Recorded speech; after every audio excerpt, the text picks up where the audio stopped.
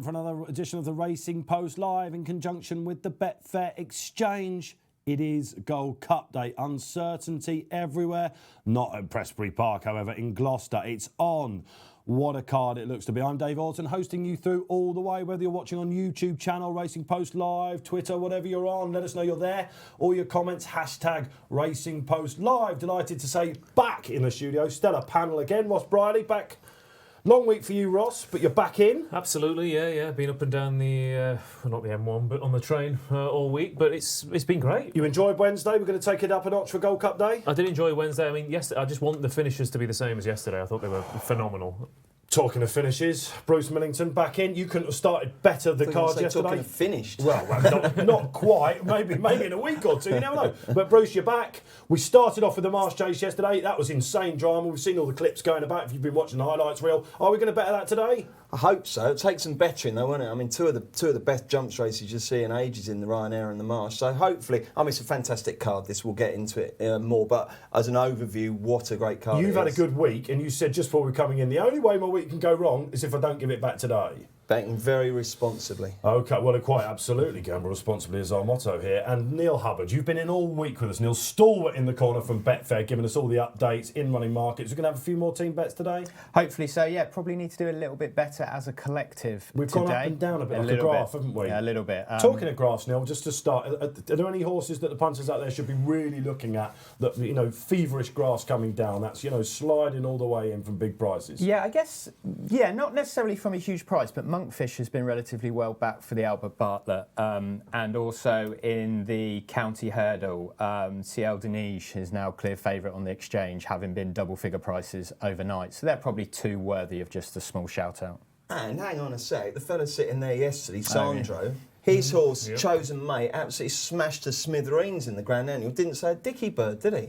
Free fall. Apart from the fact that he's going to be prominent and what he's doing, and Davey quite likes it and all that sort of stuff. So Grand Annual. So that's the three trickiest races of the day, isn't it? If you're a punter looking at this guy, Is there an easy race? They're all. I've got to be honest with you guys. Usually the Friday of the last couple of years is the one where it starts raining, the ground starts to go. If you remember a couple of Grand Annuals and the Martin Pipes, you can hardly see out there, can you? Today it's slightly different, I think, isn't it? Spring was in the air a little bit, sun was out. Well, I mean, but Tuesday was terrible ground, so it couldn't. If it got any worse, they'd be absolutely crawling home. So it's good that it's dried up because it was very, very testing on the first day. It is quicker on the chase course, Bruce, isn't it? Of course. So I'm told. I've been out there yet, but I think. Well, yeah, quite right. It's time for that actually. But actually, we had Keith Melrose in on Wednesday, the betting editor of Racing Post, and he said, "I don't usually approach this like I'd approach a Sandown."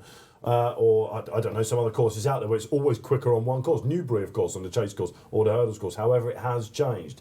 That's going to have an impact on the Gold Cup, isn't it? Well, I mean, I think as things stand, until they race on it, we don't know, do we? We suspect it's dried out. I mean, it looks at the moment what they love to call just about perfect jumps ground, doesn't it? And no excuses, etc. So, but clearly, if you have back to Mudlark, you're not particularly enjoying the fact that it's got a lot more clement. We'll get to the Gold Cup, of course. We're not too far away from the opener, the Triumph. Just looking on the monitors here. Yeah, they're just coming into the preliminaries. If you're loving what we do out there, we've been thrilled by all your reactions so far during the week. We're hoping to take it up a little notch today. I've got to say, like the stream. Don't forget to do that. That's what it's all about, isn't it? On social media, liking everything. Right, boys, let's have a look at the Triumph Hurdle, if you don't mind. This has been one of the races. I said when I was on the previews and all that sort of stuff, the novice races this week we've been treated last year. If you remember Classical Dream, the Arkle, Dukes of Genevra's, hasn't really worked out and then slightly weak. I think we can all agree they've been pretty top-notch this year. And the Triumph is one of those in my mind. I think this Triumph is fantastic on paper. I think it looks great. We've got multiple winners who've been tested time and time again and have gone on and won in quite ridiculous fashions for a few of them. You've also got a couple of dark horses. Your Solo, in particular, is the most obvious one. And then you've got a few, just seeing in the parade ring, the likes of Cerberus and Wave of the Sea, who are those tough, experienced, slightly exposed, but a bit like Gardens of Babylon from last year, might run on into a place from Ireland. I think it's an absolutely cracking race and tactically fascinating as well on paper. Lots been said about them going off like the clappers. Let's check out the market then. Just have a little reminder of who, what and where as we lead up to the opening race on Gold Cup Day. Gosh, and then, chaps. Bruce, this has been, again, extremely well backed. I was certain that Solo was going to go off favourite. No, he's polarised his views, Solo, doesn't he? I mean, he was given sort of eye-catchingly high rating, official rating, wasn't he? And a lot of people have got stuck into that view and done their best to demolish it. And we're 15 minutes away from finding out whether the official handicapper was right or all the armchair handicappers were. But the thing with Goshen is, I mean, he's been, shown excellent form throughout the winter. I always expected him to end up being about an 8-12 to 1 shot for this, because I just assumed more would come out of the clouds. The only one that has is Solo. His Solo, yeah, of course. Shall we get some selections before we go to Neil? Mine is Solo. Harry Cobden put us onto this the day after Boxing Day on What a Shout when we were doing it. It was 20s at the time. I know loads of you got on that, so I've been tweeted and texted and emailed and all that sort of thing. People I meet have told me all about that, and he's running for us really. So I'm behind him. I was extremely impressed with him at Kempton. I think the fact he's won around Ortoy, soft ground won't be a problem at Cheltenham as well, and I like the fact he can take a lead. When I spoke to Paul Nicholls last week, very confident indeed. Ross Brierley. A slight concern about Solo is he feels a bit like maybe on a first date with someone and thought, I'm going to marry this person. And then you go on the second date and you're like, oh, maybe a bit No ring hasty. on your finger, by the way, is there, we should say. I'm just saying, sometimes you can get carried away a bit too early. But I've done two things. I've laid Goshen. I think he's way too short. Okay. Because I think we've seen time and time again this week, horses who've been pressed at Ascot and Sandown in terrible ground during the winter have come to Cheltenham this week. Fiddler on the Roof, Itchy Feet, Palladium in the Fred Winter, the Boodles. And that's my slight concern about him, is that he's looked good in conditions he's not going to get today. So I backed All Mankind, who I want to win. I want him to win because I've never seen a horse race like he does and actually stay where he is. It's bizarre the way he can jump and travel and race that keenly and still get home. So I think he's a fascinating horse. And I've had a little bit on Spire Tower as a saver as well. I think he was still pulling out more at Leopardstown. And it was a soft fall. And he's been given time to recover. I think his form before that brings him right into it. So All Mankind with a saver on Aspire Tower. Gone for a couple of arrows. Bruce, you keeping it simple or are you covering a few bets? Well, I'm not sure Rachel Blackmore would have described it as a soft fall. It looked absolutely horrific. I was pleased to see her get up. I'm going with Goshen because I just think he's a kind of horse that people think, well, he can't keep doing it, but he does. And rather like All Mankind, he's not got a conventional running style, and that's one of the things that makes this so fascinating.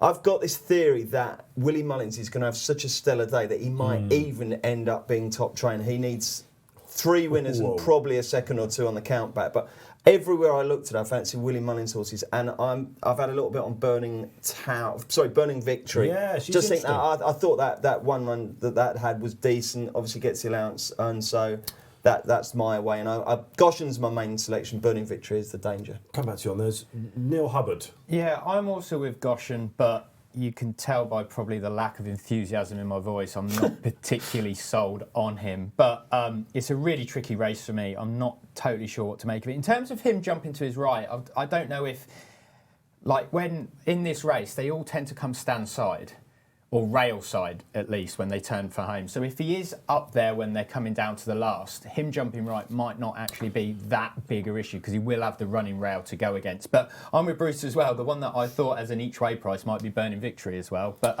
a tentative selection for Goshen. Just before we talk about jumping in this contest then, My Racing Boys on the screen, I think they've gone for All Mankind as well. He's a lot bigger than you thought he might be, haven't you, for Team Scouting out there. I think we can all agree that he will be the hare. Now, jumping in this, I want to talk about Goshen. Is he going to go out and do an Asterian Phalange and go right? He's certainly not going to be quite as exaggerated as that, hopefully. I mean, I've never seen anything like that. He may do. Yeah, we just don't know really, do we? No, and again, that's an in-running clue, isn't it? If he starts off doing that in a really exaggerated fashion, then you're going to be looking to probably hit the pink button. Yeah, he did win left-handed at Nottingham on the flat, so he has gone. I was thinking about that, and I watched it back, and I just don't know if we can quite equate that. However, Moore, his trainer, Gary Moore, was desperate to run him on trials day. For some reason, he didn't turn up there. He was going to go to Huntingdon and everything, wasn't he? But they decided to call it. Just one for Ross as an in-running punter, because of the well-documented pace that's in this race, that's everywhere. How does that set up for you as an in-running punter in terms of working out what is going to happen and then reacting to that? Well, the thing is, if you get into a thing where everyone has a debate and everyone thinks, the amount of times you look at sprint handicaps are often the best, where you look at them and you think, there's 5 front runners in here. All the jockeys go, there's 5 front runners in here, and then you end up with 1 front runner because everyone else has outthought it. We've seen it a little bit in some of the big handicaps as well this week. In the Arkle, where Put the Kettle On actually got soft lead, despite there being, in theory, tons of pace in there. And part of the reason why Palladium, we said the other day, got backed in the boodles and instantly lined up in front, and you thought, oh, someone knew that at the very least this price is going to shorten because of the run style. So for me, I think there's too many opinions, and it's you can rush into a decision too soon. So I think it's worth waiting to see how it actually unfolds. You very rarely see a race where it looks like there's a lot of front runners and everyone says their pace is going to be mad, and 4 or 5 horses all race each other like mad for 6 firsts. It just doesn't happen. I mean, one of the most overused phrases in racing is they cut each other's throats. It's hard to think of a race when that has ever happened. And a ridiculous statement.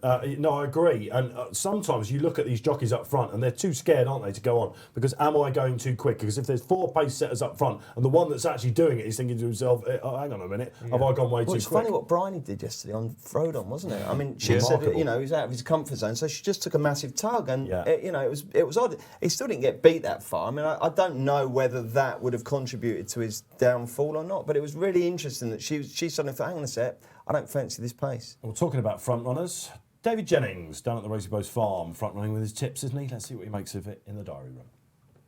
Friday, of course, kicks off with the JCB Triumph Hurdle, and this for me is the best Triumph Hurdle we have seen for many a year.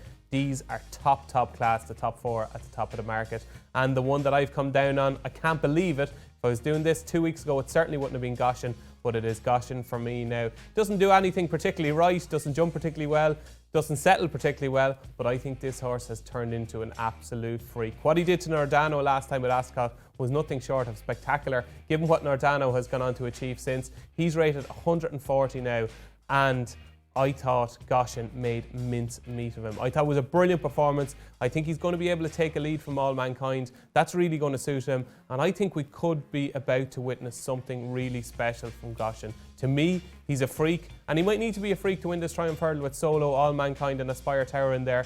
But it is Goshen all the way for me. He might need to be a freak to win this, DJ. You are quite right. I think this is a triumph that we're going to remember back, hopefully. A lot of horses we can take out of this. My view on Goshen, they've been really nervous about this horse.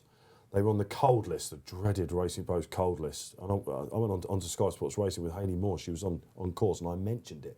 And she did not leave me alone for the rest of the show. They actually had a double, typically. So I was getting pelted. As soon as you notice it, but Gary Moore throughout, when everyone's asked him a question, whenever our reporters have gone up and say, "Are you worried about the jumping right?" He's like, "Right, whatever you want." He is so firmly believes that this is the best hurdler he's ever had, and is the market now bearing that out? Yeah, a little bit. Yeah. Well, Goshen is at the head of affairs at around 11-4, so 3.7 on the exchange. Solo is 5.4. He was 5 overnight, so he's drifted a little bit, but nothing too much. All Mankind was 6, so 5-1 overnight. He's into 4-1, and a bit of money for Aspire Tower, who was 8-1 and is now 7-1. But it looks like the market is suggesting it's one for the home team because the UK runners are in the top 3 positions. But it's a pretty steady market and not a lot going on, albeit plenty of money flowing around. All Mankind coming back in there. Right, well, they're just circling around down at the start. We've got a social comment, I believe. First of the day. Let's have a look. Joe Welsh won. I think Goshen will sit behind All Mankind, then just pick up the pace and go on and win. Well, Neil Hubbard and Bruce Millington are echoing those sentiments. So let's see how they're going. Let's just see how they're lining up, chaps. Bruce, well, where's hard Goshen? to say. They're still circling. One very significant drift late on is Psycho, Bryony Frostman, who was seen as a bit of a dark horse by a lot of people, and that's gone from kind of mid-teens right out to 30. Yeah, Kills gave that a good mention this morning, didn't he, in his piece? I assume they would go for the Boodles. I guess the 2 Nichols horses ran quite poorly in that. In contrast, whereas in contrast, Langer Dan, the Skelton horse, ran an absolute cracker. So if you're kind of judging the second-tier juveniles against the top-tier juveniles and trainers, that's a bonus for all. He's only got one way of running, All Mankind, hasn't he? I was looking at just flat comments, and even on flat comments, a lot of the in-running comments are took keen hold. He was an underachiever on the flat. I think Yeah. the Gredleys thought he'd be a group horse. Apparently after that they sent him to Dan Skelton and said, look, we're thinking of retiring him, and then he said, well, let's just see if he can jump a hurdle. He ran in the D stakes, I think. You've got to admire. He did. You've got to admire horses like that. I mean, right, they're coming out. Okay, so he's at the rather front, predictably, the three big players are just jockeying for positions at the moment. If you're on Aspire Tower, Rachel Blackmore's adopting a nice midfield. It's a bit of late money for Aspire Tower. It's a bit of money for All Mankind as well. I thought Burning Victory would have been a bit shorter. I was slightly worried having looked at her jumping, but it's Mullins, isn't it? He's going to have scored a left, right, and centre. I think. Okay, starts were tidier yesterday, weren't they? A lot Buyers more. of standings starts did their brains, didn't they? I think they were all fine, weren't they? Here we go then. Fine. They're coming on in. And he's let them go in the Triumph. Happy days. And indeed, it is All Mankind and Goshen taking each other on up front. Who's going to win this pace duel then? And it, unsurprisingly perhaps, a bit of drama at the first. Aspire Tower goes into Psycho. So over the first, we've got All Mankind. Goshen taking a keen tug. So is Aspire Tower. Bruce? Yeah, two of them pulling very hard, and that's never a good sign, and that's reflected in certainly Aspire Tower's price. He's out to double figures already. Well, they can't. I mean, this is the way they're running. Exactly what you said, Bruce, in the sense that every time you think there's going to be a burn-up, this seems like a sensible pace. They've let All Mankind do what he does every single time. Well, Jamie Moore was told by Gary, wasn't he? Listen, go out there, do not spend your petrol over the first couple of hurdles. But they are a little bit keen for my money. Is the market suggesting that they might be doing too much, Neil? Not so much. All Mankind is steady at the head of the... second favourite now behind Goshen, and who the market speaks pretty positively about. I think he's settled. He's a Goshen's bit keen. been straight as a die at the first two hurdles, by the way. Big thing to say, absolutely. So listen, we'll see what happens under pressure there. But at the moment, if you're on Goshen, the question has been answered so far. No problems whatsoever. Who's right out the back then? Burning Victory, Lord Lamington, Cerebrus, I think is out there. I'm pretty happy with my solo position, lads, I've got to say, right next to stablemate Psycho. Yeah, he's just in midfield, isn't he, there? Yeah. For me, I've just topped up a little bit on All Mankind, just because it hasn't been... He's going to go shorter. Every single time, he lasts longer than you think he's going to last. What price did you get? What price did I get? That is a good question. I backed in pre-race at 5.9. I've topped up at 4.6, so I'm going to... And then I want to try and put it back in at a shade of odds on and get the stake back. Bruce, call it. I think Goshen's going fine. There's nothing you could say that he's good or bad for anything. I was slightly concerned with Aspire Tower and Goshen both taking a keen hold early on, but they seem to have settled. It's like he's come alight a little bit there, though. Goshen is down. He's leading now, is he? He's taking it up. I agree with Dave in the sense that I think Solo's getting a lovely toe in here. What price is he then, Ross, at the moment? He's gone almost favourite, so he's 11-4 now. Burning Victory is totally friendly. She's out the back and didn't jump very well there, so that doesn't look particularly promising. What about Hookup? That was a real dark one. He's right out the back as well. Also Yellow Tiger for Dave, lost name. Massive. I think you'd be happy with Solo, wouldn't you, if you'd back Solo? He Never do nothing. Really He's got a nice position for John McConnell. That's nice. Navajo Pass. And also a Wave of the Sea, which we haven't mentioned at all. He's going nicely in midfield as well. For Joseph O'Brien. Course. Yeah, there's a couple of McManus horses, obviously away over the sea, and then Cerberus, who will again doing what Gardens of Babylon did last year and try and run on for a place. Chased along. Yeah, he is being chivied along. I think that Harry Skelton has now said, right, catch me if you can, boys, and they're really strung out all of a sudden. So we're right on the far side in 2020 Triumph. It's interesting that Aspire Tower's gone wide pretty much our way, Rachel, isn't she? I don't know whether she's had a walk round and thinks it might be slightly better out there. Just to recap where we are, to recap where we are, we've got All Mankind being pressed by Goshen, who's back on the bridle, looking really, really good. Wide outside is Aspire Tower. A Wave of the Sea's coming into it. Where's Solo? Solo's on the inside. He's in a lovely position. Yeah, he's in a good shape. He has jumped extremely well. So Psycho's still going well. Goshen's been straight as a die, really. Not the best jump there from Solo. This Aspire is Tower really looks cooked. Aspire Tower is cooked. Goshen's going well. Go on then, the Goshen. This is where he might come. They're turning in now, and Goshen is absolutely pouring it on. He's absolutely cruised past All Mankind. I don't think anything else can get to them. Now he's got the rail. Got the rail now. All Mankind is not quite done with. He's keeping to the inside. Solo's one pace, back in four. 1.03 Goshen. Go on, Goshen. What a story this is for Gary Moore. Who's just coming out the pack? Burning Victory. Burning Victory. They can't catch this, boys. This is good like Goshen is jumping the last 8 lengths clear and powering it on. Absolutely. Just got to pop it. Oh!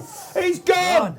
Jamie Moore has gone at the last with the race in his mercy. All Mankind, burning victory. Will she pick him up? She's going to. Willie Mullins is going to take the most dramatics of Triumph Hurdles. Unbelievable scenes on Racing Post Live. What on earth has gone on there? My goodness gracious me. It looked that way. It looked that way. Mankind, second and third. That was mad. All he had to do. Everything went perfect for him. 1.04. Oh my goodness. The boys in the gallery were saying, good night, it's over. And he just, I don't know what happened. Did he just slightly jinking it? Did he steady him? Was it looked like he made it on a stride, but he just didn't take off. We thought we were going to see a concertista type spread eagle, didn't we? And we look at Jamie Moore's elbow on the rail. This is going to take a lot of getting over. Jamie, but the Moors were going to have their big day in the sun. That is sickening, Bruce Millington. I mean, just watching it again. He comes to the last. He just doesn't take off at all. Then he's come out stumbles a little bit, does he? And then if you heard any guys, I apologise for that. I've had quite a big bet on Gosh, and I do apologise. Listen, I didn't even hear it. The decibels were going, whatever it was. Solo's run an absolute shocker. That'll be one of the stories we're looking at. I'll tell you what, she would have been second, wouldn't she? There's no doubt in that. All Mankind's run is an absolute belter to be third. It looks like Navajo Pass got fourth, then Psycho, the O'Brien horses. Solo just didn't get home whatsoever. I think that's. I mean, we've had Urani Powers and whatnot, but I think that's probably the most dramatic last hurdle on seat I've seen at the festival. That was. You didn't have anything on Mullins for top trainer in the end, Bruce, did you? I did. Small consolation, unfortunately. I had an absolutely ginormous multiple going on to Gosh. Oh, my man. Wow. Oh, my goodness. Well, he won't be alone. He's the 1-1-1 Oz. There was nothing wrong with his jumping up until that. He just looked like he stumbled a little bit on landing, didn't he? And Jamie, it was one of those slow motion sort of unseats as well. Is he going to stay on? For a minute he was going to get back. It almost looked like he'd stood up and then it was almost like a victory. It's okay, I'm fine. I'll tell you what, here. Look, lads, I've done my brains a little bit on Solo, but honestly, I feel so distraught for the Moore team. I mean, my goodness gracious Jamie me. Moore must be the loneliest man. Because that was just perfect from him. Everything went right for him. Though. Straight. Do you know who that was reminding me of? Our Connor when he was going clear. Yeah, the Triumph winner. And we are talking about the ill fate. We are talking about a horse that looked like he might be capable of Triumph, like Deffy, that can go up and take the next step. I mean, the phenomenal thing about him up to that point was he'd had to change his tactics a little bit because he hadn't got into that front running role, and he takes it up a long way from home, and he's still got. I mean, it's a phenomenal performance, really, regardless of how it finished. And look at the way he's eating up that ground, galloping. I mean, you can see the knee action as well, can't you? He came right over to the rail, lads, didn't he? I think we have been seeing that. Look, I mean, he did everything right apart from. We're trying to work out. We're seeing it now in the studio. He knows he's got the race won. Is he asking him for too much? Loads of horse underneath him. It's just, let's look at it, there's a rhythm. Jamie just does settle up into it slightly. And he just doesn't come, and then he skids a little bit on landing as well, doesn't he? Oh my goodness. I mean, it's horrible to, actually, Burning Tail wasn't done too many favours herself by that. She just had to check her momentum. Bruce, you gave her a message beforehand. Did you have a little saver on her? Yeah, I did, yeah.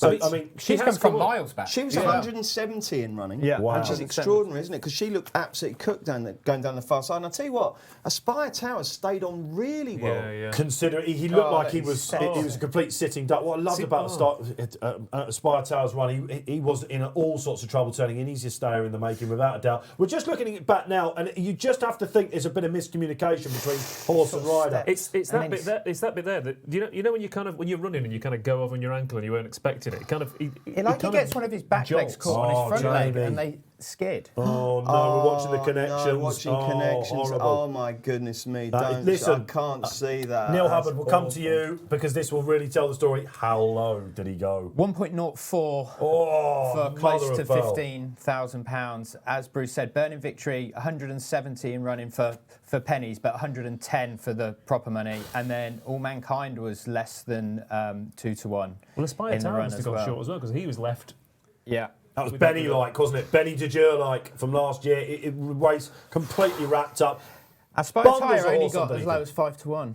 Oh, because I thought this is what always happens in an in-running market. We've seen it time and time again. Is that when something falls at the last, everyone panics and goes, "Which one am I going to back? Which one am I going to back?" Did you get him in running, Ross? Ross will be punting and running throughout this car. By the way, I had a small saver on it because I said As they came around the hill, I said, Burning Victory's coming, to see if she was. But it looked for a place. Yeah, look but where she's come from. Yeah, look, she's miles off She there, was isn't right she? at the back of the picture. It was a saving And if clip. you watched her debut, so much was said about her She poor round was of made her jumping. but debut in a Grade 3 though, didn't she? Willie Mullins takes another Triumph hurdle. It's been a little while since Willie won it, actually, hasn't it? Just trying to think back. But listen, just when you think this festival cannot get any more dramatic, we see a 104 beaten. I'm actually in the gutted Triumph for hurdle. him because he did everything Yeah. right in that race, and all the critics beforehand was he sort of answered them all. Oh, totally, didn't he? 100%. Well, yeah. I mean, this is a great angle though, because often what happens here, you don't know how much burning ambition would have found anyway. So I still think Goshen would have won, but it would have been the margin would have been listen, tight. Ross, that was 104 for a reason. I think. No, absolutely, He but- had a lot of horse underneath him still. We're talking about a I freak mean, of a Burning horse Victory here. is staying on here, but she wouldn't have got to. No, she she wouldn't wouldn't have. have. He's jumped the last 8-10 clear. Solo, really disappointing. Really fizzled out going up the straight. Yes, But he made a sees- hash of the the second last solo and just found absolutely nothing. Then we're winding himself, but we're watching it again, and he's 8 lengths up, and he's now got a U next to his name. And Jamie Moore's going to take Jamie a lot of time to get over this one. And I think it might have been more like a 4 or 5 length victory than a 10 length. It looked like it was going to be a demolition job. oh man, unbelievable! We'll get the times for you as soon as possible. We'll get the jockey reactions on the ground. Quick word on the ground. Just looks kind of what we're expecting, lads, isn't it? Sort of softy, good to softy, isn't it? Yeah, we'll have to wait and see the times, but it looks. Do you think it was a looks pretty ploy, soon. a tactic beforehand, knowing that he goes out to his right to go over to that rail, Bruce? Well, I mean, they're accustomed to doing that now, aren't they? You see on the heavy ground hurdles like the Greatwood and that, they're all going nuts to Bagsy that. So I just think it's become habit. And obviously, if he's going to jump out to his right, you'd feel you're better off having the rail to settle him. All the snappers are right in front as well, aren't they? I don't know. He's just Oh, it's just yeah, one of that's those a good things. But poor old Jamie Moore. You That think- is you think just the horse might have had look a at little him. look? He's down on the turf like. Do you remember that scene with Basil Fawlty when he thinks he's caught the bloke in bed with the girl and his mum comes out and he's down on the floor like that? That's the position Jamie Moore has adopted. This is what you Poor get on guy. Racing Post Live. I didn't think we'd be talking about Basil Fawlty at any stage. That's the first Faulty Tales reference of the day. Indeed, ring the bell. So, listen, oh my goodness gracious, have we had the result on the screen yet, lads? I'm not sure in the gallery. We have had it on. So, I mean, absolute scenes here on Racing Post Live. Oh, and the Betfair Exchange suggested that he was 104. Is that lowest of the week? That lowest of the I week? think it would be the lowest. But it's I mean, hard to think about 104 is anything the else, isn't it? standard price for a horse that's going to win if it jumps the last, Yeah. isn't it? Is that right? Yeah. Okay, There's literally right. these people. Yeah, people are waiting on the 101 clickers are waiting to wait for all 4 hooves to hit the ground and the jockey be on over the hurdle, and then you're in. But up until that point, yeah, you've got your 104, and that's about One the thing lowest that it you goes. gave us on Wednesday was in running jargon. You're going to get that, Bruce and Ross. The cat finds seat and all this sort of stuff. Maggoted. He maggoted yeah. something in running. Yeah. That's crazy, isn't it? And Keith That's Morris said, hardcore. that is hardcore. What would you call that? It's just carnage, isn't it? It's just got to be carnage. That is carnage. I mean, I'm still a bit.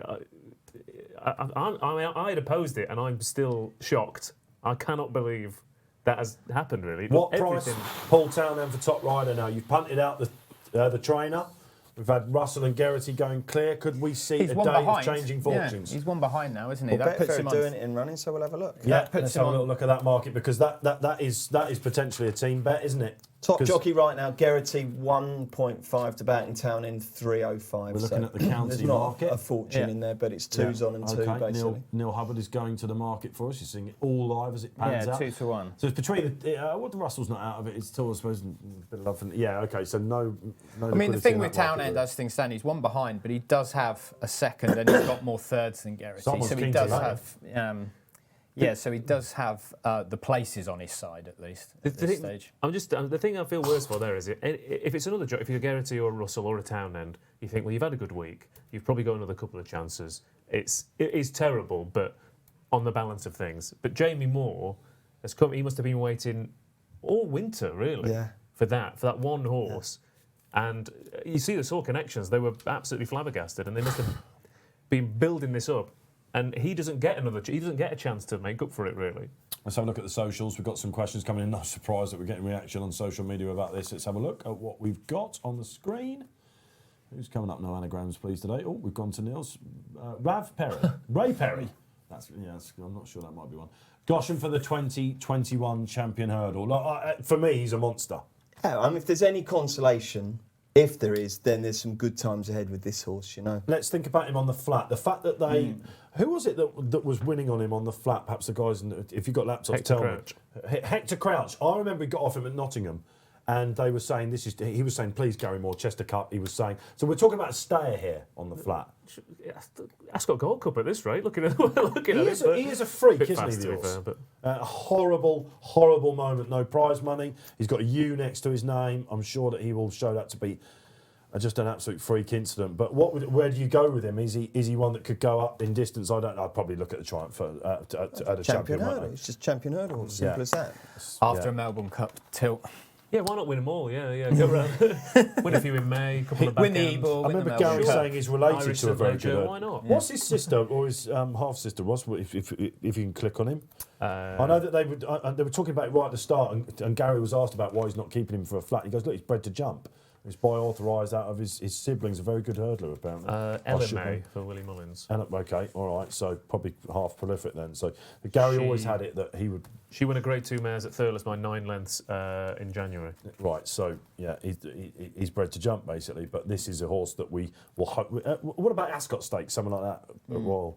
Bit quick If the we're ground, on. I guess that's the. He's obviously shown that the soft ground is really. I mean, you could see the knee action as he was eating up that ground up the hill. So that's the worry for him as a summer horse. But Well, not the summers that we get. What with the water in there doing all sorts of stuff, I suggest he'll probably be absolutely fine come Royal Ascot time. But I know what you mean. Anyway, so look, that was the. I feel like we need a walk, so we need to Yeah, get some fresh air. I do. That was dramatic. Yeah. My goodness. I Yeah. don't smoke, but I'm thinking about taking it off. So, boys, we've got the county hurdle next, the 210. What do we know? I mean, we've got a little bit of time to go through that. We're going to need it, I think, after that. Willie Mullins had the first three in the market when we were looking just before we came on. Aramon was just about challenging Ciel de Neige, one of JP McManus's. For Saint Roy was the Saint Roy. How are we going to pronounce this, boys? Saint Roi, Saint King. Let's have a look. Saint King, is that what it is? Saint King. Yeah. Bruce Millington, putting us all to shame. First word's not hard, is it? It is, well. All right, what's Ciel de Neige? Oh, exactly. Snowy exactly. sky. No, it's not a rhetorical question. I was giving you a little French You actually, lesson. you do speak French, do you? Well, Ciel is sky and Neige is snow. It's not hard. Dur is. Have you or. been skiing a lot when you were younger days? No, I I just went to school. Well, I went to school, but you can tell how much I was concentrating in those classes. My French teacher was an absolute nightmare, actually. So listen. We're going to a therapy session again. Well, and we did that on Wednesday, didn't we? Yeah, we were talking about if anyone's ever sat on a horse and how it went. And it went terribly for me. You boys got into a canter. Bruce, have you sat on horses before? Only pony trekking and scared the life of me. This horse. same as me, I then. asked the lady, "How old's this horse?" And she goes, 27. And I was still terrified that it was going to. They were kind to you. They put you on a schoolmaster, if you like. Yeah. That wasn't the case for me whatsoever. That's not for me. That. No, definitely not. Okay, so did we have the market up? I think we did, didn't we? Can we have another look at that, lads? So we can. Ciel de Neige, who went very close in a Betfair hurdle. I've got a bit of a theory on him. I think he's a bit of what you might call a screw in dog racing world. I think he's got a kink, 100%. Saint Roi. And I think he was Saint King, actually. That was Saint King is. I felt sure he'd be the Gamble. When I historically look at county hurdles, I like to look for a 5-year-old that's coming into it with a win next week. Final Approach was remember that great race that they had. Final Approach. That was a Mullins. What was the horse that he nutted? Mm. It was a JP horse, wasn't it? And oh my goodness me, was it Get Out of Here? Was it? Get Me Out of Here. Get Me Out of Here. Yeah. Anyway, that was a great battle. But he was the horse that I base my picks when I look long range at a county on exactly what Saint Roi is. Am I right in thinking that JP's won every handicap hurdle so far this week? Ooh, that's a big one, isn't it? Okay, Someone mentioned it. I was like, really? But That's a very, So very good Side shout. Belle isn't won it? the Potemps. Yeah. Boodles Coral. went to Aramix. Coral. Dan de Coral Company, Cup was Dan's down to company. Yeah. So Aramax that's from it. the Boodles, yeah. So that is a yes. Yeah. That is a yes. So this is potentially a clean sweep for Jake. Great He's shout, got the top Bruce. two at the head of the market. Okay. He's been well backed for Gordon Russell and Gordon Elliott and Davy Russell. Now- That's just been steadily supported. Sandro Di Michele that was in yesterday, he was showing me, we were talking at one point yesterday, do you remember I said, has anyone got any multiples they've forgotten about? You often do this thing, don't you? I forgot I had a 5 on such and such anti-both. He had one, and they both won. I can't remember exactly what. But anyway, it's rolling onto this horse, that's he. And he completely forgotten about it, and it's for a couple of bags. So and he says that the stable quite like him and all that sort of thing. Which I've got a multiple I certainly didn't forget about. Rolling into You're Gosh. going to struggle to do that. But listen, you know, when What's we the thought final back to leg in that? Sancro at the end Santini. yesterday. Is it really? Oh, how very interesting indeed. Okay, let's get selections then. I went for St King with Barry Geraghty and JP and Willie Mullins, purely because I thought that last time it was let's win by as far as we can to get in here, and I like horses that carry under 11 stone in a county. Ross Brierley. A couple of horses interested me. One was Aramon, which we were just talking about off air, in terms of a horse who's got that kind of profile where he's been running against significantly better horses. The handicap has gone, oh, maybe you're not as good as we thought you were, dropped it a few pounds, straight into a handicap. And Willie Mullins has done quite well over the past few years with decent horses carrying big weights in this race. And also good talent horses. We Have a Dream was only second last year, carrying I think it was 11-12. So talented horses can go close in this. And the other one for me was Stolen Silver, who I think that Chantry House form looks even better. He's a 5-year-old who's got, again, half of the handicapper to work him out. I know a few of them have got the beating on that Newbury run, but I think a return to this track is going to suit him, and the ground's going to be a little bit softer than it was at Newbury. Paul Keeley made a case for him being a big eye catcher and that having been messed about at the start. Bruce Millington? Yeah, I've gone for Aramon. I mean, if you look at the likes of Arctic Flyer, Wicklow Brave, and the thing with those two is, less so with Wicklow Brave, you kind of thought Arctic Flyer was a back number, but if you've got really good horses in this, then you've got a bit of wriggle room in your battle with the handicapper, let's say. Most of them are just desperately trying to get in because that cut line is much higher than before. And as Ross just said, I think Aramon's got decent form. It just feels like a Willie Mullins, not plot job, but a good bit of training job. So I'm quite happy with him. Well, this is his handicap debut like St King. So what? And Neil Hubbard? I've gone for Embittered. I was a fan of You Raise Me Up, who is a non-runner in this. So I've gone to Embittered. Can you do that? A bit of a sing-song? No, I cannot. No. I'm trying to remember who's actually sang that. Who was it? Mercifully, I don't know. Was it Bette Midler? No. It is a similar. It's a diva, isn't It's it? not that old, the song, is it? You raise me up. There we go. It's got to be Celine Dion or something like that, isn't it? Oh, it might be. Oh, Celine what? Dion. Anyway, someone will tell us. Completely in the different to Bette Midler. You know. Yeah, totally. Yeah, a lot younger. Is she a lot younger? I don't know, actually. Anyway, there's a story with Aramon that we're going to get to after this, but It was Embittered. It was Westlife. Oh my goodness, it There was was a female version, sure. There was a female version. like a Dion Warwick or something. Anyway, Embittered. Just give us the case again. I've forgotten why I would like to know. No, he was sixth at Leopardstown in a really competitive handicap, and he's got some of his earlier novice form ties in quite nicely behind Envoy Elan and Abracadabras and stuff, which has been obviously well advertised this year. I've got 4 or 5 probably on quite a lengthy shortlist. I agree with Ross to do with Stolen Silver as well, but Embittered would be my first choice. Now, I was reading Paul Keeley's Sizzlers, his selections for this, and it made me have a little, another look back at that very messy standing start Betfair hurdle. And he does catch the eye, and the Chantry House form is there on Stolen Silver. I don't like the Betfair hurdle as a trial for this. I just don't. I think it can sometimes be a bit of a red herring. I think I must have backed horses quite a lot that come here, and it just hasn't worked out for me.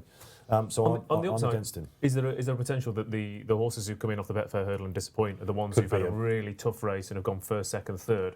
Like Cheltenham. Yeah. Yeah, very possibly. Aramon, the story about this, he's got a bit of Ken Boys about him, Bruce, isn't he? Because, of course, was the Supreme Syndicate, and he looked... was he 4th in the Supreme last year? I think it was 4th, wasn't he? 6th? Yeah. Blimey, 6th. OK, yeah, before that too. But he's a Grade 1 winning hurdler. So there's the Aramon Syndicate. I don't know whether these would be... His last 8 boys from the starts have all Supreme. been at Grade 1 level. Right. Last 8 consecutive starts. It's very Grade interesting 1. when you're looking at his profile, lots more experience, and Sam Wyer's just had the 3, and yet they're both making their handicap debuts. How many handicap debutants have we got in this? I've got a feeling it might just be those 2. So Willie Mullins on a quick double. It's interesting actually looking at last year's Supreme, because I mean, everyone thought Classical Dream would just come along and step up and dominate. He's really been disappointing. Thomas Darby hasn't really set it alight. Yep. Itchy Feet was obviously fav or nearly fav for the Marsh and fell early on. Fakir was second in the Arkle. Felix Dagy hasn't really done anything. And then you've got Aramon. Behind there, Angel's Breath, who we never really got a chance to see how good he was. Mr. Fisher's decent. Al Dance was 10th, Grand Sancy. But I guess if the only time you can really judge the quality of a race is historically. it's not It's as classic, is it? It's patchy. not the Alti or Boover one, is it? But No, definitely not. In contrast, though, it's still Group 1 to handicap, Grade 1 to handicap form. So One thing that I always liked about Aramon, and I think they were worried about it on the day last year, is the drying ground should be up his favour. I think he does like a sound surface. So what about the Skelton horse then? It's a classic Skelton plot. This, Because he's got, what's he won? 3 of the last 4 of these. Yeah. And this including with this. this one won it in With Bridget on top. 2018 when he actually hit 590 in running when he won in 2018. He looks to have been laid out for this again, doesn't he? He's had a wind up. Hasn't been on the track for 80 odd days. His name's Mohied, isn't it? Oh, yeah, Who Mohied. are you talking about? Sorry, Well, yeah. Hayed, yeah, and he's had a wind up, of course, like you say. Yeah. And the My Racing boys have gone for this, I believe. They have, back at 14.5. Yeah, who did he beat when he won this? That's what I'm trying to think. Was it? I seem to remember it was a proper bog, wasn't it, when he won this, Mohied? It was certainly soft. It was, again, that's what I said at the top of the show. he beat Remelot. This day when it rains, as a punter, it used to scare the life out of me. Now it's drying a bit. I mean, don't get me wrong, I need to recover after the solo bet I had. Whether I do it in a county or not, but I'm not sure. Have we all just backed one? I mean, you've gone for 2. Bruce, is there anything else? No, I've also followed Kills in on Stolen Silver for the reasons basically that Ross outlined.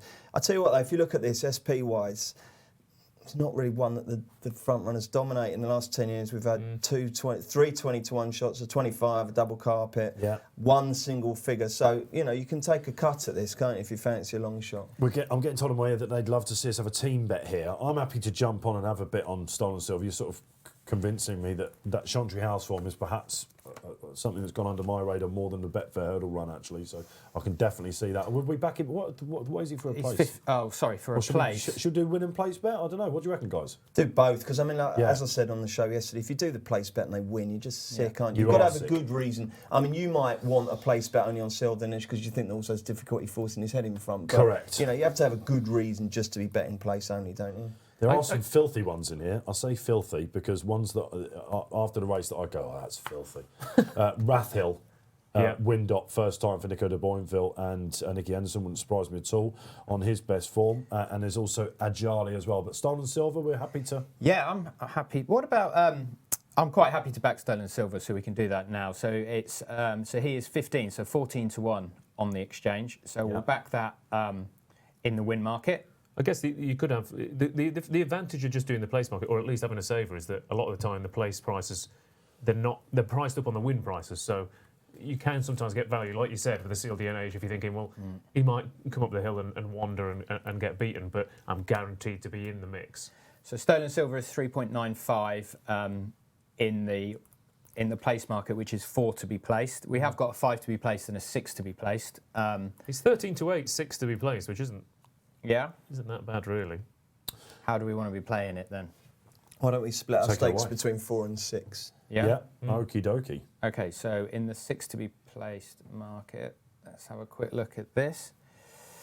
I think now you've got so many options, it's really important. This is where you test your strategy, isn't it? Because you've got your judgment, but so if you think you've picked the right horse, you've then got to work out how you maximise that betting opportunity. And because you've got so many different backs, lays, each way's place only, extra value, spreads, you name it, match bets. It's difficult. Sometimes it's difficult to actually maximise the value out of your selection. This is interesting for me. I'm sure with a lot of people out there as well, learning as we're going here. All week we've been doing this with Neil Hubbard. Bruce has come in with a bit of Betfair expertise as well, and certainly Ross Brierley as well. Do you know what? There's a Sod's Law horse in this. Has anyone noticed it? There is a massive Sod's Law horse in this. I'll point you towards the 17 horse. Is Jamie Moore on it? Yeah, it's beat the judge. Wouldn't that be nice? Well, see, right. So this came out of a race the other day at Kempton that It caught the eye in that It race. really did. Yeah, It did. It travelled very, very well. Something went clear, didn't it? And it looked Yeah. at one point. Look, it was giving it loads of weight. The 3-year-old that went clear. Yeah. It was a horse called Punctuation, who's Andrew Balding, owned by the Queen. Who's Very since good. moved up. Sorry? What, in the all-weather race? This was in the all-weather race. Sorry, yeah. And the speed figure was off the charts. A horse for that we might be talking about just maybe at Royal Ascot or something Yeah, like that. It is a absolutely. talented animal, that. And before that was behind Epatante, before that behind Fusel Raffles in Graded at Company. Again, You're right. It's 100 to 1 beat the judge. Someone once said to me when I first got into racing, betting, sod's law is the biggest rule you have to follow. And like ever since, you talk about beginners, like all things like this, and sod's law is one of them. So beat the judge, do not be surprised. There is a horse in here who brings a bit of epitaph form in here as well. Go on. Who is the Niki Henderson mare, Elusive Belle, who ran behind her in the Jerry Fielding at Newbury. She was beaten 10 lengths by her getting £6, but that's no mean effort considering what Epitaph has gone on to do.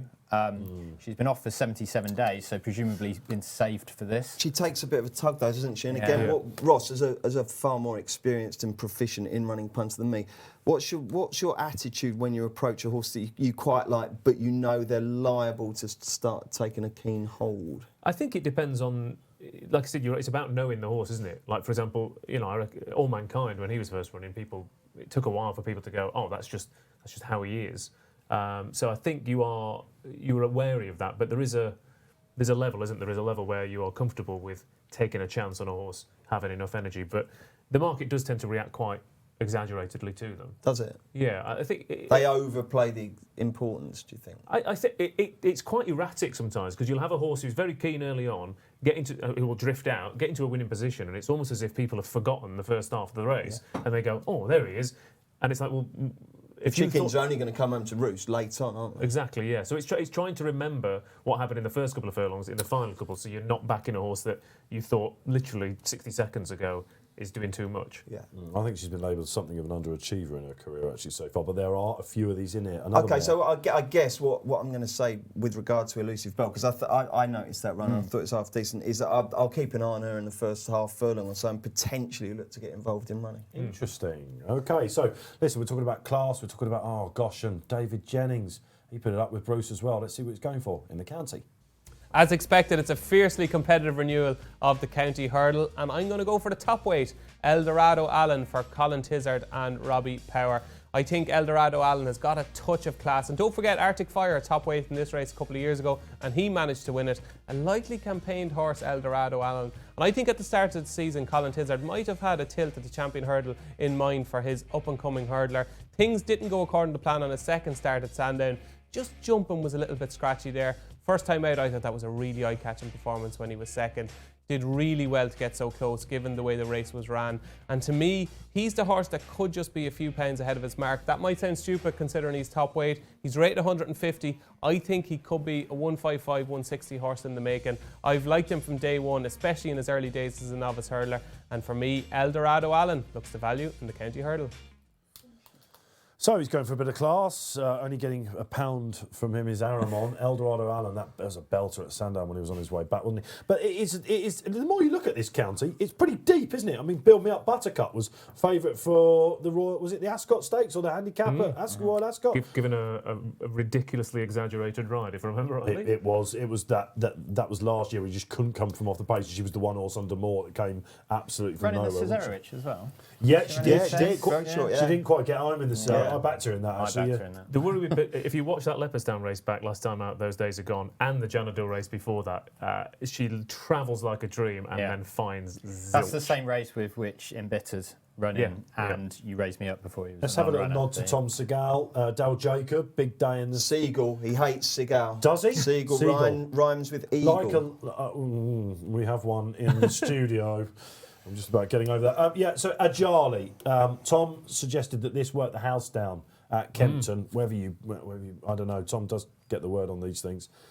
He was thought to be a Triumph horse. Did he run in the Triumph last year and ran really poorly? He did, yeah. Did he? Yeah. But he's mid-dip behind. He's another one with a wind Post up, up at though, isn't Market he? Racing. He is. And Darryl Jacob is on. And I don't know, Darryl would be full of confidence after the Mayor's novice yesterday. You were saying about the Supreme form. You look at the Triumph form for last year. Pelham Hill's bombed out. Where Curse of Blind. Kerr bombed out. Really. Yeah, Gone as a Babylon's not done anything. No. I mean, apart from Pick Door, you obviously won the Betfair hurdle. I think losing the Sir Eric halfway through the race. Yeah, that was what it was all about. Yeah, it was all about him, wasn't it? So whether the beaten horses are any good is another matter. Again, we are talking Grade 1 to handicap, so you do have to still bear that in mind. I'm trying to get the guys in the gallery to tell us how much above standard the first race was, actually. How much, sorry, Rob? Sorry?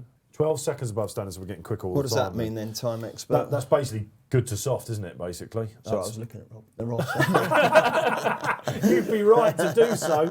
I've been called all sorts of names on Twitter for suggesting a pace was strong when it wasn't, and all that sort of stuff. It's a very murky business, that. So listen, look, it is drying obviously all the time. So okay, it's puddingy ground, I think. One thing I want to talk about here is that which we just saw in the Triumph as well, is pace and where you want to sit, because every time you have a 2 mile race, again what we were saying, they're gonna collapse in front. It's going to be a burn up, and time again, the horses who are in the bubble are on the heels of the leaders. And the cat fine seat. The cat bird seat. Cat bird seat, Yeah, is it? yeah, Okay, yeah, so yeah. I still don't know. Stop the I've pigeon. never actually heard that in a commentary, cat bird seat. Have you ever heard that? No, I haven't. No, it's It's a very much an Americanism. I Ross think. came in when we were testing for the show about a month ago. And I'm he just was making him up, using Dave. it. Is that could be the case. It could well be the case. All right, so but should we have a where look you at the want to market? sit is the interesting thing, I think, in running wise. Yeah, if you look at like the last 5 winners, like the running style, we've had off the pace, midfield, held up, midfield, rear, and yet how we've actually seen the races play out this week hasn't necessarily been. Well, the only horse like who came from off the pace in the first race was the winner. I mean, Yeah, you she know, came if you from miles look, back, yeah. I was astonished. Well, I know I was most astonished by it in that race, but second most was Aspire Tower. The race with the choke out looked like he must have done his running and really stayed on extremely well to get back up for second. We've got a social media question, I think, on YouTube. Let's have a little look. What am I looking at? Okay, so Kerry Skates, we've had you in already this week. Sir Valentine's, a good each way bet, running the same race as the favourite last time, 25 to 1 at that. Also got Stolen Silver, isn't he? Who Sam seems to have gone for. I don't know, can Sam do 10-10? I'm not sure if you click on him, you'll see the lowest weight that he's ridden in the last 12 months. But Jamie Bagari's on it. Name that we don't hear too much these days, really. Jamie had a really good season 2 seasons back, didn't he? It's the last 12 months, the 10 stone, like Lewis Sam's done apparently. So and it's the same owners, isn't it? So he's obviously gone for Stolen Silver over that. But David, it's worth just going back to notice that Saint-Roy is really solidified as favourite here. 6.2 with CL Dinesh out to 8, and then it's 10 bar those two. I'm glad to hear It's that. really interesting because CL Dinesh has drifted out to 8s, but he was 10s overnight. So it's one of those ones where, he's drifting as we get closer. But if you took it as a snapshot of the market from last night, he is a little bit of a. There has been some support for him. Well, they're going down, and obviously people are getting a good look at them in the prelims and things like that. I mean, if you think about the prelims this week, lads, Notebook was one that really springs to mind. Pre-Arkle, apparently Simon Clasey told them not to go onto a certain strip of ground. And so Rachel's had to veer him away because he desperately wanted to go there, and he took off, didn't he? And Notebook, as we know, didn't even place in the Arkle, hot favourite for that. He seemed to, because they had the false start as well, and he rattled off into the sunset a bit, didn't he? So just seeing Moayed go down. I mean, saying Dan Skelton, it takes an incredible mind really to plot up horses for the same race time and time again. But this is exactly what they did with Chitabello last year. They gave him a break, gave him a wind up, got him off a fantastic mark, and brought him back. And they've also put cheek pieces first time. They're throwing the kitchen sink at this horse. And normally you'd think maybe that's a bit of desperation, but given how good they've done this in the past, do you think maybe they know what they're doing? As we know, Do you ever think with a race like this that punters maybe who don't spend their entire life with their snout in the form book, it's almost too difficult, these races? You know, because you've just talked about a variety of factors there that don't really reside in the form book, do they? And you've really got to have your ear to the ground and live and breathe it to actually feel like you've got a comfortable handle on this. I mean, it's one thing going through the form for 26 runners and saying, okay, well, on balance, I fancy that or that. But that's only half the story, isn't it? I just find these are so If you don't know hard. your form and your connections, you're not going to look at Moed, are you, and think, unless you like the name or you like the colours or something like that, you're not going to back it, are you? In the same place with Stolen Silver, you're going to go, well, how can he reverse the form with these? You are having to use a bit of knowledge, but also imagination and try to fill in those a bit of blanks. creative thinking in all of these big handicaps, really. But we said this the other day about the cross countries, that it's like, well, on ratings, Tiger Roll will be Easy's land. Yeah. And you say, well, yeah, but one horse is 4 years older than the other, one horse is on the up, one horse is maybe slightly on the down. There's Yeah, all and that's those where you factors. get your creativity but in there, but they're in the form book, aren't they? Yes, you true, you yeah, know yeah, that Easy's yeah. land, because of his age and his profile, is going to be potentially Yeah. on the way up. And at some point, Tiger Roll's going to stop being this absolute walking miracle, galloping miracle. So that was kind of, I can get that, but Yeah. it's just a lot of the other stuff. It's like it's not really there for punters to actually grasp. Like you said with digest. Mahayed, do you think your average punter's looking at Mahayed and thinking beating 55, 20, and 37 lengths? That's what I'm well, saying. surely how is that 11-1? The hands are being rubbed. That means that we are lining up for the county. They're all abreast. Let's hope for a decent start again here. Lads, just quick impressions. Aramon right out the back. Elusive Belle, who we think will be quite keen through the race potentially, right out the back as well under Whaley Cohen. I'm going to make one more comment and then gag myself after the first race. Remind us who we're on. I like the Saint King, as I was told. Yeah, Aramon and Stolen Silver for me. Aramon all the way, Bruce. Ditto. Embittered. And Stolen Silver is the team punt in here. Back And placed. Elusive Belt, a big price, much bigger on the exchange than on fixed odds. How are we looking in that? I mean, just looking at that, there is a bit of there's a bit of money for embittered looking at the SPs as well, Neil. You like that? Quick word Yes. for one more at a huge price was Zanza, who finished 6th behind Harambe in the Greatwood. Philip Hobbs. Yeah, well, this is the thing. He's He's had a got terrible Oakley in week, here as well, yeah. but it was only 2 lengths behind Pick Dory. It is 33-1 shot here. So I just thought there was. I've If it's never over been able to stable. get Zanza right But at he's all. worth looking at just so that we can get a handle on whether the Yep. Hobbs horses, just some of them seem to be underperforming, or it's a general thing. He's got Oakley in here. Yeah, as well, who, which is yeah. who important. Dickey seemingly has gone. But Oakley, until last time, had some really, he looked like a handicap. He's got when some the very weighting nice, solid handicap form. And if hasn't you he? want to back Time Hill, you wanted to see those two run well. Exactly. Oh, big Sheldon time. Edge, Fav, again. out to 7.8, Wow. 7.6 Sheldon Edge, Aramon 10. Could this be Willie Mullins again? We're off in the County Hurdle 2020. The 210 is off. And there's a bit of a fight for the lead up front. And if I'm not mistaken, that looks to be Stolen Silver, lads, right up there. Yeah, he's there on the inside. Who's that? Just taking it. Elusive Bella's settled, which is good news if you've backed her. One that That's- isn't going so well is the grey. Who's that? Stolen Silver is chucking his head around a bit, That's isn't Sir it? Valentine. Packen's sorry, Sir Rock Valentine, is pardon right me. up there. I think that's Packen's Rock and Le Ligurian, followed by Stolen Silver, Sir Valentine, Embittered, Eldorado, Allen. Then we've got Zanza on the inside. Is that a Jarly as well? Let's get our Mahayed on the JP outer. caps, lads. Sildenage is the white cap, isn't it? Yeah. And Saint Roy is the green. Both buried away as you'd expect in midfield. And Aramon dead last with a stablemate Tiger Tap Tap. Yeah, Oakley's right out the back as well, actually. That's an interesting ploy. He's been very forceful in his races under Dickey.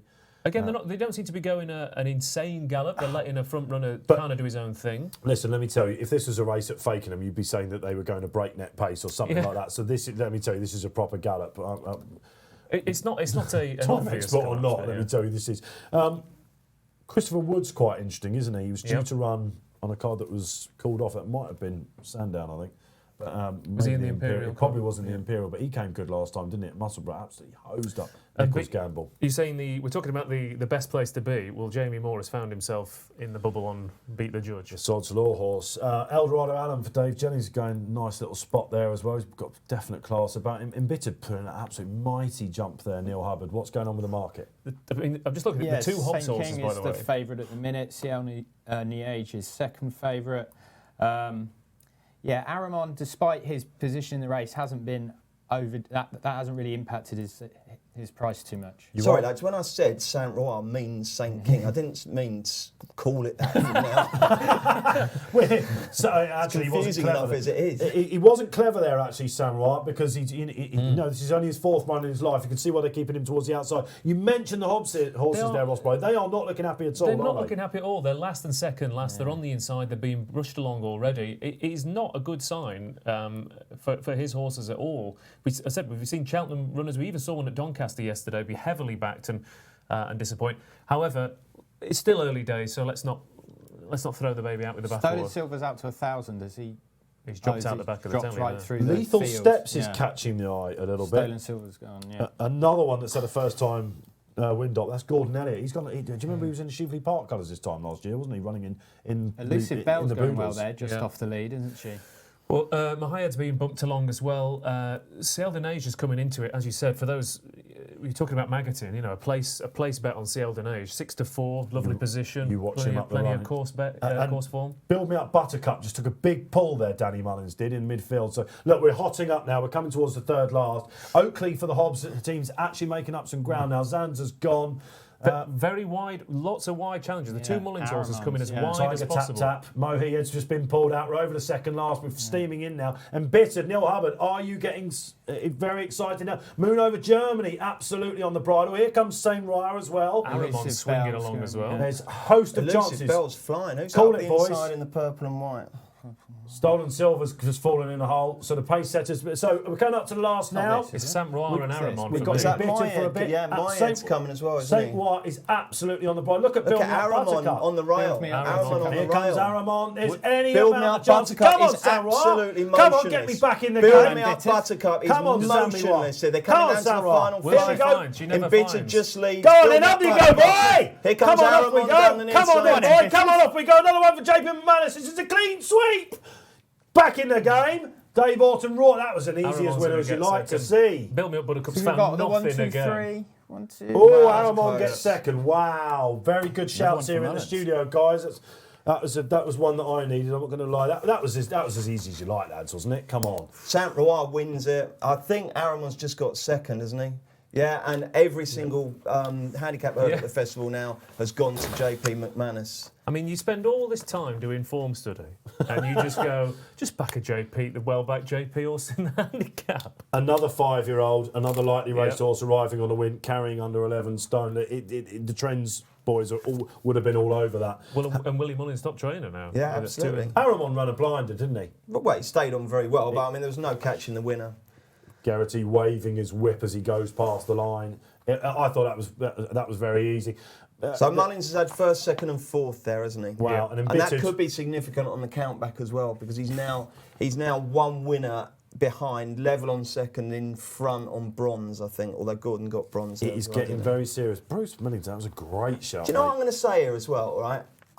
If I was still editor of this paper, next year I would ban our reporters from reporting on whinging trainers and their connections smiling about the handicapper. All right, because we're seeing it time and time again. It is absolute nonsense. Now, to be fair, I know Willie Mullins hasn't been moaning, but there's been a lot of moaning from over there, and it is utter nonsense. Well, It's Frank a Berry's been doing non-argument. it. There was It's ridiculous. Damn the company getting the £2 off. There's been battles about with the handicapper. But yes, this Irish angle, listen, they have absolutely taken us apart there.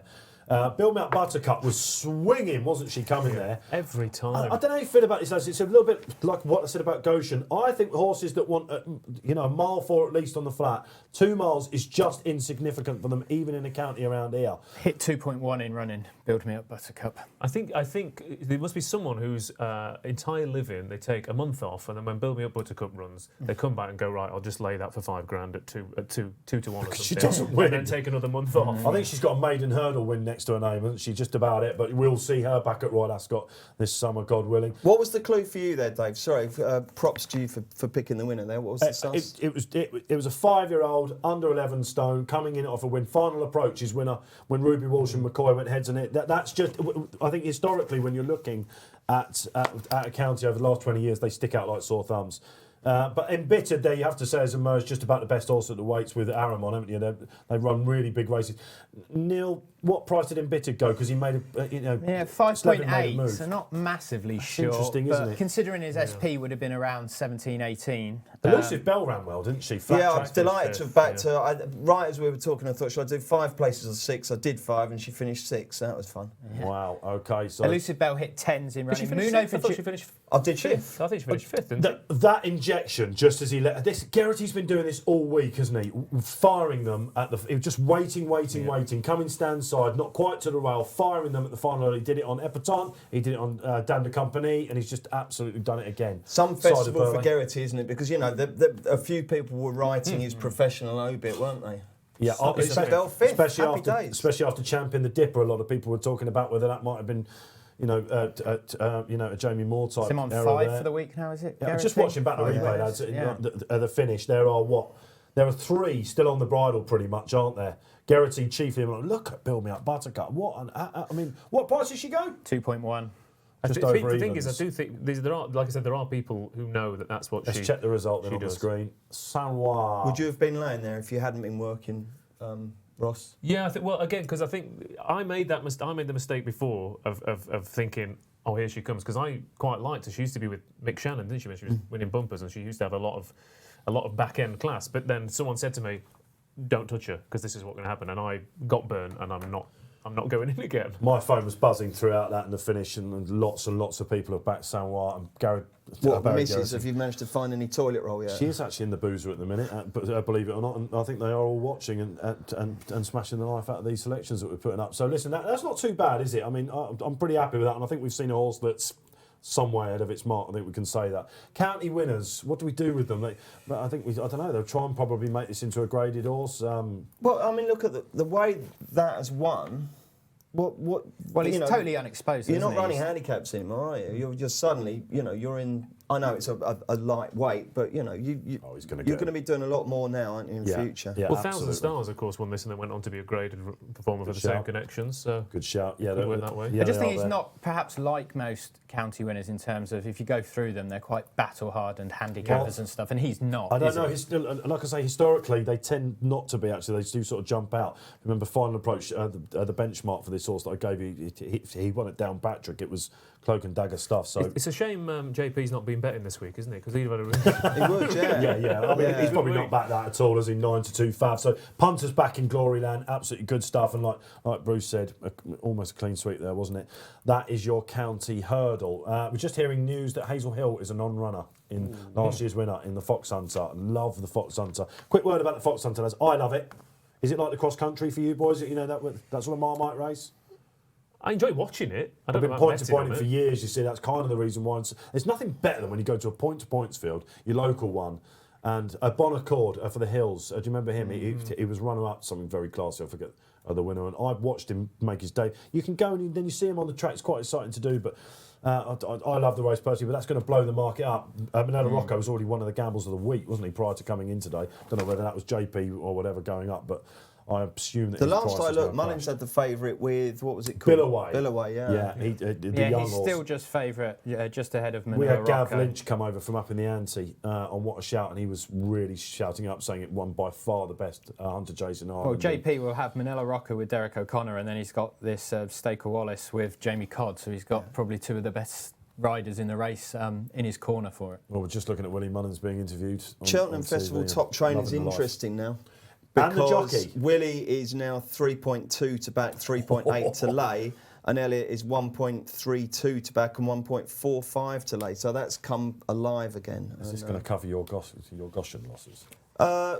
Yeah, it would do. Yeah, I mean, Right. it's a Come on nice then. enough position. Come on I'm then, we're not on. moaning. I'm really not moaning, and he's got chances here. Just a hasn't very he? quick one going back to the Triumph and Goshen. He's introduced at 6-1 for the champion hurdle. Was that I on know Sportsbook? somebody was, yes, he's not been added to the exchange just yet. But I What do know you make of somebody was that asking price? about it. What do you make of that price? Well, who'd be favourite? Epatante, I suppose, would it? Yeah. Yeah, let's have a quick look. I yeah. don't- Well, I mean, that sure- interests me the hell out of me. That. The only, I mean, you've got kind of the challenges. You've Yeah. got Goshen versus Abacadabra, haven't you? They're the two kind of who could potentially. I think Shiskin probably go over. So we've got fences, Epitante at 5.1, then Envoy's Envoy not coming Alan back at to 10. 8.4, Well, Abracadabra's at 10, Honeysuckle 14s, Shishkin 20s. I'll tell you, that's potentially a cracking champion. It isn't it? is, isn't it? Come Shishkin, I'm alive. almost certain that they're going chasing with now. Haven't heard a little bit about So that. if you were to add in Goshen then he'd be second favourite pretty much as things All stand. right, and what if Kenny Alexander said, look, I've won Yeah. the mares, I've got all I wanted to do was win at the festival, and now next year the aim is very much Do you know champion what? I hurdle. really hope that they do that. Yeah. That's I think should be exactly half what that I'm price hoping she they is do. there, right? We were shouting it up. You were shouting it up on What a Shout. That was your big call. It was 12-1 at the time. I got involved when he's put it up. I said, absolutely. I love that £7 allowance. Who I mean, doesn't? You might even have. I mean, Concertista from yesterday as well. Wouldn't that Yeah, easily? She exactly. might go. Yeah, It- yeah. it But could I be a mean, cracking because the race. thing is, the danger with Concertista is everyone's going to say, oh, it would be another Lorena, but it's not Yeah. necessarily No. true. I mean, it was Yeah. a mighty performance, wasn't it? Would you think that having won the Dawn Run, that they go for the, other Well, the thing betting is with the like with the mares race, though, it's up another half mile, isn't it? I think sometimes it's a different you, race, isn't yeah, it? I think sometimes you think the mares novice completely translates to the mares, but they're actually different distances. Whereas on on that point, she's actually probably a better candidate for the well champion away hurdle. job. That was Well, what it Epiton, really of course, for the mares was favourite for the mares novice last year, and then went to the champion hurdle. That mare's race is such a load of old bollocks, isn't it? It really is. Why have we not got a 2.5 mile championship race? It's absurd. Everyone goes, oh, it'll dilute the quality of the other ones. Well, look how much diluting the mare's race did this year. Bruce, former editor of the Post, from a news perspective, and if you finger on the pot, when are we looking that could it be next year a 5-year festival? Is that madness? No, not next year. I don't think. That's what I mean. I don't think because next year. a 2.5 mile championship race is certainty, surely. Well, look, I mean, if you look at it, when they're talking about. They're going to have to lob one race out, aren't they? Because what have they got to accommodate next? There's a new race, isn't there? What is it? A mare's chase. It is a mare's chase. There's a mare's chase, so they've got to lob something out. More already. mares. Well, yeah. but the National Hunt Chase is looking increasingly. Yeah, although it was all right this year, wasn't it? It was okay. It was the story of the first 2 days. No, well, I mean, okay, it was it was fine. I mean, it was again to quote Basil Fawlty, that is a National Hunt Chase. What were you expecting? But all right, we had a mares race in there, but 2 of the first was it the first 2 races were won by mares? No, not the first 2. That would have been a Shishkin, of course. But there was Put the Kettle On. There was Epiton, Honeysuckle. Yeah. So listen, here come the girls. We got it on the flat, haven't we? 100%. And Dan Company when the and Dan Company. So well. listen, listen. I don't know. The question is, if they go 5 days, do they just go 5 6s? In which case, they've only actually got to find one extra race because they've already got a new race coming in. My issue with 6 races is that I think if you're travelling down to Gloucestershire, you want to get your money's worth. 7 races. I don't like 6 race cards fundamentally. It works okay for Ascot because it's a slightly different thing, isn't it? Yeah. And it's warm at Ascot, and if you're there, you can wander or around. your bars. But if at Cheltenham, it's not so much fun. But you think it's $1 million for next year? I wouldn't say $1 million, but you kind of think that they probably need some sort of lead time to it. It's not $1 million. I'd back it at $1 million. Would I back it at 5s? Maybe not. Let's have a little recap of what's happened here then on Racing Post Live and with the Betfair Exchange. An unbelievable Triumph hurdle. Goshen, if you haven't seen it, go and check your replays in the Members Club. You won't believe your eyes. Goshen went absolutely clear and burning victory out of absolutely nowhere. Bruce Millington had a big liability going off on that. But there is a narrative that's keeping Bruce in the game because quick double all of a sudden for Willie Mullins. It's amazing how quickly it can change this festival, isn't it? Yeah. Absolutely incredible. Well, he could, I mean, there's not many trains. He could win every race. Of course he could. Every single Absolutely race. Could. But who else has that firepower? From a punting perspective, probably the person who he's in a fight with, Elliot. Not maybe. Yeah. Well, it's come down to the 2 big guns again. I don't think we're surprised. Is it going to come down to the Fox Hunters? Is that what it is? Is that what's going to happen? What about Niki? Could he have a say still? I don't think he probably. No. I mean, actually, He's 2 behind. He's got Santini. I fancy the Cashel man. Oh, don't. Let's not. This is going to be one of the absolutely the Cashel man. The trouble with Niki is that he's got to actually beat them because if it's level, he hasn't got the count. Of course, ammo. but Santini. Seemingly, Bruce, you like in the Gold Cup, do you? I do actually. With a question mark I mean, I don't.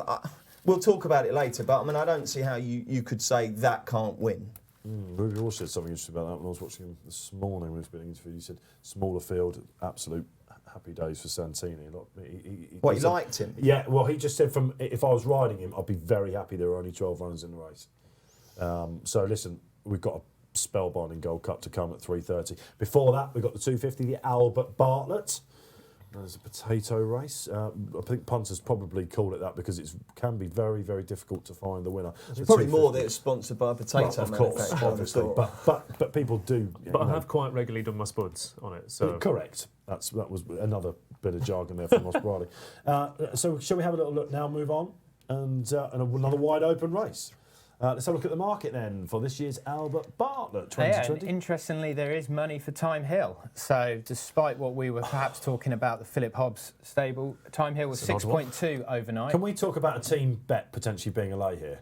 Place lay. It's got to be a place lay. Got to be. Yeah, because if he's gonna bomb out, he's gonna bomb out. Isn't He's he? therapy after place laying. He's evens. Evens. Evens top 4. Listen, I'm telling you, that's got to be a place lay. So 4 to be placed. Shall we There'll get be this people out locked there in? watching this go, what? What are you on about? But you You know, have to be quick because I'm doing it myself. getting it back from Goshen, I like it. So we'll go to lay at 2.08 in the 4 to be placed market. But am I right in thinking the first thing you looked at when you're looking at that, that chart of runners was, oh wow, I was expecting, and in fact Willie go off favourite. I mean, you've got Monkfish who's, bidding to give Willie. We were talking off air, Neil, weren't we? I said, has he ever won this? Of course, I forgot about Penhill, but But the running statistics for him are 1 win and 6 pace from 32 runners, was it, Neil? Something like that? Willie Yeah, Mullins record 35, was? I think. It's Yeah. been a bit of a graveyard for his runners, hasn't it? He's had some shorties beaten, that's for sure. Okay, we've laid Time Hill in the 4 to be placed market that you can see Beautiful. there on screen. So £20 green if he fails to finish in the top 4, and it'll be £22 loss if he was to do Ross, that. his price has held up so well? Because I always think stable form gets a little bit exaggerated, but when they're really running patently below form, then it has to be a massive, massive red flag, doesn't it? Well, I think the interesting thing, I don't know if you can get the market up, is look at the prices in the win compared to the price, because to the place, sorry. Because as far as I can see, he's shortened in the win, but lengthened in the place. So I think people are taking that view again. They're thinking he's the best horse in the race, but he could bomb out. No, that's interesting, isn't it? Because what you were saying about Seal de Neige, do you back him, just for the win? Because you're not. And actually, if we go back to that horse, he didn't quite get on that hill, did he? So when you come for an each way bet, I mean, that's why I thought Min last week at 130 was one of them, and Honeysuckle as well, 130 each way. I know a lot of people call that thievery, if you like, because the maggoting 4 or 5 to 1 is where you get your money back, isn't it? But I don't know, they're the bets that bookmakers hate, aren't they? Really. The thing I found interesting about the most interesting about this race is that it's a tough 3 miles. It's a 3 mile for a novice hurdler. Again, we don't get many chances to challenge that stamina, and you have to get. I think it was Wichita Lyman is the only horse in the last. I think since the race started, is the only horse to not have run over 3 miles at some point, whether it's point to points or over hurdles. So you have to be tested over that trip. Now there's not a lot. Latest Exhibition is untested. Time Hill is untested. Certainly, Janidil is untested. Very much untested. It's only run over 2 mile 2. So it's a big ask. You've got a few. Monkfish is it comes from the pointing background, so as 1 over 3, and also over short of 3 over hurdles. Fury Road comes from the point to point background as well. Has also got 3 mile form. Ramesses the Tele, yeah. Second in a Welsh national. Yeah, I mean, stamina. That's not to in burn. the trends, but No, God, absolutely. Yeah, he's a bit of a 14, this chap, isn't he? Should we go through selections before we pick the bones out of this? I've gone for Fury Road. You mentioned him there. That was a bit of an eye catcher, really, when he was 4th behind Latest Exhibition. The ground was a bit lively for him. He definitely wants this sort of test. And I sort of went for that at the end of the day yesterday because I thought, listen, if they like this guy, who's to say he's not going to go close? I think Elliott will nearly win this with Fury Road. Ross? Yeah, he's a like I said, that stamina is a guarantee. 2 horses, one at the head and one a bigger price. Monkfish is the main one for me. Speed figures at Fairy House were very, very good over this kind of trip. Paid a lot of money for him, didn't they, Monkfish, I think? Yeah, I mean he's a bit great white hope, as it were, a little bit for this race.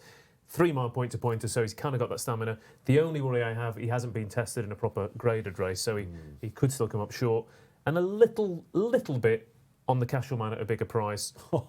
if that Time Hill film is so good at Newbury, and we're worried about the Hobbs horses, there's a length and a half in it between them, and he's 33 to 1. We'll come back to him. Bruce? Well, having talked about the trends and how you have to have proven stamina, I'm actually going to go for Janidil for a couple of. Well, I got mean, the right colours. Yes, it's got the right that, colours and it's got the right trainer. Sorry, we're just seeing shots there of Jamie Moore being consoled as he comes in on Goshen. I'm going to struggle to hold it together. That is absolutely the most heartbreaking sight of the week, isn't it? Oh, my goodness me. It's been a terrible season for Jamie. That's so hard to take. But sorry, back to Janidil. David Jennings does more Cheltenham preview nights than anyone, I think. He's got a Securical van outside his house. Yeah. And he wrote a really good column a couple of weeks ago, and he said the 2 biggest talking horses out in Ireland on the exchange circuit are Janidil and Straker Wallace in the Fox Hunters. I just looked at this, and Willie was very nonchalant today in his Racing Post column. He just said, look, he hasn't run over a trip before, but I'm really confident he'll handle it. So I would have tipped Tyne Hill, but for Philip Hobbs' issues. So I'm going to go with that one. But I will say this as well before we get Neil's selection. Last 6 winners, 50 to 1, 33 to 1, 16 to 1, 11 to 1, 14 to 1, 33 to 1. Do not be afraid to have a swing at one at a massive price. Have you been afraid, Neil? Ramesses the Telly for me, for some of the reasons that we've already spoke about in terms of that battle-hardened edge. Second in a Welsh national. He's actually ran at the festival before, which I don't think any of these will have done unless it was in the bumper. He finished 7th in the Ultima. I don't know. I think sometimes like we go on about looking for these battle-hardened type horses, and sometimes you just then end up sort of like falling into a Ramsey's to Taylor, which is maybe what I've done here. But at the same time, you do know what you're going to get with him, and yeah, I'm perhaps being guilty of playing the obvious here, just based on that. He needs to have been there and done it type But angle. the golden rule in betting is never ignore the obvious. Yeah, if it's exactly. obvious, don't worry about it. You know.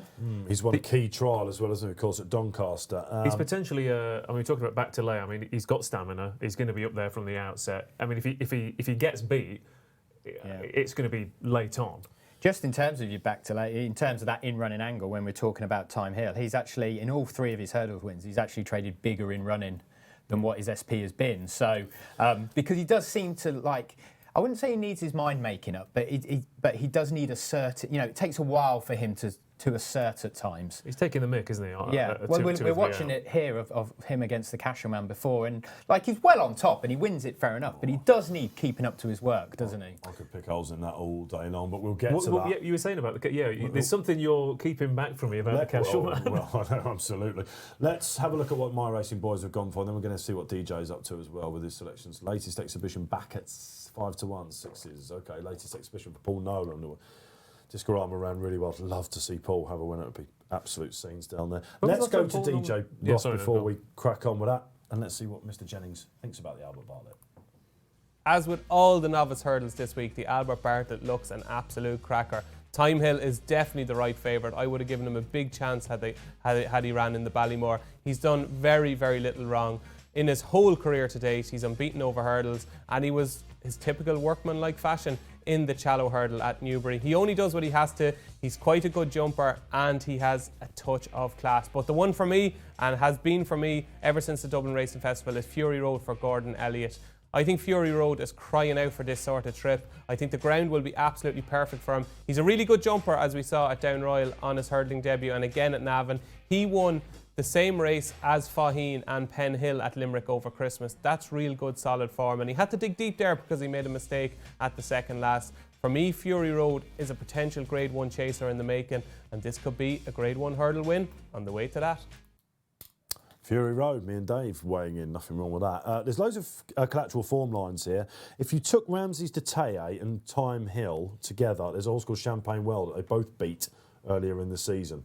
And, I mean, Ramsey's de Taille absolutely slammed it. When I was on the Betfair preview, Barry Orr jumped on, he goes, yeah, well, Champagne Wells, eased up that day. It's because he was well beaten over the trip. I think that's probably why I thought it was. I don't think there's a tougher horse in here probably than Ramsey's. I think that's... we had Tom Scudamore in the studio not that long ago in February talking about this. Said what an unusual double it would be, the Albert Bartlett and the Grand National. But as Bruce quite rightly said, second in a Welsh National. He's a proper slogger. At the start of the season, would you ever been considering tipping Ramsey's de Taille in an Albert Bartlett? Of course you wouldn't. No, but I mean that's the beauty of racing, isn't it? And it's a very imaginative bit of campaigning, isn't it? And it would be interesting. But I remember last year going into this race, Paul Keeley had unearthed this stat about how you need to have X amount of runs. You can't come in inexperienced. You have to have stamina. Who was it he went for? It was a Twiston Davis horse, and it's still running, isn't it? It had been over. It was in the Manea colours, wasn't it? Yeah, he made a great case for it. I can't think who it was, but. In that case, you've got to be looking absolutely four square at Ramsday's to take. It was a horse that won at Perth and things, wasn't it, earlier in the season? I'll find it 14 runs or Was whatever. it Dinions? Was it that one? No, it wasn't Dinions. No. I'll crack it. While Bruce is having a look at that, let's go back to the Cashel, man, shall we? Tell me. This was a pretty... Well, he's a very controversial horse at Bangor last time, wasn't he? I thought that was the right decision, personally. Well, lots of people, all the money buyers out there that had him at 1-6 in their multiples were praying that if you remember at the start of this season, they got professional type stewards, didn't they, to come in, a few Aussies, and basically it was to try and throw more horses out, basically, because our rules weren't aligned with a lot of other people. And he was one of the chief, I guess, winners of that, really, because he was kind of beat, wasn't he? I know that he ran down, but he's a monkey, is what I'm saying. Absolutely. And as much as we can say that Ramsey's de Taille is a bit of a surprise coming in here, the Cashel man is known for running in, staying races at Glorious Goodwood, etc. Yeah. So he's a surprise to me that he's in here. I'm not suggesting he's not talented enough, and I know you're saying maybe not for the win, but he could have he will be there, but his attitude absolutely stinks. Yeah, he's you know, like I said the other day, you know, there's a few horses that's a few sandwiches short of a picnic, yet you still think they've got the ability to get in And here. has he flattered Time Hill is what I'm saying, because Time Hill wasn't, I'm not going to say he was all out to beat him, but it wasn't like a, you know what I mean, it wasn't smooth, Yeah. see you later. The That just puts me, it's all put me off Time Hill. The only thing that the Catch Line's basically got two speed figures that on my list that I was looking at and thinking, where they are too big to ignore. Okay. They're just a bit, and I thought, well, he's not going to have guaranteed stamina. And then I had a look and I was like, actually, that was pretty much 3 miles last time out at Bangor. And I just thought that he is a horse that people are going to. How many times have you seen Albert Bartlett winners where you've gone, oh, I wouldn't back this with stolen money, and then they go and win the Albert Bartlett, and you go, oh. It's also telling that Jerry McGrath sits on this horse and Nico de Boinville sits the race out, actually, because it just shows you need to know this horse left, right and Yes, centre. yeah, It was Jim Crowlett used to ride him all the time on the flat. It was 2 years ago. It Go was on. Callet Mad. That's wasn't it? him. That While man. I've got last 2 years of this race up, let's look at 2 years ago. Kilbrick and Storm won the race. Santini was third, Yeah. which is very interesting. What price Chris's did he go off Dream. in that, Santini? Chris's Dream was ninth. Santini went off 11-4 favourite. Yeah, Okay. that's right. Paisley Park was 13th, Yeah. believe it or Whoa. not. So the point here is that, and particularly when I tell you what happened last year, you've got some decent ones. So the thing, Lisnagar Oscar, well, Minella Indo won last year. Yeah. Allaho was third, and I think Lisnagar Oscar was fifth. So And Sal Soretta, who's won about 5 races over fences since. Because well it's down such the a field. brutal test, you can get very good horses. Well, Yeah, yeah, I think the point is, you know, it's a relatively new race, and I think some people think it's just for plodding old hurdlers, but Spuds. there's actual decent horses. Yeah, coming and it's into got a into big the boost, chasing didn't it? pool from this, Alaho, yeah. Milando, Lisnagar, like you Well, said last year, it was a good race. and Penn Won on Hill's- brutal ground last year. Penn Hill has won this in the Stayers. You know what I mean? Harry's Fair enough. gone Yeah. to bigger and better things. It's Yeah. Bobsworth, of course, won this a few years ago Yes, as well. Gold Cup went up. Wichita Lyman, Blackjack Ketchum. There are good horses. Jack Ketchum, there's a name. But did What he do we win- think of did he latest win the inaugural exhibition? Because he's very solid in the market. isn't he? He's the one that you wouldn't want to get into a fight with, I think, up the running. He's tough as teak, this chap. What I was going to ask you before the VT was Paul Nolan. Last time Paul Nolan had a festival winner, he Noble hasn't. Prince. I Yeah, was all probably is, over it yeah. that year. That's probably why I remember that. What's that, about 4 or 5? He It's was the horse JLC, that finished Mark? second, and went and won. Cooper's due one, isn't he? I mean, First ever look charity. at what Oh. look at the trials and tribulations he's had. Big around time. We said that at festival, the start of the week on the Tuesday. What a fall from grace that was. 5 years ago, he had the world at his feet, didn't he? Don Just Cossack. kept breaking bones, didn't he? Road On to missing the Respect. festival for Yeah. all the wrong. He had the worst luck. So, And- I mean, for that reason, you'd be rooting for the horse. Yeah, let's have we've got a question apparently coming in, guys, on social. Something about Richard Johnson. Who from? Let's have a look. From Von Rorich. Is Richard Johnson fully fit, do we think? But I'm not going to put myself on the line there. Yeah, Well, I mean, I- it's why it's a valid question. Well, because- it's a valid question. He's come back in ludicrous time. We're not libeling the guy. We are Well, asking if he's fit. listen, I can blow that right out straight away, because the first 2 rides that he had back at Musselburgh, they were not bridal jobs at all. And he was, he showed. I mean, we had him on the show the following day, and we were a bit like, not like, you know what I mean. It was remarkable what he did that day. He to has come had back. 2 crunching falls in the last 2 days, though, as well. That's what I was It was going. I an didn't know if unseen- that question was more related to what's Yeah. happened in the last couple It's of days. also probably got to do with Time Hill and Hobbs as well, hasn't it? From a form perspective, I just don't like Time Hill. But going back to the question though, Dave, it's a valid question, because when you if you see how recent his broken arm was, he's come back, and we've chronicled it in the Post and other media, Yeah. and it's just remarkable that he's got back. I personally, knowing that the doctors really do give these guys a very thorough examination, and they wouldn't let them go out if You're they not weren't worried fully about fit. it? I think he is, but I think it's worth addressing, because punters need reassurance that they're not. Let me give you something to back that up then. I remember the first festival that I really attended as a punter. I say really because I was involved with some connections and things. It was when, did he get World Chief McCoy beaten in a Triumph? Was it Spectroscope? Do you remember that year? Yeah. I remember McCoy had had a fall on the first day, and we were around some of McCoy's family in some of the boxes, and they were saying, AP, Anthony should not be right. He was literally strapped up left, right and centre. You watch back that replay, and McCoy rode, I'm riding whatever. I mean, this is McCoy we're talking about, but if you think of McCoy, Johnson's not far behind him on that front. They're made of just different things, Incredible. aren't they? Absolutely incredible. So the fact that they're not going to miss this week. So look, okay, fair enough. Time Hill is 7-2 now in the market, and getting sort of 4-1 on Betfair. Wow. So That's still. really interesting because normally, like I say, if you've got horses like Sizing John and Deffy and others that have really run palpably below form, that is going to absolutely be reflected in the market. He's so solid. I would have really expected a last-minute sort of drift on him. I could understand perhaps him being solid enough through the morning sort of exchanges because, you know, there's lots of money that's floating around there. But when you get right, like before the off, and let's say smart money comes into the market, I would have expected him to drift. Another horse the on that closer front we then, get. Harry Senior, who has won at the course, and I was with him in the start of his season. He kept getting beaten, but Edwardstone beat him. He just outspeeded him at Aintree, and I like this horse, but I can't be with him. I'll tell you who will be watching that horse very closely is Lost in Translation backers, because you want to see a flicker of form from Tizard's Yard, don't you? He's also been beaten by Sporting time. John, who's run a stinker, and Edwardstone, who's run a stinker. So. The 2 yards that you're thinking and you're feeling bad for at the moment, it's got to be Tizard and Hobbs, isn't it? Well, They're just and not Alan turned King up. as well, who's had a nightmare week. I can't think of an Alan King horse that's run up to Be 4. interesting to see the figs of all the yards Yeah, of the because Alan runners King's this got week. one in the Grand Annual, hasn't he? Lisp.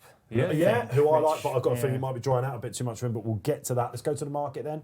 Have a little update on where we are. Yeah, Yeah, so as we said, Time Hill really solid at the top of the market. He was 6.2 overnight, so he's shortened right up in the last 24 hours. Latest exhibition, pretty solid in the market. Monkfish has been the one for money. He was 8.4 overnight, so into 6.4 there.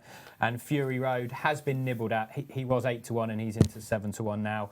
And it was last night 13-1 bar the rest, and that's pretty much where we're at now. Albeit Ramses Deteye is probably a bit more popular than Sempo as things stand. I kind of hope Fury Road and Cobbler's Way and Delta do well today, because then, in theory, I might get my flights refunded.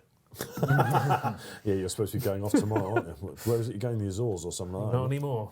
Not anymore. The Azores? Yeah. They won't have any over there. Sure, that's the last place on earth that will get the virus, isn't it? Yet they have issued a statement today saying you cannot enter the country. Basically, they're saying we haven't got it, we don't want it.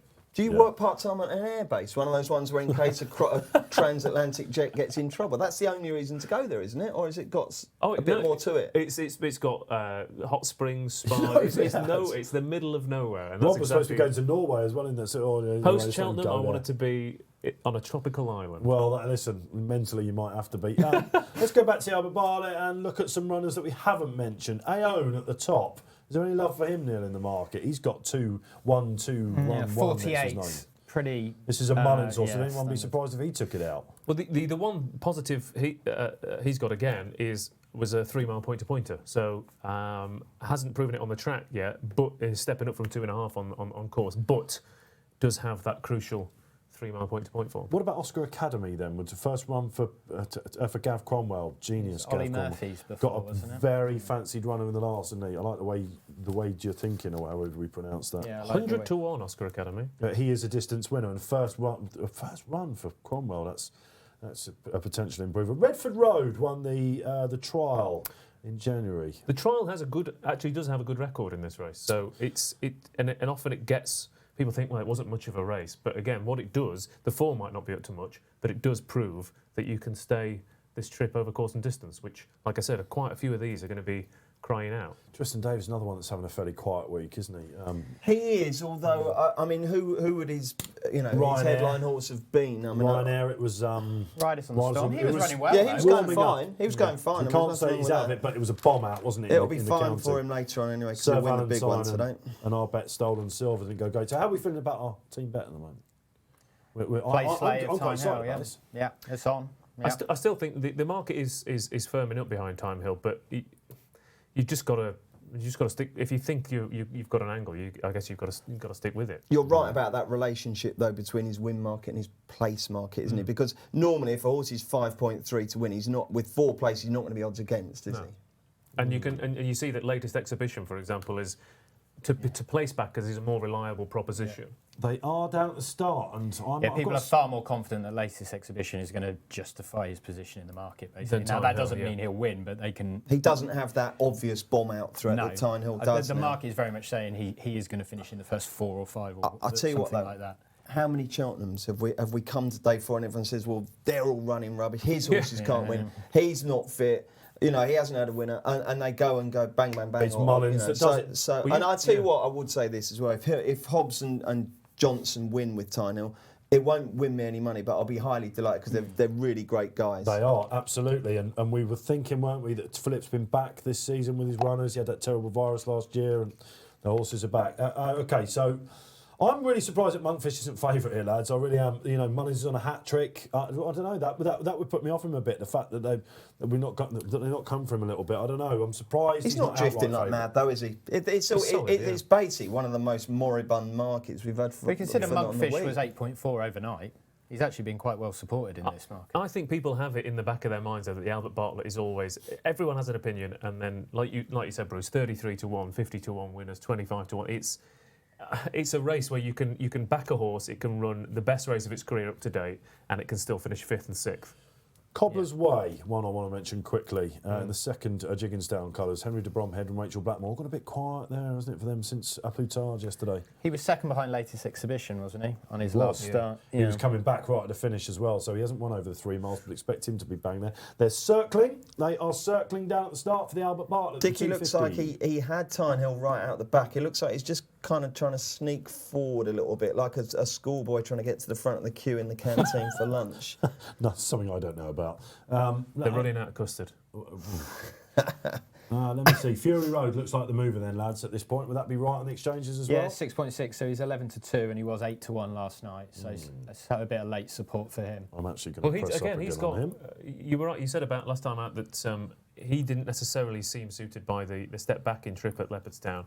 And he won a point-to-point by 5 lengths. So again, he's got that 3-mile form, and so he'll appreciate going back up in trip. He will, yeah. I mean, like I said, the Tyne Hill and Latest Exhibition are solid at the top of the betting, but the thing they don't have that the others have is guaranteed stamina. They've run over 2 mile 6 and 2 mile 5, but I mean, 2 furlongs up that Cheltenham Hill, they are things that can make and break a horse. We're expecting Ramsey's to want to get on if they with want this. it or not. Ramsey's is surely going to want to be pressing. I think if you're looking for a target through the race and you're a rider, you're thinking, right, wherever Tom Skoo is on Ramsey's, I don't want to be too far away. There's a load of stories waiting to happen in this race, aren't there? Starters on a bonus for getting them off on time, I tell you. I mean, they're ready to go with 30 seconds. And aren't they behaving? Yeah. Like it looks like someone out of the, you know what I mean? I don't know, the Queen's Guard or something lining up there. Bang on, 10-2.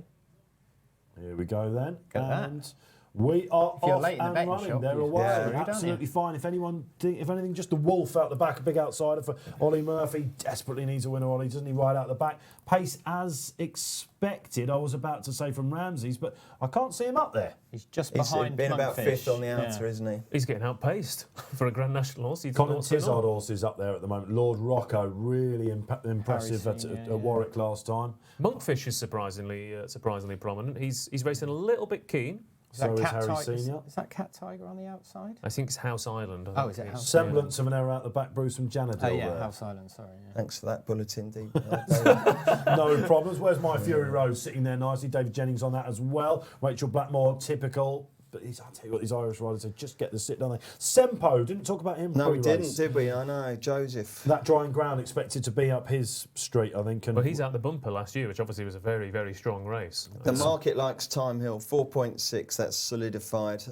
Latest Fury Road exhibition is out to okay as 7.4, well. and Fury Road's coming to second. Where favourite. is Dickie in this run? I'm struggling to see him. Is he on the far side? Is he? Yeah, white cap, just on that. There's only got 3 or 4 behind him. Well, they were going to go Ballymore. Let's just talk about that in a moment. Again, I don't really like horses that at last minute, they're not sure which race they're going to go for. But surely he swerved Ballymore for one reason, and that was Envoy Alain, wasn't it? Very possibly. I think the ground had something to do with it as well, didn't it? Tom Skew's not going nuts to get to the front on No. Ramsey's to Seems tie, quite is he? content just to sit there, doesn't Probably he? slightly more concerned about being on the out. You don't really want to give up unnecessary ground over 3 miles, do you? House Island in a share of the lead under Gavin Sheehan. He's known to like to get on with it. He's got some decent form, actually. Placed in Grade 2 at Sandown. The 2 Gigginsdown horses have got nice positions, I think.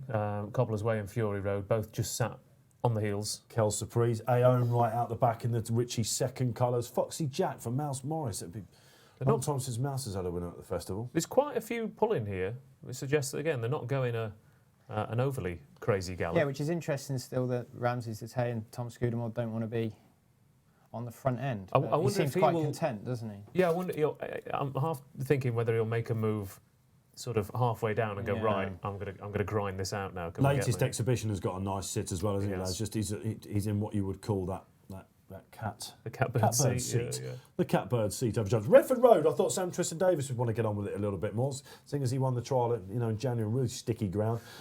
I think also remember we've had a few races over 3 miles this week already, and I mean you contrast this to the insane pace in the stayers. You're talking about the catbird seat. Where's the Cashel man? He looks like he's got one as well there. Yeah, he's not been. We already said before he is a quirky type, and his hurtling is disappointing. Harry Senior just getting detached, isn't he? Tizard Just getting detached. beaten after a couple of hurdles. It's not going well for Team Tizard this week. The other Tiz is Lieutenant Rocco sitting on the fence in about 8th in the But dark he was colours. leading, wasn't he? So, listen, I don't know. Gav Cromwell's horses up front first. This would be a massive story, wouldn't it? Debut for Gavin Cromwell in a Grade 1 at Cheltenham Oscar Academy. Been a little bit keen. Looking for Cat Tiger on the inside. He's catching my eye a little bit. Under David Maxwell, first time tongue tie.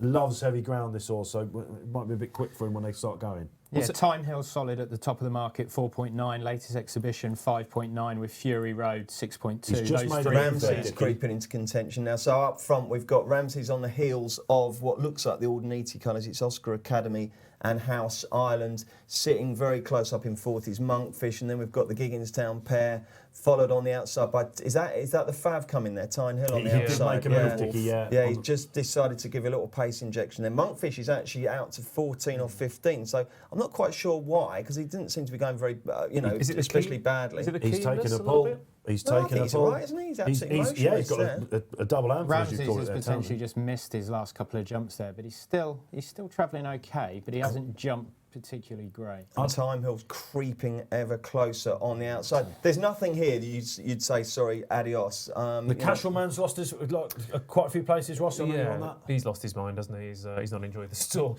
I told you his did warn attitude me. stank. You did warn me. That is fair. But Lieutenant Rocco sneaking up the inside as well. Not a bad For little the position there. Tizards. Yeah. And Janadil creeping a little bit closer now on the inside. This is all to play for here. Just a little bit Cobbler's Way, starting to go off the bridle slightly for Rachel Blackmore. Fury Road absolutely cruising at this point. And Jamie Spencer's desperately trying to get the Cashel man up in the Victory Hay. Don't be surprised if he does a burning victory, and otherwise he's talented enough to do it. Now Ramsey's de Teye finally getting up for a piece of the action here. Yeah, I'm just not convinced he's travelling all that well because he hasn't jumped brilliantly, but he's still there. And I guess this He's a grinder, this isn't comes he? back to the toughness that we were talking He's been about. busy on that wet ground as well through the winter. Don't forget that. Sempo's coming wide as well. Is that on that Sempo's wide? catching Yeah. the Aoun is Second widest of colours. all. The Richie second who string. again get guaranteed that point-to-point stamina coming through. So this is where the 3 mile stamina is going to come Three through. Is out. this we 2 are. out or 3 out? That's 3 out. Is that Ramsey's 2 out? gone It's 2 out, in backwards, fact, isn't it? It is, it's Yeah, 2 yeah, out. 2 out. Cruising now is the Monk. The Monkfish. Monkfish And looks Time like he's Hill. taking it up. And, Time yeah, Hill.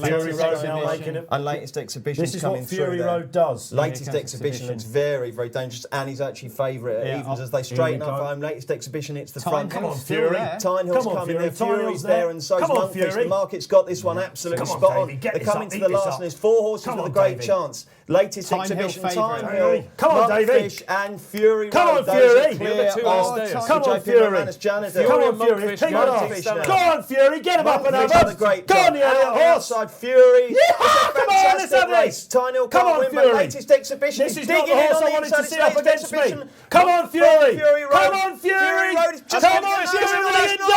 Mullins Mullins. wins it for Willie Mullins. Unbelievable. What a race. That is a ridiculous finish. My goodness me. 4 horses in the finish. 2 of them had guaranteed 3 mile stamina, and they finished first and second. I don't believe it. So let's Fury just Road. recap Willie here. Mullins again. Monkfish has nutted Fury Road on the line. Latest exhibition's 3rd, Tyne Hill's 4th, and 5th was Janadil. And that, ladies and gentlemen, was a brilliant, brilliant horse race. I think you have to say the right horses have come to the fore. Yeah. I said to you, didn't I? The one horse that I don't want to be slugging it up with is latest exhibition, and I just wonder whether having to go toe to toe with him into the last has just softened Fury Road up where it matters. Maybe he's been in front. You can't say he's been in front too long. Davy Russell was getting stuck into him on the outside. Monkfish has really shown some in there, hasn't he? What an incredibly game performance. We're saying it was racing a little bit fresh. It was drifting out in the market. It's been headed. It's got swamped, and then it's come back again through the narrowest of gaps to win by, in the end, not a nose, not a short head, but that's practically a There's neck. just a suspicion of a stewards because you can still back him at 101. Yeah. I mean, I haven't seen the head on, so I don't know. Was it Time Hill that got a little bit He sandwiched got there? a bit squeezed, Yeah. didn't There he? was a bit of a Constantine. It's very close for second, sorry. It's either Latest Exhibition or Fury Road for second. That's close. But Monkfish has definitely won, although, like I said, there's a few people just getting slightly nervous, and it's now 102 to back. Let's talk about Time Hill just quickly there, lads. Philip Hobbs has had a deplorable week, and that looked at one point like it was going to pick him up. Didn't maybe quite get home as much as the Irish did, but he's won a blinder there. What was our place bet? Was it first 4 places? Sadly obviously? so, Was it? yeah. We got a bit crazy, didn't we, on the 4 places? He has run extremely well for them, so that will buoy them a little bit going on, I think. Yeah, Monkfish been confirmed the winner there now. Oh, Time Hill didn't do anything wrong there at all. He That's ran a fine. blinder and they pulled miles clear, haven't Latest they? Exhibition was second. I can't believe Fury Road wasn't second. I thought I had that there. And David Jennings was on that as well. Gordon Elliott just third there, and Time Hill back in fourth. What a finish to the Albert Bartlett. Do you know what day were we in? Wednesday? And you said, the Mullins horses, they've not had a good couple of days. I was And then putting we the cat jokingly amongst the said, pigeons. about he'll win every other race. How about this, ladies and gentlemen? 1.6 Willie Mullins on to be top trainer, and it's evens Gordon Elliott. You've perked up there, Bruce. I have. You haven't seen the numbers, but the other boys Dare have. I ask what sort of price? I've got a red 80 by Elliott and a green 1,000 by Willie Mullins. Ooh, come on. That's bag in the house. All right, now listen.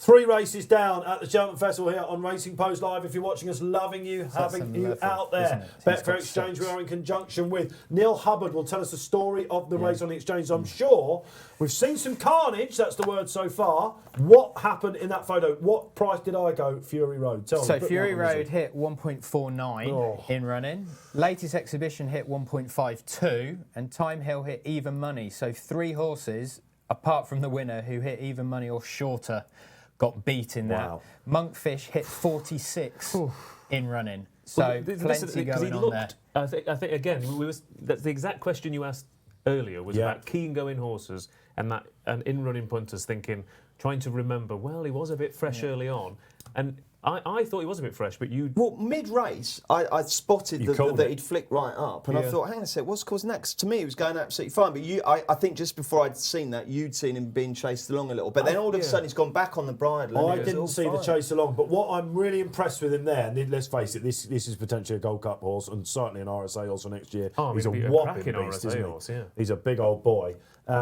What I liked about that was he had every right, didn't he, to finish third or fourth there, Yeah. having taken that keen tug. Well, you see here. So this is a cracking view, isn't it? Latest Yeah, Exhibition takes over. Time Hill's got that gap there, hasn't he? That then sort of closes in.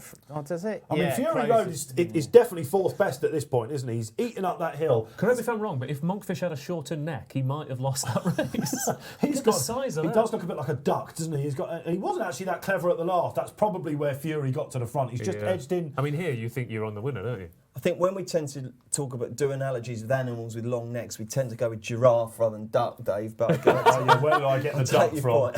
To be It's a hell of a race, though, isn't it? It's a really, really good race. Latest that. exhibition, Brian Cooper. He's run a blinder, hasn't he? We said that he didn't have the 3 mile form coming out. Obviously, you can't say he didn't stay, but it's one of those horrible sayings in racing. But whoever knows they've beaten knows they've been in a race. And there's where the potential squeeze up came. I think it was Monkfish that just went across Time Hill. Yeah, there. He did, yeah. No, I mean, going into the last, he's really come across him. I mean, I think the fact that Time Hill hasn't come back and Because nearly then won Fury it Road means they goes can't across in sling him there out. again. There's your result on the screen then. Monkfish, hat trick on the final Gold Cup day. He's got album photo to come in the Gold Cup for the 4-timer. Willie Mullins back in the big time. What a surprise. Beats Latest Exhibition, won an absolute blinder. Fury Road, that Leopardstown form was there to see. Loads of each way players on that. And Time Hill, 7-2 favourite, well beaten. One of the mysteries about how he went off as short as 7-2 the week that Philip Hobbs is having, but it shows the confidence in the horse. They've still got a really nice horse going forward there, haven't they?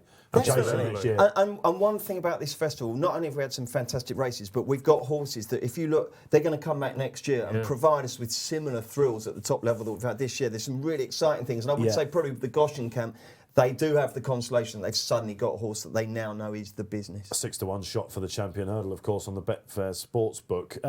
Okay, so let's just have a little recap of what would you do with each of the horses there? Latest Exhibition, too slow for the marsh? RSA? No, I think again. I mean, it looks if they go over fences, then Latest Exhibition and Time Hill in particular looks at an ideal Marsh horse, doesn't he? Yeah.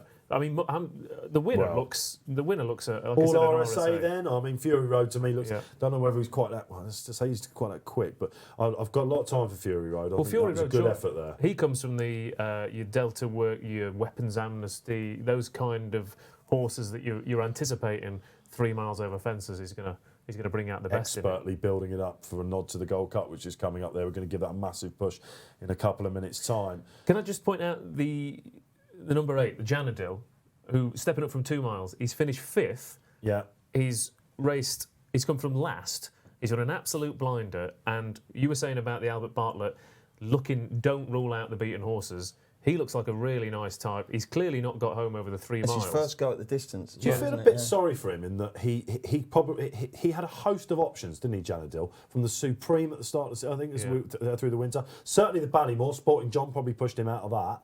You ask him if I feel sorry for a horse? Well, you know what I mean. Yeah, for a horse. Yeah. No. Do you feel sorry for a horse? No, he's all right. He's come back. He's got 1. No. You know what I mean. For like, could he have had a say in a Ballymore? Because they've obviously ridden him thinking he's not going to stay, anywhere near as well as Monkfish. I feel sorry for He's JP. made up all that ground. I feel sorry for JP because he's lost the race there. And He'll feel sorry for JP. It's a weird feeling. A hurdle race he's lost. Exactly, yeah. It's not a handicap. He's never Look, going to win. Dave, sorry, being facetious apart, I think the point you're making is that if you knew he could do that, you might have chosen another target. But again, he's a horse who's got good times ahead of him. Yeah, okay. I think absolutely right. Correct me if I'm wrong, but surely the reason he's gone for this race is I'm just going to check that he could have got in, but he was off 1. Yeah, I mean he's off 149. You don't have Saint-Loire, you go for the county. Patrick Mullins was talking about for the Betfair hurdle when we had him on. What a shouting chat! That's what makes me think.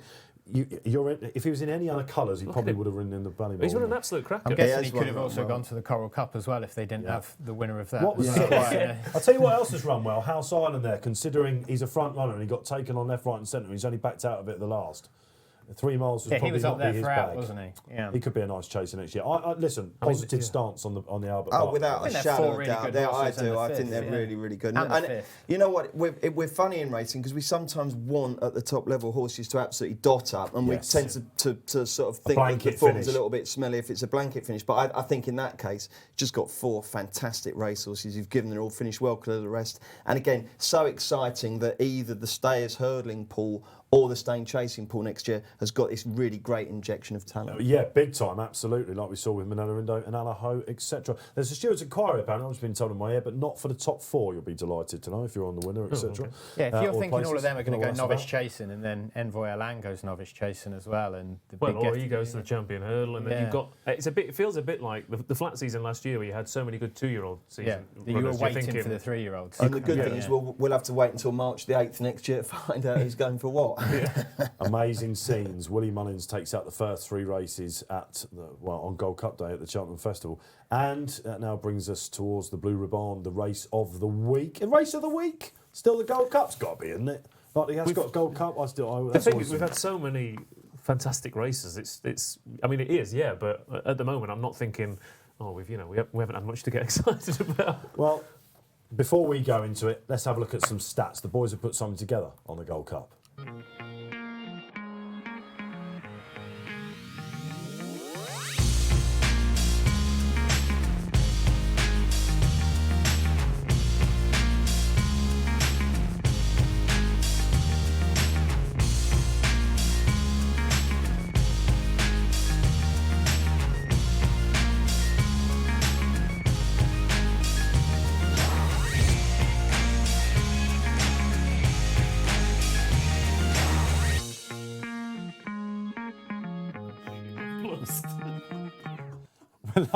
We're laughing. There's your stats for the Gold Cup. We'll pick them apart. I mean, we can do this to death, but quite rightly so. What were you laughing about there? We've just seen something on Twitter, haven't we? A gif of all of our faces during the Carson moment. I haven't seen Bruce's, but that's the one I'm really. I've just had an email from HR saying I need to see. Yeah. That's probably Nelson's been on.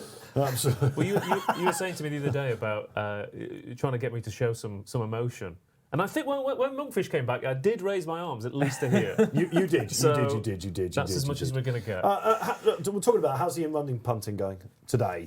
Yeah, I think it's been working out as it as it's gone, really. I mean, obviously the Gosham race was for me. I'd laid it, so I was sitting there going, well, fair enough, I'm wrong. Your face was I guess that's why. Check it out that's my on Twitter. face is You'll see different. Ross's face. you were looking a bit guilty there. I was, yeah. Trying to Bambi's keep, you were mother trying and to all that. suppress that. Yes. Yeah, a little bit, yeah. Exactly.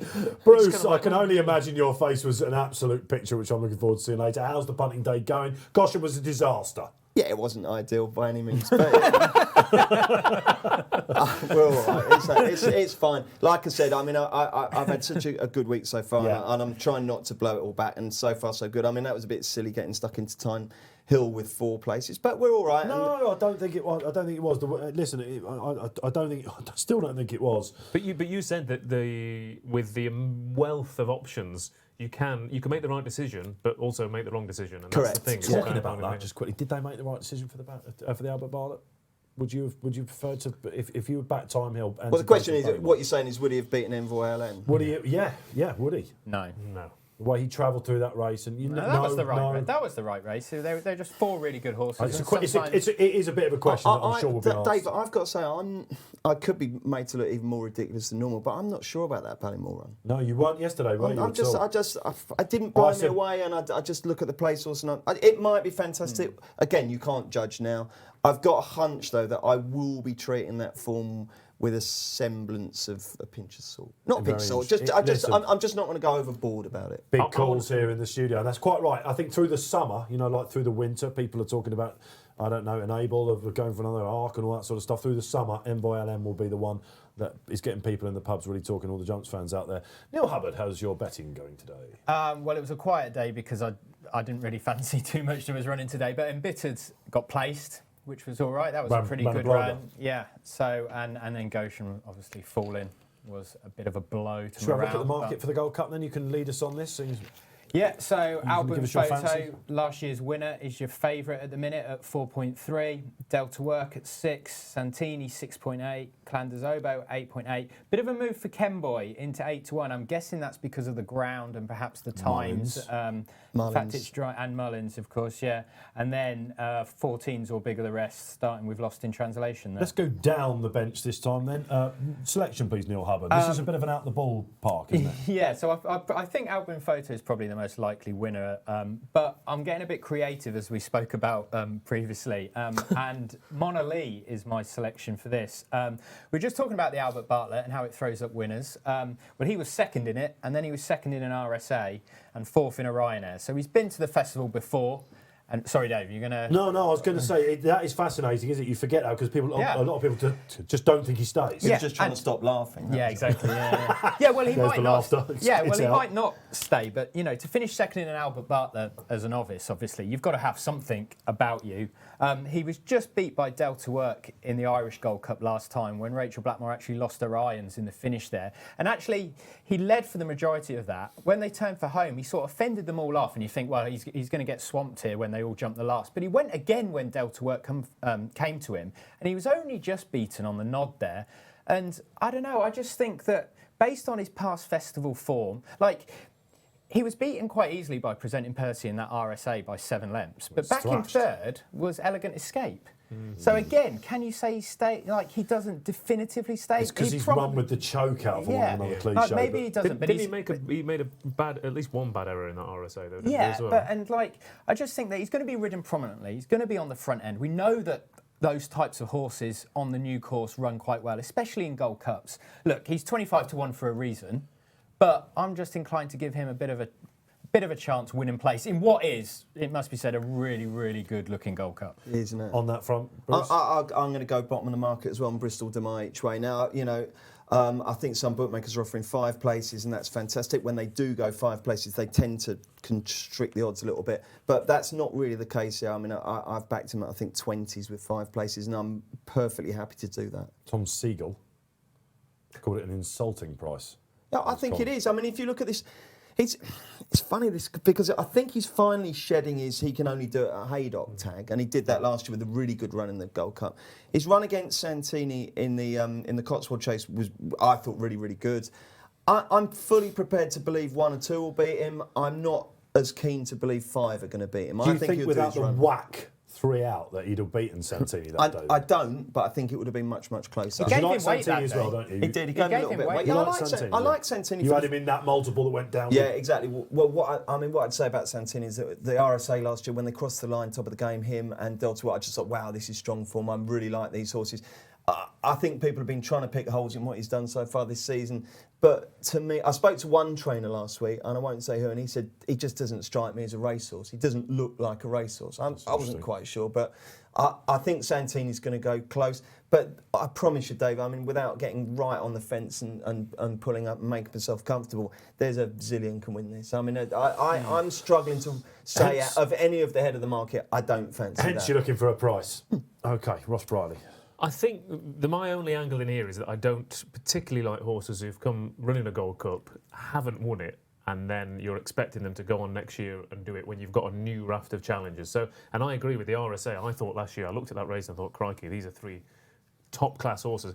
If Top of the Game had been running here, I wish he'd have obviously had that Paul that Nichols has season. absolutely crushed her, but he's the one And that rightly kept so. saying last week, what a shame he's not here. So I'm just going to be following that form. I'm going to Dutch Delta Work and Santini because I think that is rock solid form. They've both got course form there. They've got younger legs on a few of the other runners, and like we were saying about Tiger Orneezy's landing, eventually, you know, age does catch up with you a little bit, and the young pretenders can improve.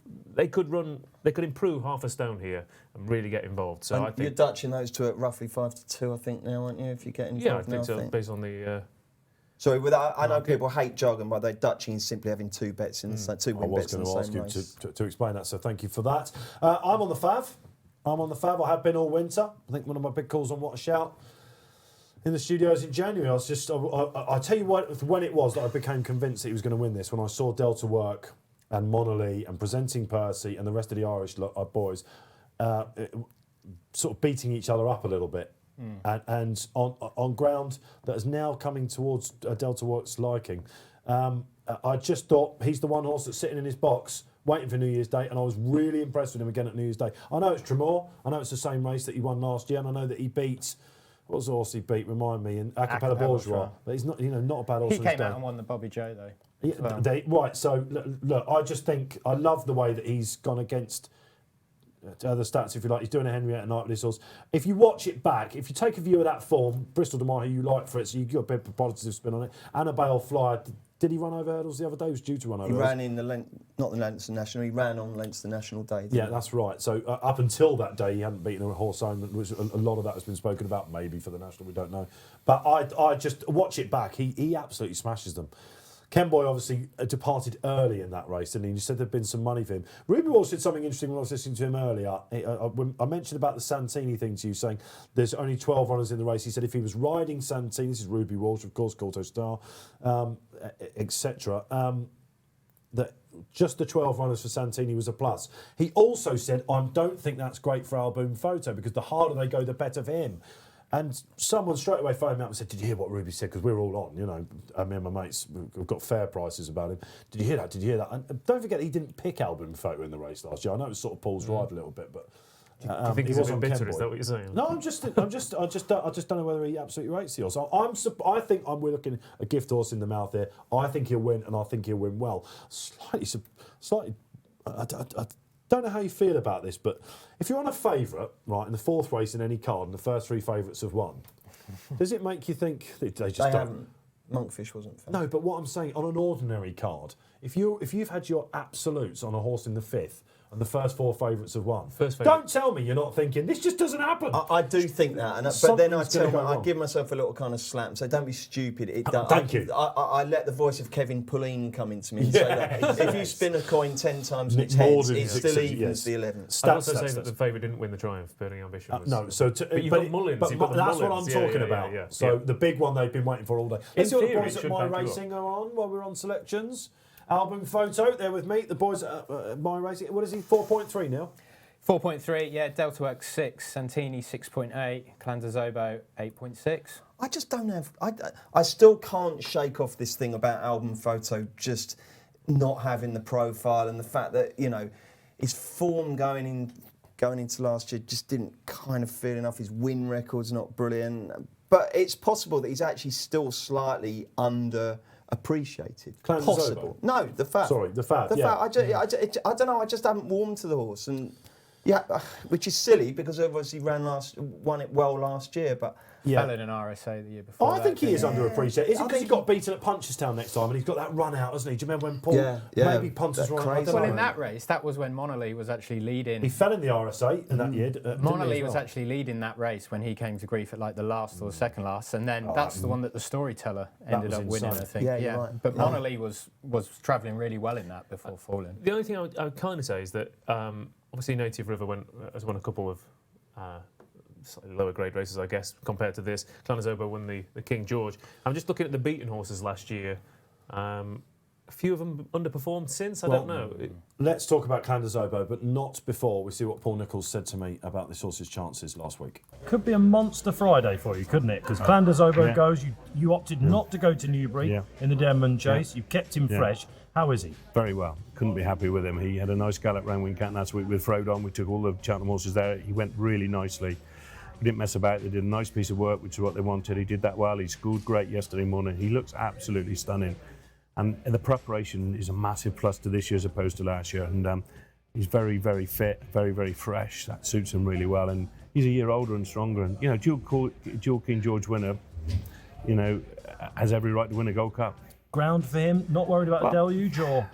You know, probably suit him on better ground. But he does act on heavy ground. He doesn't mind heavy ground. You just have to save every little bit of everything to get up that hill at the end. It'll be a slog. And if he comes in to be real testing ground, there's a lot of horses there. It's going to be in unknown territory. Obviously, Native River probably would have liked it, but sadly he's not in the race. So it'll make it a little bit more interesting. But I'm not. He acts on the ground. He has to yet prove he's got the stamina or to win over that 3.25 miles, whatever. Whether it's good ground or, you know, Court to Start was the same. You know, until he'd won at Cheltenham over that trip, it hadn't happened. There's several horses in the race you'd say the same for. So it's an open-looking race. I'm very happy with this preparation and the way he looks. I don't know what I was doing there with the mic. I was all over the place, I think, interviewing Paul Nicholls. One thing he said there, boys, on that was when we did that Betfair preview, when we were in the studio in the auditorium waiting for everyone to come in, I was asked to ask him a few questions. We did about a couple of horses. We all thought it was going to be doomsday. Paul Keeley was punting out heavy, you'll remember, if not the first race, the second race of the meeting. Everyone, you know, Envoy Allen, would he go supreme? The one thing that Paul was worried about, and the only thing that Paul was worried about, was the ground. And on this day last year, he was a massive punt through the start of the week, and then it rained, and he could not get rid of him. And you just sort of knew pre-race, having backed him, which I did. I fell for him last year in Albin Photo's Gold Cup. I just thought he was the one that was going to be, you know, the poster boy in the race. The other thing in Clan-Zobo's favour this year, though, is that he's missed the Ascot race. So and he's got a drier festival. He does come here fresh. So are we completely poo-pooing the King George winner?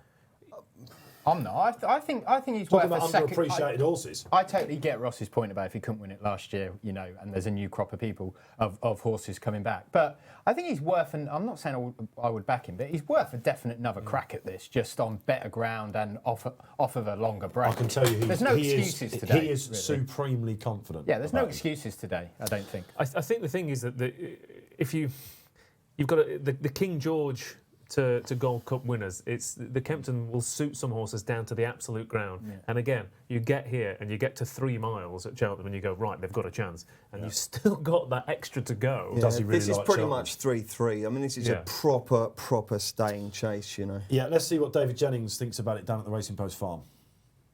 Yes, it's the big one. It's the Magners Cheltenham Gold Cup at 3:30, and what a race we have in store. Look, you can make cases for 5, 6, 7 of the field, but the one I've come down on is Clan-Zobo. I think Clan-Zobo is a better horse this year than he was going into the race last year. And don't forget, he's a young horse, he's still improving, and this could be his big day. I was blown away by what he achieved in the King George. I know the race probably fell apart, and you've got a non-stayer and footpad in there. Surname didn't run his race, and obviously Lost in Translation didn't run his race. But I thought Clan-Zobo did exactly what he needed to do. Last year he went into this race having ran in the rescheduled Denman Chase at Ascot. That might have just taken the sting out of him a little bit, and I think this is where we're going to see the real Clan-Zobo. He finished 5th in the race last year. He was beaten 11 lengths. I didn't think the race went to plan there. I thought he had to go after Native River and might bite too early. The third last was omitted. He had to zigzag his way around the fence, and I think you'll see a different Clan-Zobo here. I think he'll be ridden more patiently, and I think he'll win. He definitely didn't pause for breath there either, 100%. And it's interesting that he's jumping on Clan because in the King George, I remember the show that we did on Watch Out before that, he was given his big call that Lost in Translation would go off favourite. And since that King George, what has gone on with Lost in Translation? It's an awful prep. Bruce Millington, Lost in Translation. Colin Tizard having a dreadful week. He's having a very bad week. But again, we saw with Philip Hobbs, who was having just as bad a time, that Time Hill ran okay there. So it's possible Lost in Translation will come back and do a run here. He's a great horse. Do Gold Cup winners have peas by their name before last time? He's drifted really bad. There's no market confidence from him at all. Yeah, I mean, he's out to 14, which is as long as he's been for ages. I mean, he's a lovely horse, but it couldn't have gone much more wrong since that excellent win over Bristol de Mai at Haydock. Over Bristol de Haydock, you know, that was... Has got festival form, of course. He won the... Exactly. Yeah, with Definitely Soy, absolutely. Yeah. Yeah, no, listen, he's had a wind operation. Tongue-tied, it suggests that still not, maybe it's not all well there. The one thing that he has got in his favour, sorry Ross, is that the ground, when I was looking at this, you know, again, that Nichols interview, we were looking at it thinking, he's not going to get home in this, is he? He was running in, you know, the JLT or the Marsh last year, and now the drown's dried up. I think that possible. Paul Key was very keen on him, wasn't he? I know that. He's a cracking horse. He's an absolutely cracking horse, but the... Again, the Gold Cup is obviously the feature of the week and the crown jewels and everything. But if I said to everyone around here, would you like to own a horse that never wins a Gold Cup but wins Grade 1s at Aintree and Haydock every year? You go, yeah, fair enough, I'd settle for that. And I think Lost in Translation is better at those types of tracks. Hunter's not forgiving him then for that King George P. Kemboy, Bruce. Well, I mean, Kemboy... You know, we've been banging on about the value of Cheltenham Festival form, and he's the antithesis of that. His Cheltenham Festival form is a good bit below what he's done elsewhere. But I don't know. I've just got this feeling for him. I like him very much. Yeah, I think he's in the mix. He's bang in the mix. If he hadn't have departed, whether it was his fault or not last year, the first fence, wasn't it? But so he was again extremely well fancied, wasn't he? And as I said earlier, the choice of Ruby Walsh, another horse that was really well fancied for the race last year, presenting Percy. Yeah, a bit of a forgotten horse, I guess, in a way. But I heard a really interesting stat about Pat Kelly, who's this sort of like mysterious sort of person. Mr. Cheltenham. Yeah, but he's had only one, I think, presenting Percy winning the Galmoy hurdle. That's the trainer's only win in the last in over a year. He doesn't have a lot of horses. There was that magic about him, wasn't there, Bruce? Well, there's hardly ever got interviewed. And he's very enigmatic. Won't talk to the press. And there was going into it last year, everyone kind of almost convinced themselves that he had this grand plan and he was going to win, but he didn't. I'm perfectly happy to forget him. If he wins, that won't bother me at all. Apart from the fact I've lost my money, I certainly won't be kicking myself as I was going to back it because I've got no intention of doing so. 1, 2, 3 in the Gold Cup. Alboom for me to beat Delta Work and who did I have as third? Clan de Zobo. I've come around to him for a place. That would be my 1, 2, 3. Ross Brierley. I'll say Delta, Alboom and Kemboy. Delta to work as well. There's a reason why I'm doing this, Bruce. Santini, Bristol de Mai, Kemboy. Wow, and Neil Hubbard. Alboom, Photo, Santini, Monolly. Who was the consensus horse in that? Because we need a team bet here, lads. I mean, what's the angle in here? Is Alboom Photo a place? Oh, well, listen, you're going to have to take me out of the team bet and Neil, I think, there, because we both really, really like this horse. Who's the one player place? I mean, backer place. See, what is he in the place? Can I interest anyone in a match bet of Kemboy to beat Lost in Translation or not? Yeah. You can interest me there. The boys in the gallery like that, Bruce. Oh, sorry, Kemboy presenting Percy. Even better. Go on. So you've got Clan de Zobo versus Lost in Translation. I think the thing about Kemboy is you're saying about I don't like horses being beaten in a Gold Cup, but he never really ran in He one, never ran in he? a Gold Cup, did he? Exactly. And his spring form, what he followed up with at Punchestown in Aintree was just... Yeah, exactly. Was I mean, awesome. Doesn't he have less blowout potential than Can we get the presenting match Percy? bet prices up? The boys are asking in the studio. Yeah, so Kemboy versus presenting Percy. So Kemboy, 1.9 to beat presenting Percy. I'd probably have... Yeah, I do. Yeah. I've got no problem with that at all. Are you happy, Ross? Yeah, I think you're saying about him not having much Cheltenham football. I mean, he was 5th in a Ballymore. He's 4th in a JLT. So it's not that he's... There are some horses come to Cheltenham and hate every second of it. He's been unlucky, put it that way. Yeah, he doesn't hate the place, I suppose, but equally it's just a little bit below what he does elsewhere. But, I mean, this presenting Percy, if he was trained by someone who's a little bit more open, you know, and talkative, there wouldn't be that lingering kind of mystique about the horse, would there? You know? I guess the plus for him last year, he just had that one run, as you mentioned, at the Garmoy Hurdle, and he was unbeaten. Did he bleed in this last year? It was something they said went and missed, didn't they? He was quite tailed off a bit. If you remember when the race got really serious, yeah. 3 out, he was on the outside. I remember shouting for him because I backed him and Clan in the race, and he just absolutely fell in love. He's had 3 runs this time, albeit perhaps not what people were expecting. 3rd in the Garmoy. Not so good next time, and just beaten by Ken Boy last time, wasn't he? So Yeah, that you wasn't could a argue bad he's had a run slightly last better time. prep, really, but Can we- despite can- not the one. Could we talk about Paddy Mullins? He's had a frustrating week. He's had Sharjah. I mean, Appreciate it. He Yeah. would have come into Carefully it carefully selected. selected. Ooh. He'd have come into it thinking, you know, surely I'm on for a winner. And now Mullins is having winners left, right, and centre. He'll be Just pretty watching Ken frustrated Boy as go well. down to the start now. One of the reasons why I'm really looking at this is because he's a horse that has like to get on with it. A little bit like what they did with Min. They fired him out in the front, didn't they? He was bossing the race. They tried to do it in the Irish Gold Cup, I remember. And some people moaned about his jumping in that. I must admit, I didn't see it that closely. I remember speaking to John Hunt about this at the start of the week. I had a Radio 5 live commentator, and he said, I can't have his jumping whatsoever. I didn't think it was that bad. I don't know where he got this from. I'll tell you what, Dave, sorry, quickly, I'd sounded the low sun klaxon yesterday and it didn't transpire, but just thinking that, it is a gorgeous day there, but those shadows are pretty bright and they're going straight into their faces as they come up the hill. Hopefully we're fine, but, Low you sun know. in a Gold Cup, surely not. Ted Walsh would be. Actually, quite liking this Ken Hard, Boy that, bet now. Oh, yeah? Yeah. Oh, good. Mr. Ooh, Mullins got coming it. around. Yeah, no, yeah. I do quite like And yet it, the yeah. punters seem to be taking us and saying, what do they know about it? Because it's now evens each of 2. Ken Boy is a, you know, I'm amazed by that. I don't know whether people saw Ken Boy just chucking his head around a bit as he went to the start, but I'll tell you what, of all the factors in racing, how they went down to the start, unless they're going like a bucking bronco, that's the one thing I really don't care about. Really, that's interesting. Listen, if you've just joined us here on Racing Post Live, myself, Dave Orton, Ross Brierley, Bruce Millington and Neil Hubbard from Betfair on the panel. We're Gold Cup time, we're revving up in here. 2 minutes to go. 2 minutes until the Blonde Ribbon, the race of the week. Don't forget to like all the streams out there if you're on Facebook Live, whatever you're watching on our YouTube page, Twitter, Instagram. This Still is getting the over most- your face, by the way, on that first race. I thought you just on been in Twitter. general.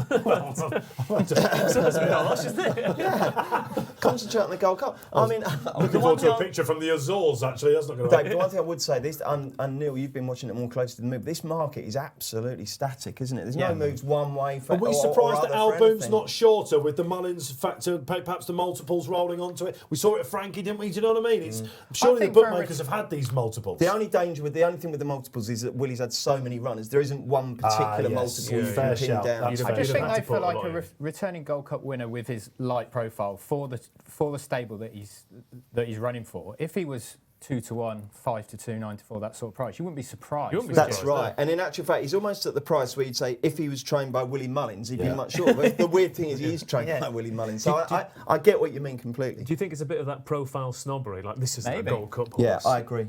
And it's It's like historical, he's 7 isn't to 2 it? there in the market. And Yeah. you're like, that's probably a perfectly fair price to be backing this horse. How would everyone feel if Delta work one? Well, I feel happy. The analysis. I did the analysis in the paper for the RSA last year, and I thought he was the unlucky horse in the race because I know lots of people said that Santini had the bad prep and they didn't go quick enough for him. You watched that 2 out, David Wassell. If he'd had his time again, he'd have kicked on. But it's solid option. Mark Walsh having the territory. first ride on this is a narrative in the race as well on Delta Yeah, White. that's true. Yeah, that's true. But the absence of Jack Kennedy, obviously, it's thrown put the cat amongst the pigeons a little bit in that regard. And I mean, it's a big thing, isn't it? Get on this horse, second favourite for the Gold Cup, never been on him before.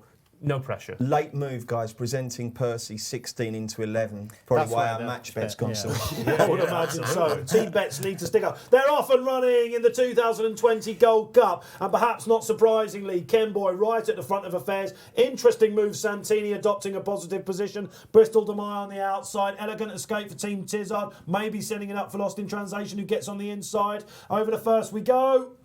And Ken Boy's got further than he did last year, Bruce, which is an absolute bonus. Yeah, out the back is the outside of Real Steel. But yeah, Ken Boy going nicely. Pretty keen, but not negatively keen, if you know what I mean. He's on his toes, but he's not pulling like that. What's Santini doing? He just kind of riding him into Delta there, worked isn't with a he? mistake Delta there. was down on his nose at the second there. Market didn't like that. Out There to were- 8-1 There were immediately. loads of murmurs about his jumping last year, but let's hope he recovers from that. But errors in a Gold Cup, you've got to get everyone absolutely right. Like Min in the Ryanair, just jumped, stagged them. I mean, Elegant Escape making the run-in, that's quite a change in tactics for him. He's usually coming from, actually, a couple of times he's done it, but I'm thinking You of could an argue Uber. this is a sprint for Elegant Escape. So, Yeah, but it's yeah. Elegant Yes, Escape true. on the inside as they go down the back for the first time. Bristol de May on the outside. Kenboy tucked in nicely in third. Santini in fourth, along with Monolly on the outside. His album Photo. And then we've got on the inner, taking up a nice rails position, is Lost in Translation. Clandes Zobo's midfield on the outside. Real Still has got back to them, presenting Percy's out the back. Delta Work is out the back, and I think that's all of them. Chris's Dream in the mix as well, isn't it? Paul Wasn't all Keeley's. of them then. One of Paul Keeley's shouts. He's quite interesting, Chris's Dream, isn't he? Henry de Bromhead's second string, I think we call him. Delta Coleman. Work out to double figures. Delta Work. Yeah, he's tell us not about the enjoying market this. then, Neil, quickly. Album any Photo spikes? solid at the top. It's Delta Work is the one they don't want. Out to 12.5. What are we thinking about the pace? I think it's fair to say it's not breakneck, is it? I know we're like you said, Bruce, there's a proper war of attrition, if you like, but I've seen them go harder in Gold Cups. It's fair, isn't it? It's fair for this. I mean, surely by this point, jockeys in the Gold Cup think, remember, this is a very long race. There's a long way to go. Don't lose your head too early. Bristol's taking it up, and he's only 12 on Just the a machine. point on the ground, lads. You can see that fresh strip, Yeah, of you course. can, This is the can't one you? they've opened up, And this isn't is the it? first chase of the day, isn't it? It does look beautiful ground there in the Gold Cup. 2020 here on Racing Post Live. We're in the very early stages of the 2020 Gold Cup. Who are we happy with? Who aren't we happy with? I mean, Mr. Monolly must be happy. He's I'm swinging very away. happy with In Mr. a nice Monolly, position. Lost in Translation fans are pleased enough. He's got Yeah. himself embedded on the fence Santini's in nice fourth. as well. He's full of himself, lost in translation, actually. The Kenboy match bet's a bit worrying, seeing as look how many Yeah, places where's he he's gone? lost. Well, Yeah, yeah, that wasn't yes. great. It was a poor jump there as well, wasn't it? He's out to 16 now. He has Another quietly Delta gone Work back. mistake, though. Is this a Bryony thing? Do you know what I mean? From yesterday, we talk about he quite easily gave that up there, didn't he, Paddy Mullins? But obviously, Elegant Escape, he didn't want to get Well, does into that a suggest that duel the with him. pace is that they are going at a decent pace? Monolly taking his Kenboy usual gone. keen Yeah. tug. Would you be that fussed about Delta Work? I mean, it's an early enough Rick, wasn't it? And he's back on the bridle. All right, he's a little bit further back than he might like to be. But, I mean, you know, He was he's in that right position now, isn't when he he? made the price is mistake he, anyway, Bruce? isn't he? He is now 9.8. I mean, I could step in there. In fact, I'm I mean, he going to, went because to I don't 20 think he's something, that I think. bad. 11 I to don't 2 think he's SP, that you'll be bad. getting roughly on him. Presenting Percy, just lost a couple of places, but again, no panic at all from Davy Russell. I think Santini's getting a lovely run through here. Again, we've got the second time wind up, course form, that RSA form looks good. He's your catbird. Yeah, absolutely, yeah. Bristol's going well in front, though, isn't he? He's really enjoying A himself word out for there. Candazobo. Presenting Percy where's mistake there. he? Oh, he's got a nice position though, Yeah, Candazobo, hasn't he? Just tucked away in The thing- midfield. The thing is, Candazobo is going to catch your eye, isn't he? Until that three, it's that extra Yeah, two quite, furlongs. exactly, yeah. They're just going past out onto the final circuit, and then in the 2020 We have to Gold mention- Cup. Your album photo back, he hasn't put a foot wrong. He's keeping out of trouble. He's wide of the runners. He's slap bang in the middle of the pack. So far, everything's going to plan. Yeah, I'm absolutely delighted with where Paul Tannen's got him at the minute. If you Bristol remember- Demise just given up the lead to Elegant Escape again. So our match bet, neck and neck out the back at the moment, boys. This reminds us of Mike Bite and Urgent. That's the beauty of It's betting, not isn't it? You can back a horse that finishes 11th and still win. Yeah, On the absolutely. upside, gents, if they both pull up, it's a void bet, so at least we get the cash back. I still retain the faith. Oh, Alton Alton! had a real jarring chance. fall there. That wasn't great at all. don't What's that think- done to his price? Finding Elegant Escape was great so not there. massive. What price has it gone out to? 5.5. See again, that's 2 points bigger than the starting price. So Elegant Santini. and Bristol, they're like cyclists who are ahead of the film. They're taking in turns to set the pace. Even money, Santini, 4 places looks good to me. I think that's a nice little, that's a not bad He's little He's price. jumped that beautifully as well, hasn't he? He has been jumping. I think the cheap piece his first time, not so much was made of that. But I'm surprisingly- definitely working on him. Lost in translation, we were saying about maybe not being, Tesla horse is not a Cheltenham horse necessarily. Well, but he's everything's going to 6. plan. He's only 6 now, lost Another in mistake from translation. Delta Work. If you're there. Paul Nichols Yeah. and Richard Barber, you're absolutely delighted with the way that Clan's gone through this race, aren't you? He's just Yeah, absolutely. absolutely. Dave, would you be worried that Album Photos raced so far off the rail? They do go further there, don't they? I mean, he's going perfectly well. Look, Bristol to my poor Santini jump there. favourite on the. He's on made the a move exchange. here, Paul Yeah. Townend. He's not happy with the Lo- pace at all. Lost We're in 5 translation, out he's here. getting a lovely Yeah. toe into this. We're Five 5 out out. in This the is Gold boiling Cup. up. An Elegant Escape still in front. Bristol Demai Santini and Album Photo, a wave of 4 at the front, in behind a Chris's Dream and Lost in Translation. Santini. Then you've got Clandezovo Santini. shaking the reins here, lads. He's going backwards. Lost in Translation going well. Santini's now gone from even money to 1 to 3, by the way, for 4 places. Come So on, he's I in a see. lovely position. Wow. Clandezovo trying to make ground on the inside. Delta Work getting back up there. Album Photo not a a good little jump. bit tentative in there, but he's actually at the front. What have we got? 4 to jump as Lost in Translation comes off the fence and comes on the outside to challenge Album Photo. Santini up on the inside. They're all still in this race, you know. They're Even all Presenting still in Percy's this still in race. this Bristol race. Demai coming up on the outside. Lost in Translation. Colin Tizard, stinker of a week, but he's got to be getting excited here. Here we go, 3 out the tricky fence, up and over. Santini and Album Photo. Come on, Lost in Album. Translation. Absolutely cruising. Bristol Demai's gone. Delta And Works on the in outside, Presenting Real Percy, Steel is not putting out in a of great this. run. Delta Look Works at Real come back Steel into it. coming here. Real Steel on the steel. Ken Boy's out the back. Elegant Escapes out the back. Santini Bristol under pressure Demai has now. gone. The closers are mounting. This is where Even Album Kenboy's coming Photo back. won the race last year, coming to 2 out. Two Come on, out. Album. Come on, quicken up, Album Paul. Photo on the inside is Santini, but Lost in Come on, Translation. Album. is Chrissy. Real And Come on, Real Album. Steel, Up you the go. rag Come on on, the Album. outside. Come It's on, coming. boy. It's Oh, Percy's gone. Presenting Percy's Come on, gone. Album. Album Come on, Photo, Album. Santini You can comes have down in the that, middle. lad. But Lost in Translation, Album Just the Photo. 2 in This yellow. is the key Album moment. Come on, Photo, Lost in Belle. Translation. Let's have a four-timer for Monolith. Monolith. Come Come on, Album Photo. Come on, Album son. Photo Get him from up, Santini. Paul. Oh, yeah, let's have this Album ball. Photo, Come on, Santini's my coming back. Album boy. Photo. Yeah. Album Photo just turned from Santini. We lost in Translation in 3rd. Monolith 4th. What a race. Race after race after race. This festival is absolutely fantastic. Oh, mother of pearl, all in. I'm pulling it all out.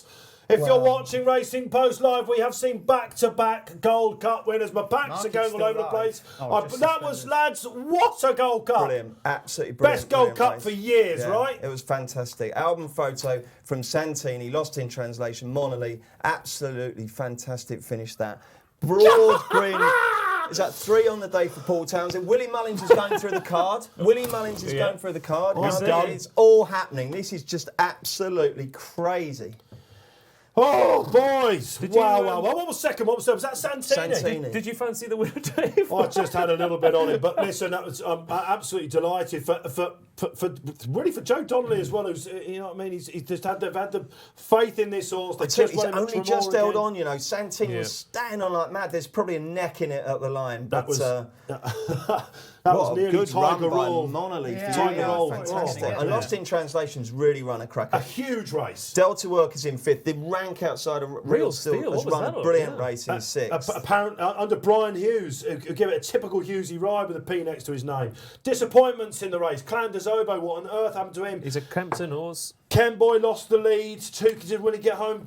Bristol Demai was there. Chris Presenting Dream. Percy fell. Delta Work didn't jump. That's his. No, that's Woo! right. He made 2 big ricks, Two didn't he? big Woo! I mean, for me, He wasn't jumping well at all down the back either. No. Like Delta The team Work, bet was it? was a bit of a stinker, No, was the it? why? Did Kenboy come home? What, don't you Did like Ken him when Boy- they win? Well, no. Did it win? Presenting Did they- fell. Yeah. Oh, of course he did. But did Kenboy finish? I would have thought so. You said don't you like him when they win. I have no idea what was going on. That was one of the races where I was just watching one horse. If So he it's- doesn't I finish, don't it's know. a void I bet. so don't needs think he to wouldn't finish. have finished. Come We just didn't on. see him on the TV, so. Well, I Probably mean, kept him jumping around he and wearing actually the started fact coming that back in, yeah. didn't he? So I think we're okay there. But I mean, that, you know, Album Photo now Yeah. at the age of 8 is a 2-time Cheltenham Gold Cup winner. And Fantastic. he'll be back for more, all things being He's only being had, well. he's won't only he? had 5 runs in Bruce 3 Millington, years. from a news perspective, if we're out there now in the office, in the editorial department, what are you saying? If I'm trying to think of the headline at this stage. Correct. I'd probably just go boom. Boom. I'll just go boom. Nice But with a one-word U. headline. Yeah, with a U. Yeah. Boom, boom, boom, boom, that work? indeed. Wow. The 2020 Gold Cup. Let's have the result on the screen. What have we got? Album Photo. 3-1 favourite in the end. Santini, a remarkable run from Santini in many ways, I think. He The just fact got a had to little bit sort of Yes. outpaced, didn't he, between the last Yeah. 2, and then he's come again. Absolutely fantastic. Lost in performance. translation. Kenboy's still Yeah, going he's still there. galloping, yeah. After the Betfair chase, 7-2 favourite anti-post for this before the King George, 12-1. He's won a mighty race. He absolutely waltzes the ball, doesn't he, at Aintree? I mean, that's his track. He'll absolutely love it. Ken Boy actually is. Well, Ken Boy is Ken Boy actually won it coming last right year, back yeah. at the fin. Look at Ken Boy, lads. He's Yeah. Yeah. what happened there? Well, I I'll don't know, tell is you that what, ride guys. you want back? There is nothing Willie Mullins can't do because he's got that real still to finish close up in 6. So it's absolutely A ridiculous. horse that isn't apparently it? wants to go right-handed. So that's what Patrick was telling us earlier in the Sonic year. boom. Yeah, Sonic Boom. That's a great shout. There Yeah. we go. Sonic Boom. Yeah. Paul what we're Townend. going with. I'll Mind tell you, what, the new editor, he likes a nice sort of elegant headline, understated, so I'm not sure that'll fit in with his what style. will we get?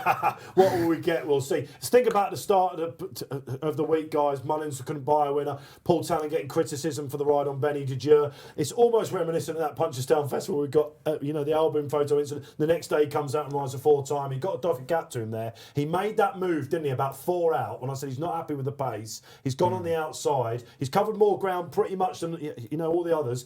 Did it cost Santini having to switch 2 or 3 wide? Well, he's only got beat a rapidly diminishing neck, so I have to say, how short did they? Was there much in the way of? No, it's album action? photo hit 7.6 in running, so he didn't move too much, did he? In running. Sorry, while I just lay off my Willie Mullins, Yeah. while I green up on Willie. Don't lay it off. It's, no, you should What price probably lay it bill off. You were away, saying lads? yesterday you don't like doing that. No, I don't. But when I've when it's backed likely to something win like it, that, and I've got that size green, I think I ought to. Isn't this just? Listen, this is just so positive about that Gold Cup. I think it had absolutely everything. It did. And do you know what we said?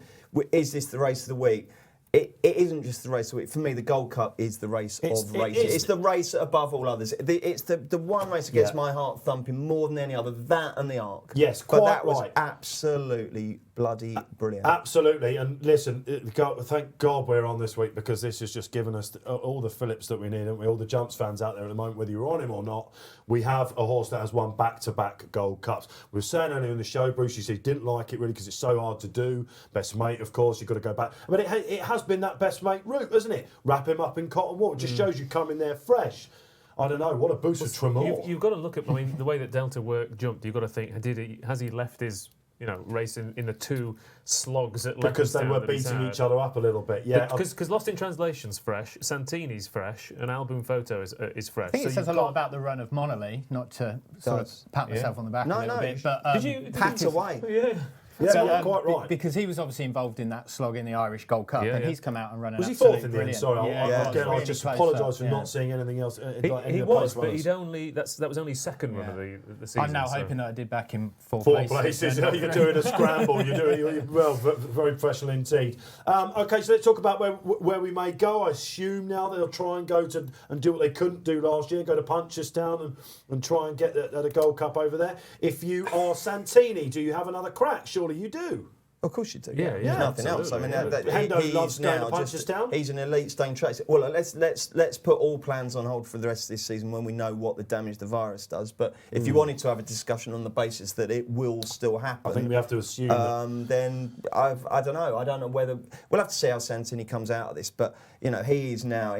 We knew he was in the big league, but that was a great run by him. That was a brilliant performance. He is in the big league, but you talk about horses who, for some reason, people don't latch onto, and Santini feels like it's one of those horses. He's never ever run a bad race at the top level. Yet who's going? Oh, Santini's my favourite horse. There's not many people who are firmly in one of the his Marmite camp. horses of the week. It's mainly because of a price thing, isn't it? It's the connections. You're never getting value about him. I've got loads of mates who are absolutely massive fans of him, and they keep shooting me down saying he's not the real deal. I mean, look, it was one of my lows of the day when I put it up in the preview last week, but he has not surprised me, but.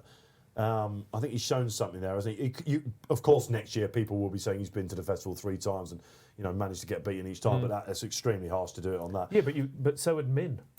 Before he came and won yes, this of week, course, so. albeit behind an absolute worldie. But I know exactly what you mean. Again, Paul Nicholls will be scratching his head. Clandazobo, think they'll give up on the Gold Cup now?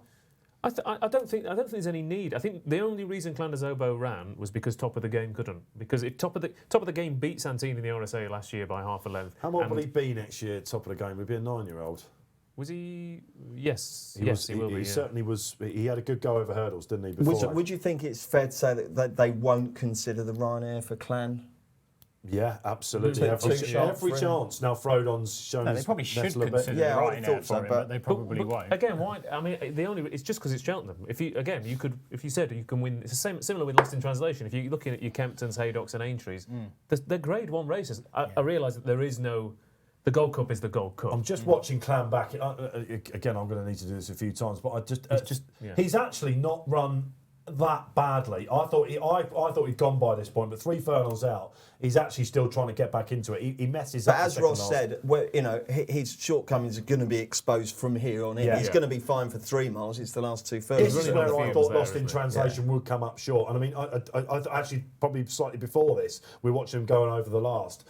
But my goodness gracious me, considering that he has had the wind and the tongue tie and the P next to his name. And the yard this Massive week run. as well. I mean, you've had Hobbs and Tizard have gone away from the last sort of 45 minutes and gone, you know what, maybe there is a bit of hope. Because before that, they'd be pretty desolate, I imagine. Absolutely. I'll tell you what, Delta work, considering that how he's Yeah, he clumped ran a on couple there, isn't he? very hard, he's not got beat that far, you know. There He's is run a talk good about him race. for the Don't national write him later off. on in there. Don't I write think. him off. Tiger Mark II, I think they're thinking about him. So he's only a 7-year-old. They'll be thinking about the national now. But I'm again, pretty then sure about that. ignoring the Gold Cup, Delta Workers won his last 3 Grade 1s at Leopardstown.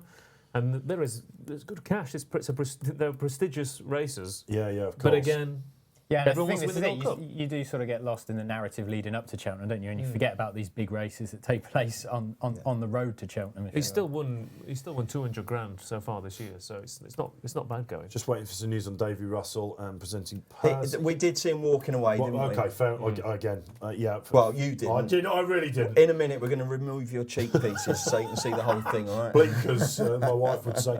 Yeah, absolutely. Listen, so the dust is settling on the 2020 Magnus Cheltenham Gold Cup album photo back-to-back. Still only an 8-year-old lad, so I guess it's a repeat dose next year, isn't it? Yeah. Goes to Tremor, Tremor on New Year's Day, you'll see the Gold Cup winner. I mean, it's really putting the spotlight on Tremor, isn't it? Everyone's going to be looking, maybe we should be running at Tremor as a prep. Everyone thinks about Pat Kelly's and all, these people that are running their horses around there. Yeah, absolutely. Yeah, I thought That was a brilliant Gold Cup, mate. It It's a really- brilliant horse race. And I'll it tell really you what, was. I'm not going to start touching on the wider issues regarding coronavirus, but because you can make yourself look an idiot by saying, thank goodness we raced this week, because if the virus turns out to be worse than it was, then there's wider issues. But simply from a sporting perspective, I am going to say it, thank goodness that action has taken place on the you track, left because with there's a more. There are more fantastic finishes and more bona fide top-notch clashes, great horse against great horse slugging it out up the hill, than I can ever remember. But it's been brilliant. a massively depressing winter weather-wise, hasn't it? It's been rotten. We're the wettest February on record. The coronavirus is coming. Jumps fans, okay, maybe we're the only people in the country, but what an absolute buzz we're on right now. And Brilliant. It's the feel-good factor has got a lot to do I'm with it. thinking, I've said it for years and years and years that I'm just going to take a brown bear approach, and for like 3 or 4 months, I'm just going to hibernate and then come out first week of March and go, right, I don't care what's happened. I'm going to catch up on the form and the videos. You can watch it all live, and I'll pretend it doesn't happen until that first week of March. Yeah, and when Listener goes and follows up in a stayers hurdle, perhaps. What price were you on at, Dave? Did you get a 11 to 2, I think was the biggest one. Nice. Just been backing it since January. So, one of those that goes right. But a lot of people are shooting me down, actually, saying I don't believe the form and all that sort of stuff. But I don't know. The story, obviously, of the day, album photo taking out the Gold Cup. What price Billaway? He has In been the Fox Hunters. He has been backed. He'll be on top, won't he? He is 3.45 on the exchange. If you're now, Patrick Mullins, who's riding him, how much pressure is on? having been closer to 5-1 overnight. But this is not his only yeah. bullet, is it? I mean, he's also got Staker Wallace in the race, who's solid at 6.4. I mean, there's nothing the man can't do, is there? Well, I mean, so look. By the way, I've just laid off at 1.4, 4-1 on for the top trainer. So Is that what it was? that's what it is, yeah. Wow. So Yeah. actually, let's remind ourselves, boys in the gallery. Can you tell us what the actual score is? Is it 6-all now or something? Is it? No, he's one in in front. Is he? He's one in- he's had I mean, 4 Bruce wins. Millington. Let's stop about that. You called it. I know. You called it. I just look. It was one of those things. I was going through last night, and you look at it race by race, so you don't really think about it in the perspective of the meeting as a whole. And I thought, hang on a second, I've tipped a bundle of willies here. I thought, listen, can I say that? I'm already in deep enough. That hasn't made it any worse. But yeah, I just hang on a second. I wonder if he can. And I looked at the table and I thought, well, he's going to have 4 winners, but and Gordon's going to have a blowout. But he's all right on second. So anyway, Now we're really skirting close to it. I'm pretty sure that the tagline for this show this week has been a bundle of willies, actually. I'm pretty sure And Gordon having the blowout. Look, we're coming up to the Fox Hunters. If you just join us and you come out of nowhere and you're wondering what on earth is going on, Willie Mullins has won the first 4 races on the day. That is the story. And I said at the top of the show, before you went into that, this was the first Gold Cup day I looked at and went, I can see that, I can see that, I can see that, and I can see that. And you saw the Willie Mullins thing, and it is coming to pass. He's doing it. Well, if you're Gordon Elliott right now, what are you thinking? Having probably gone to bed last night thinking, this is I think you're thinking, fair play, Willie, you're a good trainer. You Irish deserve it. Championship all over again, isn't it? How much do they actually care? Because are they not just looking at how good their performance has been individually? I think they do care. And there's one line, again, from when I spent time with them last week. Gary O'Brien, you know, the voice of Ireland, as we called it, who's an extremely good friend of Gordon's, he said, I know what it means to you for the Irish Championship, because we were talking about keeping horses at home and things like that, prize money, prize money, prize money. And he said, I know what it meant to you when you were top trainer at Cheltenham. I suppose if you're a trainer and you're a little boy growing up, and, well, even when when you've trained your first horse, to think that you could be the trainer at Cheltenham Festival. Just another thing to mention, by the way, I'm pretty sure, correct me if I'm wrong, but wasn't it last year, you know, Willie Mullins can win everything but a Gold Cup? And now here he is, winning 2 on the bounce. Yes. So you were talking about the tossing a coin and it coming up heads 10 times. Are there any races that he hasn't won? That's probably Champion it Chase, now, isn't it? Has he not won a Champion Chase? Yeah, Champion Chase. Which Shaq, one of the stories of the festival. he would have done, wouldn't he? I think we have to say he probably would have done as well. Just quick, the one Mullins horse I really fancied today was 5 o'clock in the last. I think that's got a cracking chance of the Mighty Pipe, and at this rate, It's going to get halved in price. it's going to get isn't it? absolutely You smashed. might want to back that now. 5 Actually. o'clock, That's a yeah, good right. idea, Okay, yeah. I was looking for the time. Yes, right. yeah, he runs Yeah, half of an hour course, later yeah. than his name. Yeah. They should, on a serious note, they shouldn't let horses be called 5 o'clock. It's just too confusing. Yeah. It's absolutely We could go on about pointless. names all the time. So listen, we've got Fox Hunters coming up. The amateurs chance to shine on the same course as I'm a big fan of the race. Hazel Hill is out. I should remind you of that. It's going to make a big difference on the market. Manella Rocco was one of the gambles of the week, I think, coming into today. Neil Hubbard, can we get the market on the screen for the Fox Hunters? Yeah, so predictably, Bill Away is strong at the head of the market, as you would expect him to be based on what Willie Mullins has done today. Manella Rocco next in at 5.6. Shantou Flyer 6. Staker Wallace 6.6.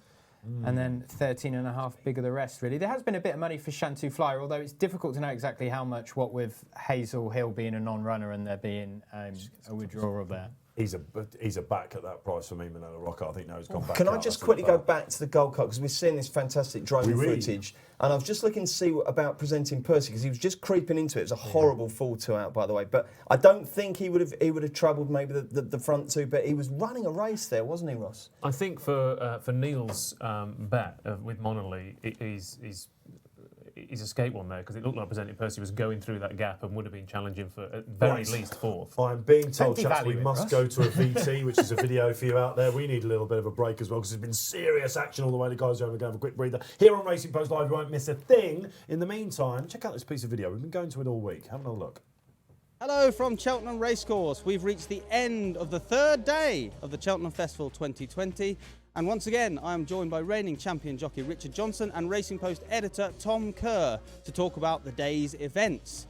Dickie, we'll start with the Stayers Hurdle, a race in which you set quite a fierce gallop on Apple's Jade. Alas, she didn't quite get home. Do you think that fierce pace contributed to Paisley Park's disappointment somewhat?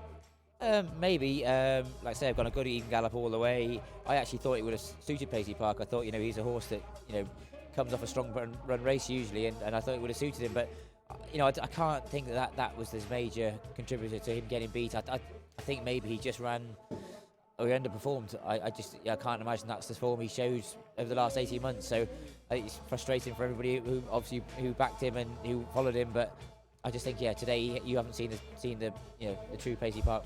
As we saw with Defi de Saw yesterday, they're just not machines, are they? No, that's the thing, and it's frustrating for obviously the Lavelle team and their owners. Again, saying that they'll be absolutely devastated tonight, because it all seemed to be going so smoothly up until today. So it's disappointing, but I'm sure he'll be back again. And the main thing is he seemed fine, and I'm sure he'll put it right another day. And Apple's Jade, have we seen the last of her, or would connections not really say? Yeah, no, I think she's going to retire to stud now. I think she came here. They put the blinkers on. They said, look, pop her out. That's the way she likes to be ridden. Set a decent, honest gallop all the way, and she did. She was very enthusiastic, but again, she didn't finish her race off really. And I think they've decided that that's she's been a fantastic mare for them, and I think she'll be off now. And I'm sure in a few years' time we'll be seeing her offspring. Exciting stuff. Listnagar Oscar, of course, was the horse who won the Stayers, providing a fantastic winner for Adam Wedge and Rebecca Curtis, who's in a bit of a rebuilding phase in her career. Yeah, she is, and she's also just given birth to a baby, so a fantastic little present for the growing family there. Yeah, wonderful result for Rebecca. 50-1, Lisnago Oscar, third behind Paisley Park last time out. So not many people gave it a real chance today, but a fantastic performance. Great for Adam Wedge as well, first festival winner for him. And I thought it was lovely after the race. There's a great picture of Aidan Coleman being one of the first to congratulate Adam. You know, it just goes to show that you know, these jockeys, even in their sort of darkest moment when they've been turned over in a championship race on an odds-on favourite, you know, still the first one to say well done to their colleagues. Good sports, aren't you? Yeah, I think, you know, it's one of those. Look, obviously we're all ultra competitive before and sort of during the race, but you know, after the race you can't change the result then. And again, you know, we're lucky enough. Obviously, Aidan was on the right end of it on Tuesday. He won the Arkle, and you know, it swings and roundabouts. But yeah, you know, so it's always nice to sort of congratulate the winner. And like you say, unfortunately, it wasn't for Aidan today, but I'm sure he'll have another day in the sun. And of course, earlier in the day or earlier on the card, we saw the Ryanair, which had a thrilling finish. Simply the Bets. Sorry, it wasn't Simply the Bets at all. Completely the wrong. Right colours, right connections, wrong horse. St Calvados narrowly missed out to Min. Do you think with a clear run, St Calvados could have done it? It would have helped. I couldn't say that he definitely would have won. Obviously, yeah, if he'd have had a clear run and jumped the last well, I think if he'd jumped the last well, he'd have had the run. It's just because he was awkward at the last. All of a sudden, the room ran out, and he rallied again. But I think Min actually won, you know, reasonably well. And I think Min, look, he's been a fantastic horse. He's won lots of Grade 1s before, and but his first win at Cheltenham, so you know, great for, you know, the Willie Mullins team and the Richies. You know, they have lots of good, smart horses, and you know, I think he deserved it today. Min, of course, a model of consistency. We couldn't say the same about Sam Crow, but he battled very hard to win today. He did. What a fantastic performance. It was such a close finish that David Russell didn't think he'd won and sort of set off back to come in and had to be told by his colleagues that he had won. And it was a hell of a result and a fantastic one for Sam Crow, of course, who has been this sort of frustrating horse, once sort of held up as a second coming, and for years has been, you know, one of racing's great hype horses. So fantastic to see Sam Crow get his head in front by the narrowest of margins. Dickie, obviously, first I should say, pleasing to see you up and well after your fall. You've got some good rides to look forward to tomorrow. Hopefully Time Hill can reverse your fortunes. Yeah, no, definitely. Look, he's the one I've been really looking forward to all week, and you know, he comes here tomorrow, hopefully with good form in the book, he seems in very good form at home. So hopefully he'll run a big race, and you know, it'd be lovely to think that he can cap the week off that hasn't really quite gone to plan so far. And you've another with an outside chance in the county hurdle for Philip Hobbs. Yeah, Oakley, look, he's a very, very nice, straightforward horse. You know, we felt he was a horse that probably would benefit from another year over hurdles, and we thought there was a bit more to come from him. So I think a stiff track over 2 miles, probably a true run race, that should suit him. So again, he'll have things in his favour tomorrow. It's whether, well, hopefully he's in front of the handicapper, but there could be a few others. You know, also it's a very, very competitive race, but he definitely has a decent chance. We'll come back today, and I'll bring you back into it, Tom, so you don't feel left out. What would be your highlight from today? I guess it would have to be Sam Crow winning. It was just such a thrilling finish, and it was great to see one of these horses who we at the Racing Post have been reporting on for years. It's one of these horses where we can write a story on Sam Crow every day for a month, and people will still tune in. There's a fascination about this horse who's sort of got this frustrating record, but undoubted ability. So great to see Sam Crow get that win. Well, gentlemen, thank you very much for your insight. We will be back tomorrow evening to dissect and review all the action from the final day of the festival. Tune in to the Racing Post YouTube channel to catch that after Racing Post Live through the afternoon. Thanks for joining us.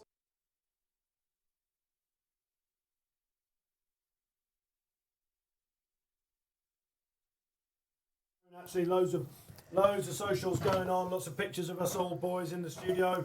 I'm getting people in pubs that are watching us, all sorts. We're loving having you with us here on Racing Post Live in conjunction with the Betfair Exchange. And talking of the Betfair Exchange, Bruce, take it away. What's the market saying? Billaway is favourite. Minella Rocco has actually been usurped as second favourite by Shanty Fly. Staker Wallace is solid at 7, and then you've got Kay de Burleigh at 14. Big gap back to the others, headed by, there's a horse called Law of Gold. Okay, I was looking at this race last night, chaps. Right. I saw this 7-year-old down the bottom with a load of ones by its name, ridden by Yes. Mr. Dale Peters, trained by David Kemp, and I knew I'm useless on all this kind of form and everything, but I don't know, it just twinkled, it winked at me. It winked seductively, so I've backed it and there's a bit of money for it, so that's good news. Okay, fair enough. So David Kemp, I can tell you, is a very capable trainer of all these pointers. Dale Peters is a decent rider. I know he rides for Luke Harvey and a couple of others. Pointing form is something that I used to be quite big on when I was down at the race form office down in Compton. And we used, you had so much time there when we were watching it. And I've been pointing all my life, and really, it's very difficult to tell. You want to see them doing it in a hunter chase. That's what I would say. Who was the hunter all those years ago? It wasn't Kingscliff, was it? What was the one that Richard Burton rode that had never run under rules before? Was it a Bailey horse? Oh, come on, get the past winners up. It was a massive What gamble. year are we talking, Dave? Probably about 2005, something like that. It's way, but I'll leave that to Ross Brierley. If you thought my voice had gone, apologies. It hasn't. It was a mic issue. Apologies for that as we came back on. We're on a great day now, aren't we? We've got 2 live races for you here on Racing Post Live. As I was trying to say, we know you're all listening out there in the pubs and however you're watching on your YouTube, your Facebook Lives. Absolutely great scenes, and we're still going. We've got 3 races from the festival still to go, 2 here live on Racing Post Live, and we're over the same course and distance as the Gold Cup. Looks like it's drying out a bit to me, lads, as well. I don't know. It was Kappa Bleu, wasn't it? Kappa Bleu. Yeah, for the Ruckers. Was it the Ruckers? Yeah, it was the Ruckers. Kappa Bleu. Yeah. He blew out all sorts of trends. He was the one who would constantly be running for a place in the national. Wasn't it? Oh, Just of course, rattle Kappa over Bleu and went to on. Evan Williams, didn't he, Ruckers now? Going back to it, the main reason being, if you go to a point-to-point course, and I'm sure you might have done it, your defence is literally up to here on you. So you see, and these racecourse fences are not quite as stiff as they used to be, but they are a lot stiffer. So you want to be seeing the point-to-point form, the hunter chase form. Law of Gold's got it. So are you the nominated Point Fox expert. Hunter point-to-point expert? I've been to I went to one called Enfield Chase. Yeah, somewhere. Enfield Chase, that's right. Years It ago. sounds like it should be in Essex, shouldn't it? But it's not.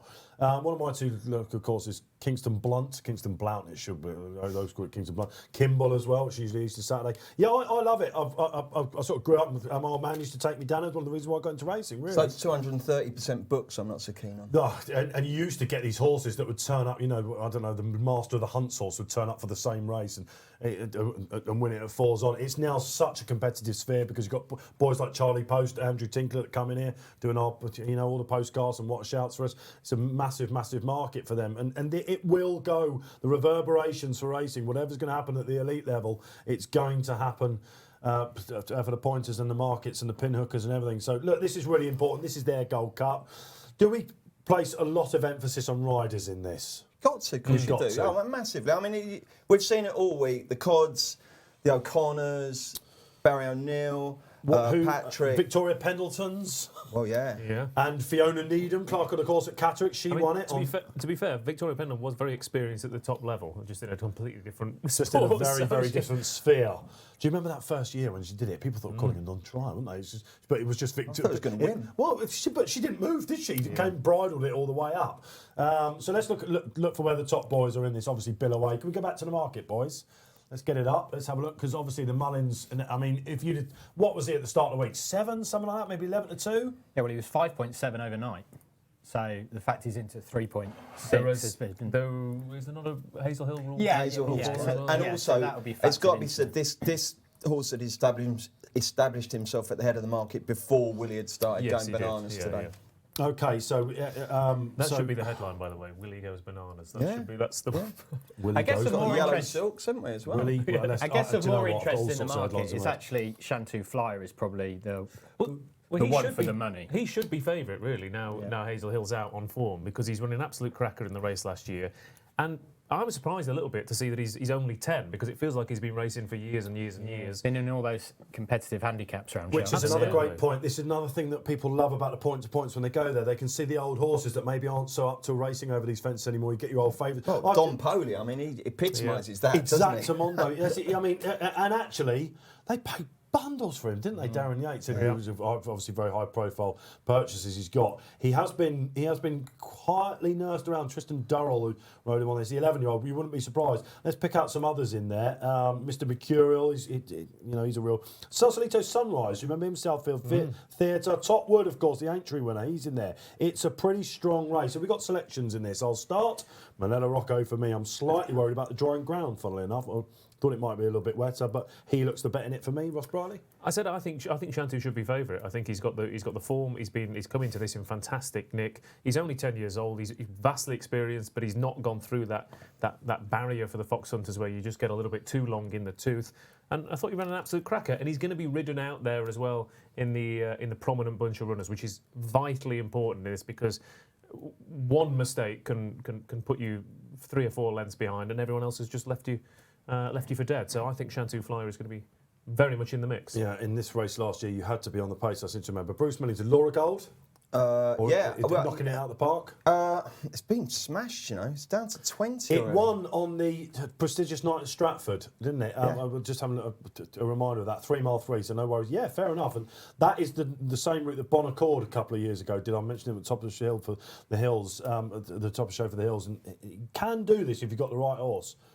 He's so far behind on RPRs. That's the only thing. But these are probably devilishly tough horses to rate accurately. And I don't think he's had a chance to run a figure, if that makes sense. You see it, don't you? Maidens going into group races, they're often flattered by these things, but he's not had a chance to run a figure. Neil Hubbard? Bill away for me, but not a wonderfully strong selection. But he did beat Staker Wallace last time out, and I know from the preview evening circuit, Staker Wallace has been a bit of a talking horse. So the fact that Bill away has at least got his measure before is something. So the favourite for me, not very original. But. They're on their way down to the start then. I think you're talking about the pace. Wasn't this the race last year where half of them went off really, really fast and the fancied runners were out the back and they just never came back to them? Yeah, Ucho Conti I backed in it. It was one of my naps. Exactly. It was one of my naps of the festival. He just got, and Cod was on it. He just got too far back. I was going to say, you're looking at your Billaways and your Staker Wallaces, but look at the previous winners of the last few years. Hazel Hill 11, Pasha de Polder was a 10 and 11, On the Fringe 10 and 11, Tammy's Hill had countless runs. Experience has been vital over the last few years, and we've seen a lot of Biller's Way and Staker Wallace's turn up and we go, oh, this lightly raced unexposed type. Well, they're the sexy horses, aren't they? Does that mean even in a Fox Hunters. Would that bring even Top Wood in at the age of 13? Tabitha Worsley, who you see riding throughout the week, for a lot of top trainers out there. Ran behind. He set off 7 to 1 behind Lord Domain Hill the other day at Haydock back in December. Yeah, well, he finished third in it last year. Then he won at Aintree. Yeah. And he's 38s on the. And he was second in it the year before. Yeah. Again, there is a stat in this. I'm going to get it for you. Sorry, one sec. There's an age stat in this. I'm going to place Lane Manella Rocco. He's got more letters than numbers in his form figures. You're taking on a superb jockey and a superb and the owner whose colours have been flashing over the winning line non-stop. But can we have a team bet? I'm quite interested in Shantou or Laura Gold for a place. I've got to be honest. That'd be the way that I'm looking at. I'm on Manila Roccos, and that was. Shantou's even money a place, which I don't think is that bad, given the fact that he's favourite now. He's favourite now on the exchange. He should be favourite though. Shantou 4.4. There are 4.4. There are 21 joint runners. Favourites. 21 runners in this field. Yet how many can genuinely get involved? 6. Maybe? Yeah, maybe. So you're looking at even money to finish in the first 3 from potentially 6 horses. Yeah. I think that's all right. Yeah, as a team bet. Yeah. Okay, let's crack on. 3 to be placed. Told, crack on. On the 3 to be placed front. Yeah. Okay, so to be placed. I mean, he's going to finish 4th now, but yeah, sure. Yeah, 100%. Yeah. That's the trouble, isn't it? When you've got all these options, you always take the wrong one and kick yourself. It's like the extra places. If people are going 7 places, you know you're going to finish 8th. In the golf, you back 10 places, you finish 11th. Or you take the 8 places and then and you get 5 points off the price and it wins, and you think, oh, I didn't really need the 8th place after all. You say about Top Wood, Earth Mover in 2004 was a 13-year-old that won it. I was going back to my notes. They're almost run it. They're almost off. It somewhere. Yeah, they're right down at the start. They never get this race off on time, do they? Kate de Bernay's quite interesting for Will Binnick. And he's come in. He's actually 4th favourite now because Staker Wallace has taken a walk out to 12.5. He pulled up in the race last year, but he is a course winner. You remember him for Paul Nicholls, and he hosed up at Punchestown. He's got his ground this year. And Will Binnick won't get many better, certainly British riders than him. He was given a poor ride last year. I don't know if he lost his position at the start or what, but I fancied him last He year. was short in the market, wasn't he? Because he'd been winning all the right races. He was 7-1. I think he was third favourite, and he suddenly lost his position, and there was 20 horses in front of him, and he never jumped. So the fact that he's lining up prominent this year. This Law of Gold's down to 15. They're off. They're off. $50s. Okay, they're off for the 2020 Fox Hunters, and as usual, there is a bullet for the first fence. There's about 8 of them, very closely covered for the first. Who's going to get the lead? It looks like was that Stella Notion? Miracle Ridge is it? Number 14. Miracle Ridge. Yes, it is. Markle Ridge. And you'd be thrilled to know Shantu just made just nodded on landing at the first under David Maxwell. Well spread out already. Who is what they call Corinthian? What do we think of that now? The Corinthian. That's what. I quite like. I think he's fantastic. I mean, like I said, I think he could be doing anything with his life, and he's decided to try and force himself into this. Billaway suddenly lost his position, made an error there. And has dropped back to, 10th, 12th? Price? It's still only 4.4. It's probably now not in that bad a position, really, if they are going quick. I'll tell you what, he's got balls to steal Derek O'Connor, hasn't he? Now, Manila Rocco, they probably just said ride him cold, try and, come into it late. But if you think in these races in the last couple of years you've had to be up there, Derek O'Connor, would any other amateur have just gone, no, I'm going to do this? And he's only got him right at the back, hasn't Another error from Billaway. It was another poor jump. Who are the two bang out the back there? There's a grey and there's something in claret. I'm not quite sure. There is Arctic Skippers out the back. Oh, okay, that's Alcala. Yeah. Alcala and rewrite the rules, is it? And Laura Gold just made a mistake there, just hit that one, hit the water jump. So they're well strung out, aren't they? Which is absolutely no surprise whatsoever. You're going to need to get 4 miles. We've got Markle Ridge in front. I think that's Don Polly in second, isn't it? Southfield Theatre's just made a bit of a mistake. David Maxwell's got Shantu Fly in a position now, 4th. You've got Topwood behind that. Would you like a drum and bass theme tune for this? Yeah. which is Ross Brierley's brilliant video. It was yours, wasn't it? It was, yeah, fantastic. Let's do it. It was marvellous. You can see that fresh strip we're looking at. They opened up for the Gold Cup, so they're running on the carpet, these guys. Shantu's in a lovely position now, isn't he? I know he's had the early error, but he's absolutely flown those ones. He's looking Manila Rocco fiddling that out the back. Billaway's gone out, like I said, I think... Staker Wallace is right out the back, a horse that the market gave a lot of love to. Shantu Fly, clear favourite on the exchange now. Because he's just got the perfect sit, hasn't he? Yeah. David Maxwell, this would be his dream come true. He tries to buy the horse, doesn't he? This is the one race he wants to win. This is his FA Cup final, if you like. And he, as we were saying before, he's come in for a lot of stick, David, this year, because punters get on these horses that cost a couple of $100,000, and he is the boss. And actually. Was a little bit of an error. They're just at the top of the hill with a circuit and a bit to go, and outsiders are well clear. You've got the 14 Markle Ridge, well clear of Stella Notion, ridden by James King. Southfield Theatre, who's got some form back in the day, is in 3rd. And then Shantu Fly, beautiful pitch on the inside. Cade de Burley's nicely positioned as well. Black and White is Topwood, who's going well.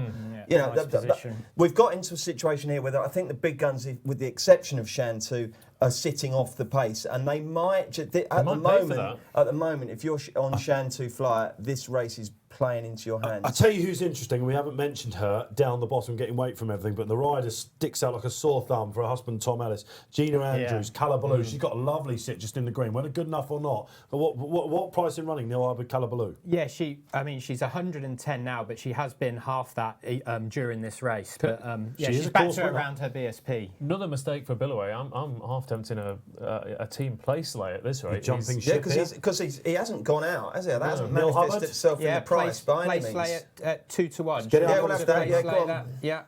Yeah. Oh no, okay. Let's place lay that. Kind of get 6-4 now, I think. Place lay. The two McManus horses, although sitting way off, have held their position well. Minella's 5.5 and Staker Wallace haven't taken a little walk. So we're matched in running in the 3 to be placed market with a lay of Billaway. This 8-year-old that's out in front, you see, it's a trainer rider, isn't it? You don't have to see that these days. But Sam Dukes has got his own chap out right bang in front here. Yeah, you can't make the mistake of ignoring the fact that we've said about prominent runners, and even though no one's fancied the one in front, that it is getting a lovely toe into Just the race. assuming he's doing an Apple's Jade and going a little bit too hard. They do stay forever. Just Southfield Theatre getting a little bit of squeeze on under Lily Bradstock there. Of course, the other race to mention is the Kim Muir in this respect. We saw quite a few riders ride there fancied horses quite chilly and pay for it. Yeah. they Derek didn't come O'Connor's from on the far move, down. lads, on Manila Rocco. Can you see this? Just out the back, look, that white cat. He's ridden him cold, he's got him into a rhythm, hasn't he? and he's coming into a rhythm. So Staker Wallace as well. So the two McManus horses are on the move. Shantu's still sitting beautifully in third, though. The leader's got about a 4-length jump on them. We're still in second with Stellar Notion, and the main hot pot, who's leading the rest of them, is Shantu Fly, going really, really well. On the outside, in the green and blue, is It Came to Pass. So we're just getting to the top of the hill. I think we've got 5 to jump here. And I'll tell you what, this leader's kicked on now. He's eight lengths clear. Colour and Blue still let's see what going well. price is. Here comes Manila. I'll tell you what, if you don't recognise some of the jockeys in this, you're probably looking at future clocks of the courses. Leader's 7 now. 7 Markle Ridge. When we said don't ignore it, it was 30.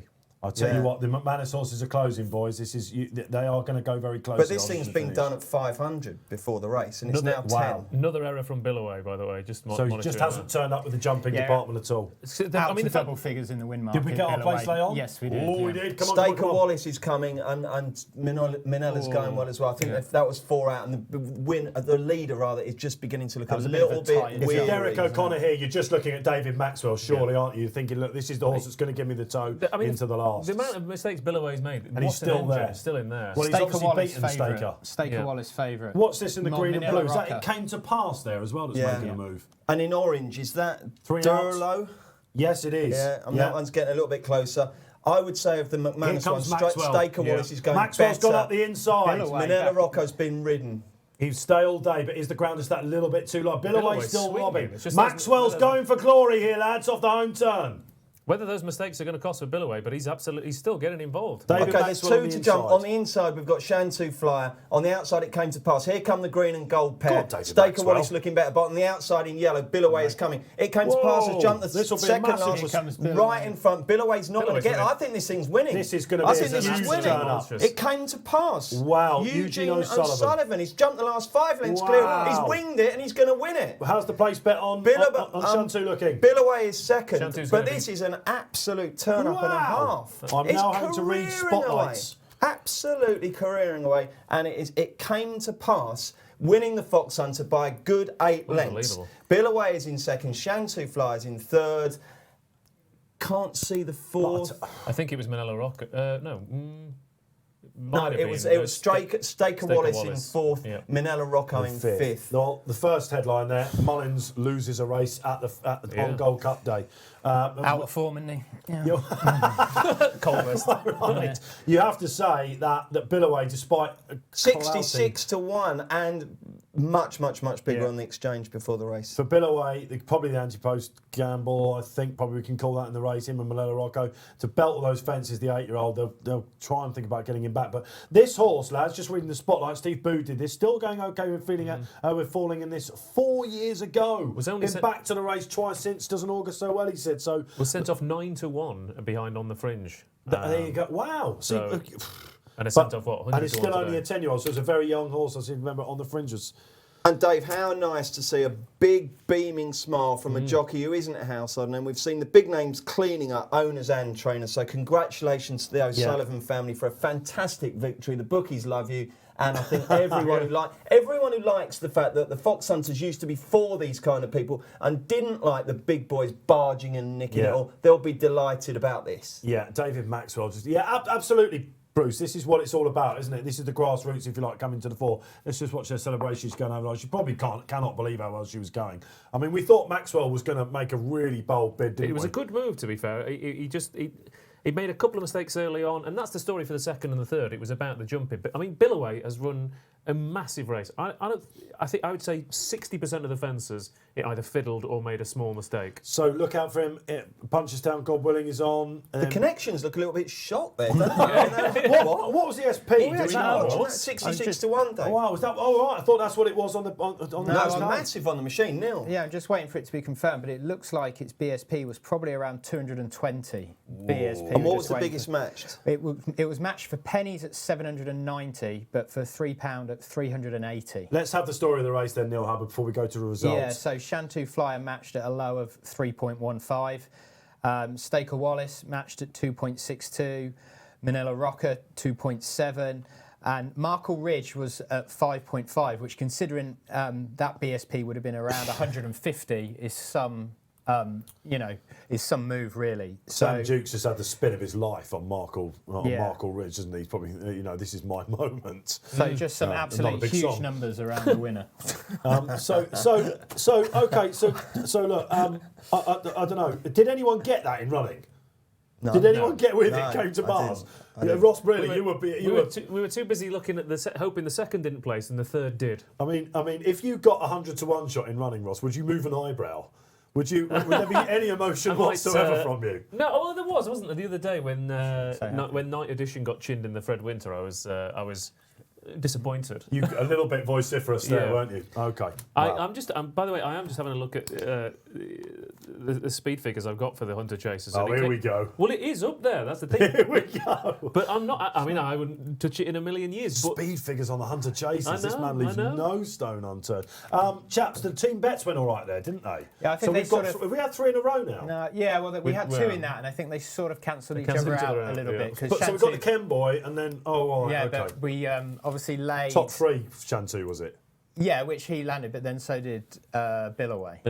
Which we laid. So yeah. So, but it's God giveth and God taketh away. So what? Just quickly, we've got something to play with, right? Going into the Grand Annual, the final race of the week here on Racing Post Live with the Betfair Exchange. Can you believe that we have come to this? It's been a week of weeks, I think we can say that. And Sandro Di Michele, oh my goodness gracious me, we had, if you're watching yesterday, we were sitting in Ross Brierley's chair, the owner of one of 4 of Chosen Mate, who was nearly the favourite when we looked at the market earlier on, Neil Hubbard. Is favourite. So wasn't overnight, but is now clear favourite at the head of the market at 4.8 for the Grand Annual. Wow. Greenatine, is that how we say it? Greenatine is next in at 5.6. Eclair de Buffo at 9.4 and Lisp at 9.6. I'm worried about Lisp, but having put him up anti-post, my selection in this, I should say, did I go Chosen Mate? I've got a feeling I might have done that. I think last night when I looked at Chosen Mate for the selections, he was a lot bigger than he was. Whether I would back him in a Grand Annual at under 4 to 1, in fact, I'm not going to back him again at under 4 to 1. But Greenatine, the reason why I know the name of this horse is because Harry Cobden, when he made his Watch Out debut, gave us 2 horses. Solo, all right, it didn't come off in the Triumph, but he whacked them in the Adonis at a very winnable price. And the other one he gave us was this horse, Greenatine. And I kept getting the name wrong, so that's exactly why I know it. And he has won his last 2 since then, and he's gone up like £30 in the handicap or whatever it is, something ridiculous. He's now all of a sudden looking a price to me. I think he should be outright favourite. Ross Brierley. I think it's a really interesting race. I really like Greenatine. I think he's got the run style as well. Again, you're thinking 2 mile chasers, and in your head in the Grand Annual, where you're thinking a horse is coming from the clouds, but it doesn't often work out that way. So the fact that he's a bold jumper and a bold traveller out there in front, I think he's got a big chance. The worry for me is, as we've seen in a lot of handicaps, the only horse I think this week that has shown its hand previous to coming to the festival and won is Simply the Bets. Okay. A lot of other horses have you think, well, actually there's a bit of improvement here, but the fact that Greenatine has gone up, £16 worries me a little bit.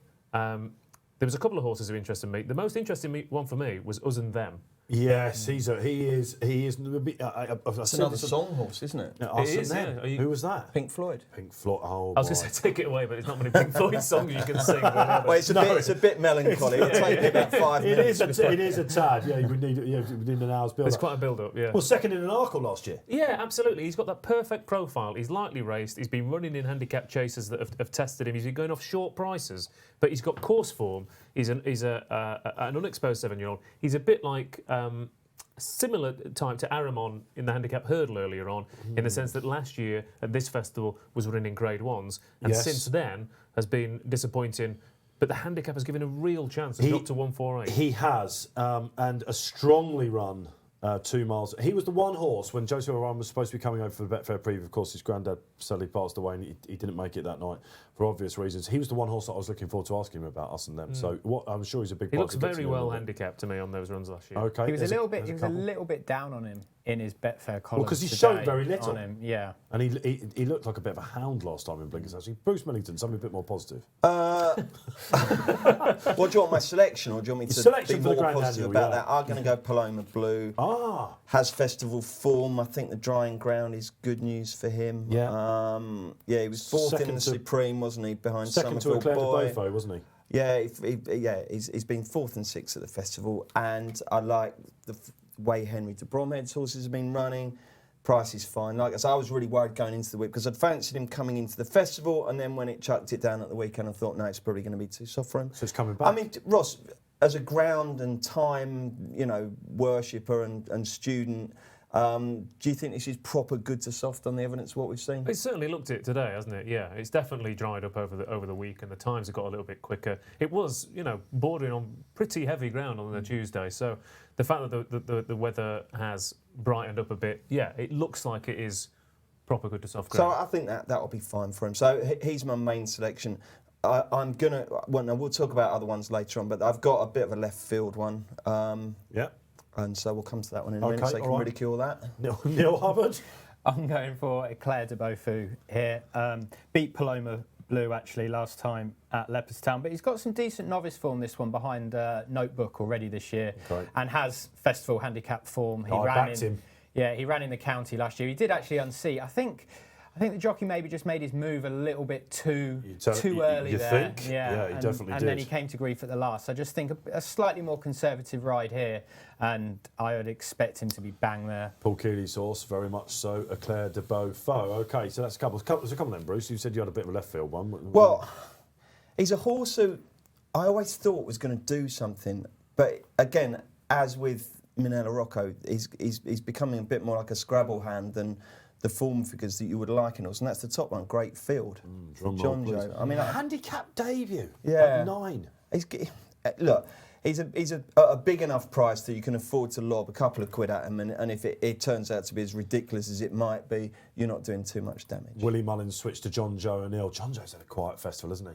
Manella Rocco's probably the closest he's got, is it? I'm trying to think of any other runners he's had. What is I quite fancy that. Was it Dreamberry in the Potence? He's just had a bit of a quiet week, and you usually associate John Joe with a quiet January, February, and then runners all of a sudden find an extra leg, don't they? But he's a pace angle, obviously, in the race, isn't he? For sure. Well, I mean, again, you're talking about figures, and he hasn't done a lot recently, but race form have got him top. Based on his runs from Edmonton in 2018. That's good. There you go. If only I'd have known that.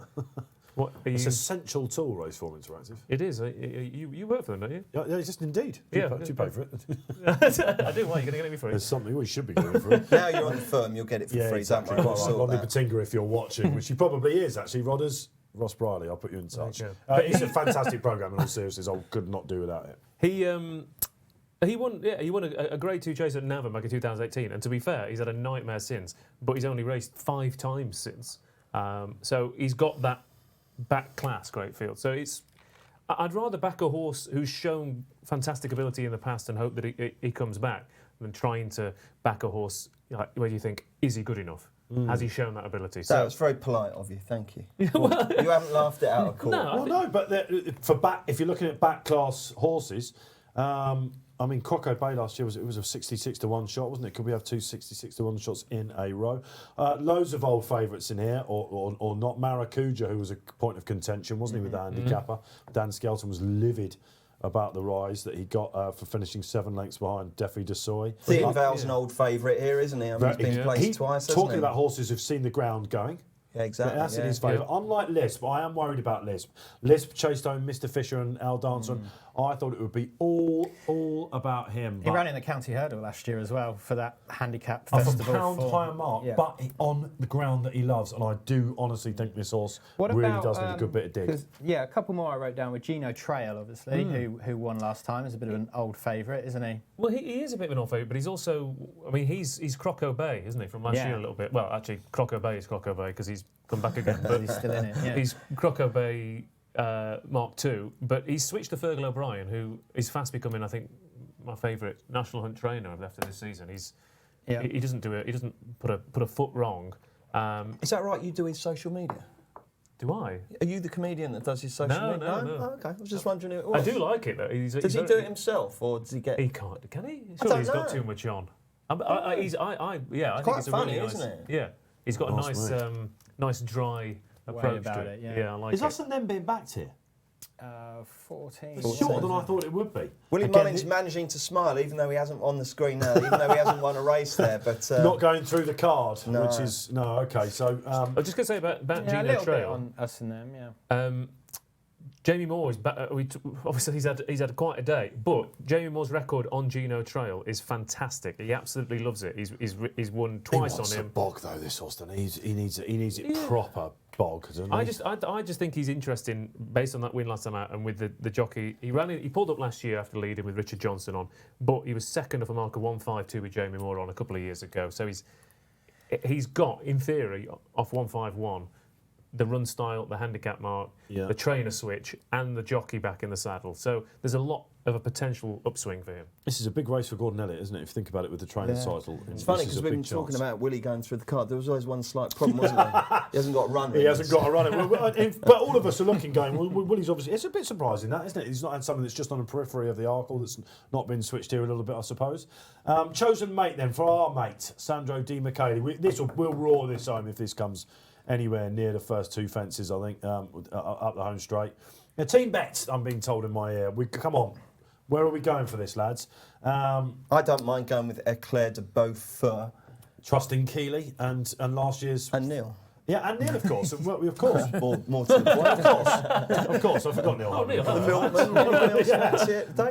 And the Betfair extraordinaire in the corner. Yeah, okay, Win bet, place bet. Should we go win with a little side helping of place? And again, another thing with your Betfair exchange strategy, you don't have to have £2 each way or £5 each way or whatever. No. You can have a bit more. You can back a horse to win and then cover your stakes on the place if you want. However you want to do it. You've got freedom to be flexible. Yeah, so we can go in. Yeah. A lot of the time, I was going to say a lot of the time, the question you've got to ask yourself is what's more important, making profit or backing a winner? And that's what you've kind of got to think about, because everyone says, you're saying about earlier about just playing the place markets. You can have a day. You could have a day today, and you could back 7 seconds, and you could end up with, breaking even on the day. Yeah. But if you were just playing the place bets, you'd have been profit every day. Sure. So this is like what Bruce is saying there. So we've had £10 on Eclair de Beaufort to win, but then you only really need to have £7 on the place just to win back your potential loss of your win stake. So if he does get placed, you've in effect had a free roll of the dice at the win market.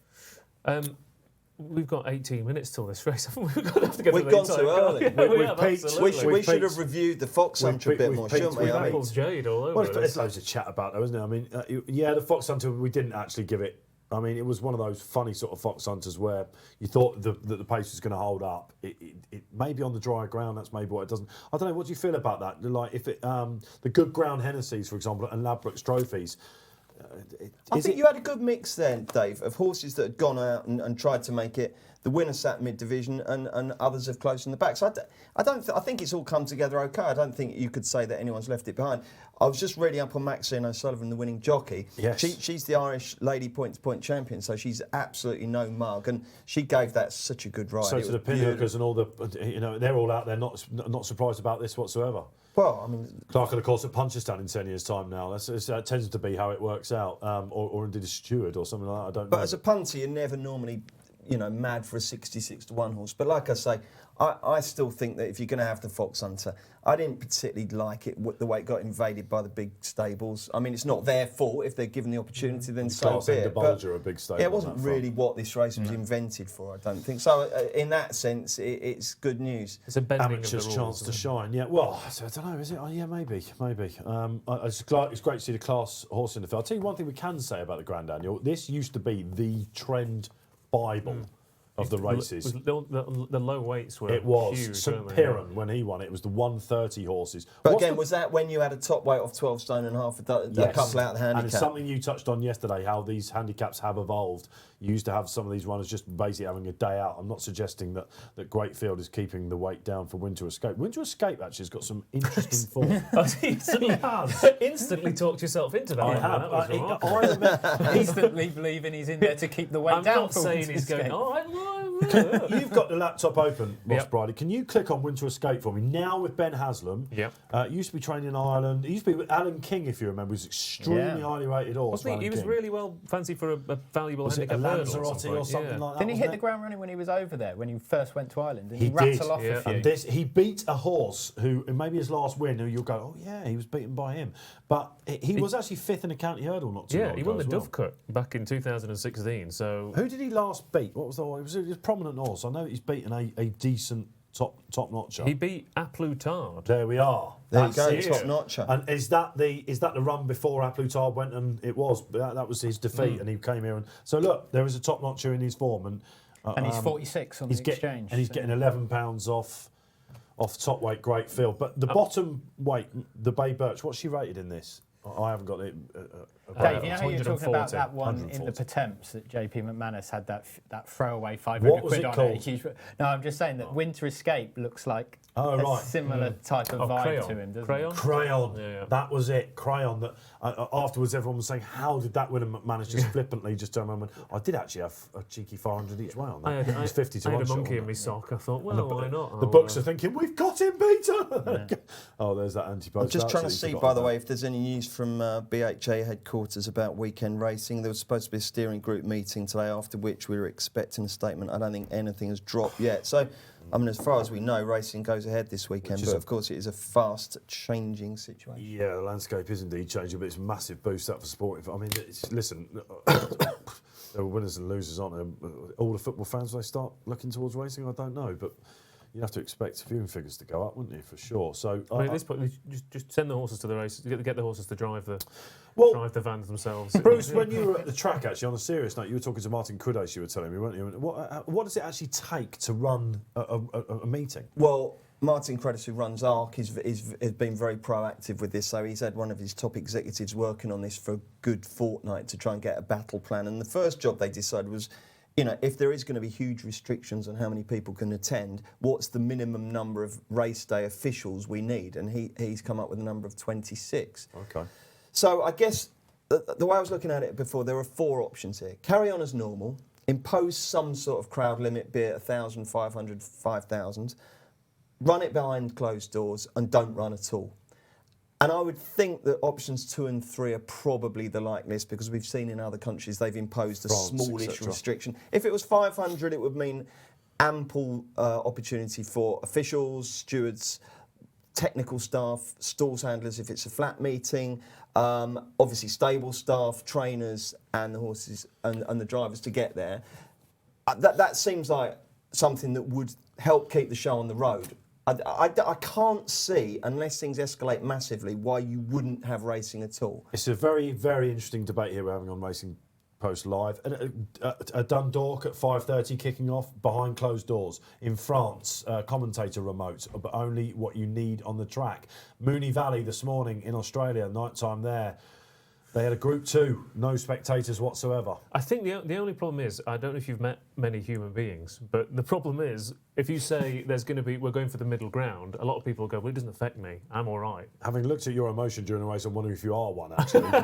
there's not a lot of it going on. I mean, we're slightly different animals, aren't we? When I go home, Dave, I'm crying and shouting and screaming, but... Whereas yes, indeed. Yeah, that's no, it, okay, yeah. fair enough. So my worry is if you go the middle ground route, that people go, that you do have...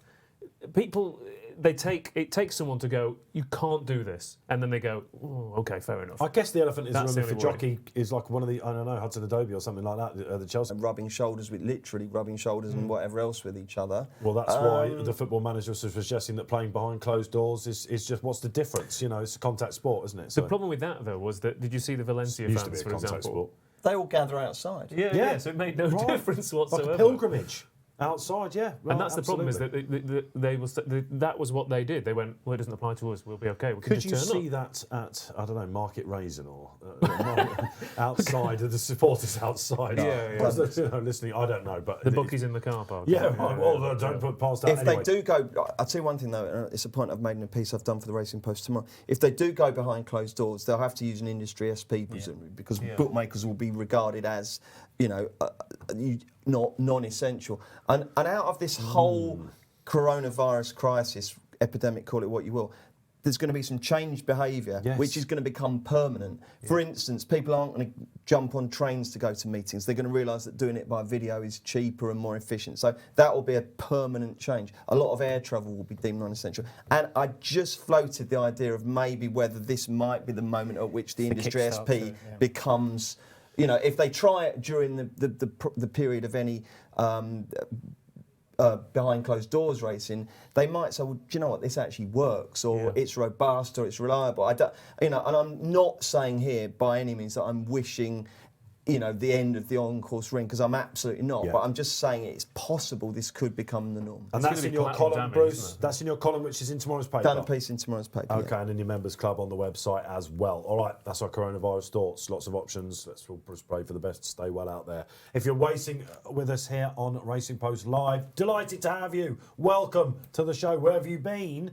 The drama has been unreal. We've seen all sorts of levels of emotion from most of us throughout most of the show.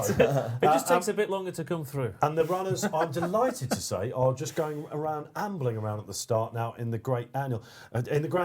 I suppose if you're a punter and you've not, which has happened to me in the last couple of Gold Cup days, when it comes to Grand Annual in the Martin Pub, I'm like, I'm always in the car. I have a few bets and then get home. And then just, so perhaps, and actually we're looking from what we can see there, there's hardly the packed enclosures as they're going around. 4-1 the field SP we're looking at potentially for Chosen Mate.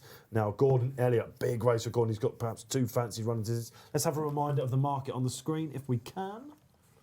Up on the screen goes the market. Neil Hubbard. Yeah, so we saw that Chosen Mate was currently 4-1, but he's slightly bigger on the exchange here at 5.2. Pretty. Again, I'm not really sure there's anything like there's necessarily any steamers in the market here as such. Market reflecting the punters. I know punters getting in the motor. Great Field's doubled in price since I tipped it. That's encouraging. Has it really? So Chosen Mate, Sandro Di Michele, one person who has not left the course, is our guest from Wednesday, who owns Chosen Mate. If you weren't sure, that a huge moment for Sandro. Talking about huge moments, let's reflect on the week as a whole, shall we?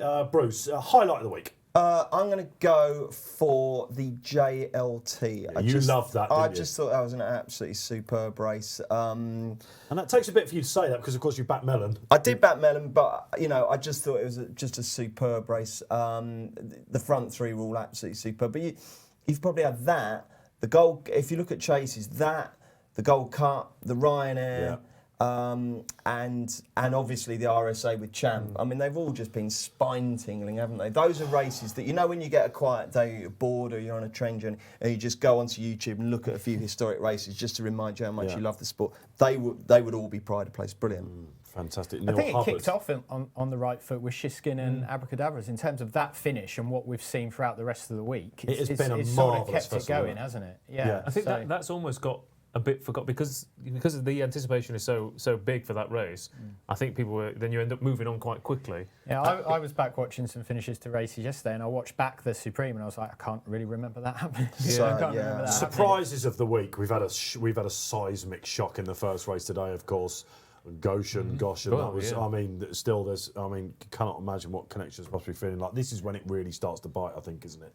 You know, when you're maybe in the car on the way home or something like that. And you mentioned Shishkin. What's a huge surprise? What was his best pair SP It was again? about 10 in the end. I think it was about 9 to 1. 10 points. I mean, Paisley was a massive shock, wasn't it? And Tiger Roll getting beat was still a big surprise. Defi Desai. Defi was, Chekun coming out as well.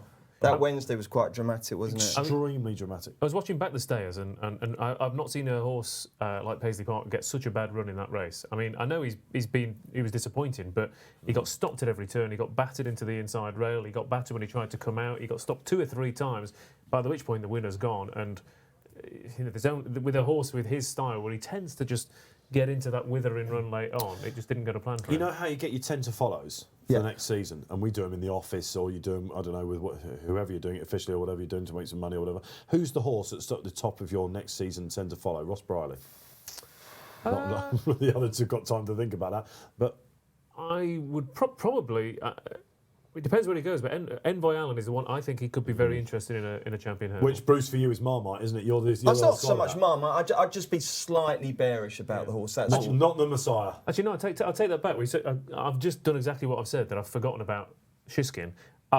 He's the one horse that I can't believe he won. Did given so everything well to that win after the went wrong. mistake. So I think if he gets next year more experience, Shishkin is the tent to follow. I tell you what, I'm really excited to see what she does. Is Honeysuckle, because she's unbeaten. She's won an Irish champion. She's won the Mares now. She's really good. She's really brilliant, and what an exciting horse! But she's gonna have so many options. So I'm a massive Honeysuckle fan. I thought she was brilliant. Neil Hubbard. But I guess if it's your 10 to follow and you're looking at bonus races and stuff, Epitant's sort of got a path to the festival mapped out in terms of fighting fifth, Christmas hurdle, and then onto the champion hurdle. So she'll probably come into, all being well and all things being equal, she'll turn up for the champion hurdle next year at, 3-1, say, to win the champion hurdle, having in theory probably won a fight in fifth against 3 or 4 other horses and gone to Kempton and probably defended her crown there. If you're just talking about a horse to come back and go in again at Cheltenham for your 10 to follow, then Album Photo maybe. Well, he's going to run only once, isn't he? Yeah, That's what we know so about. that's the issue with the points, but yeah. Dave, you know that the race to back Cheltenham Festival winners starts tomorrow morning, doesn't it? The focus on the anti-post never ends.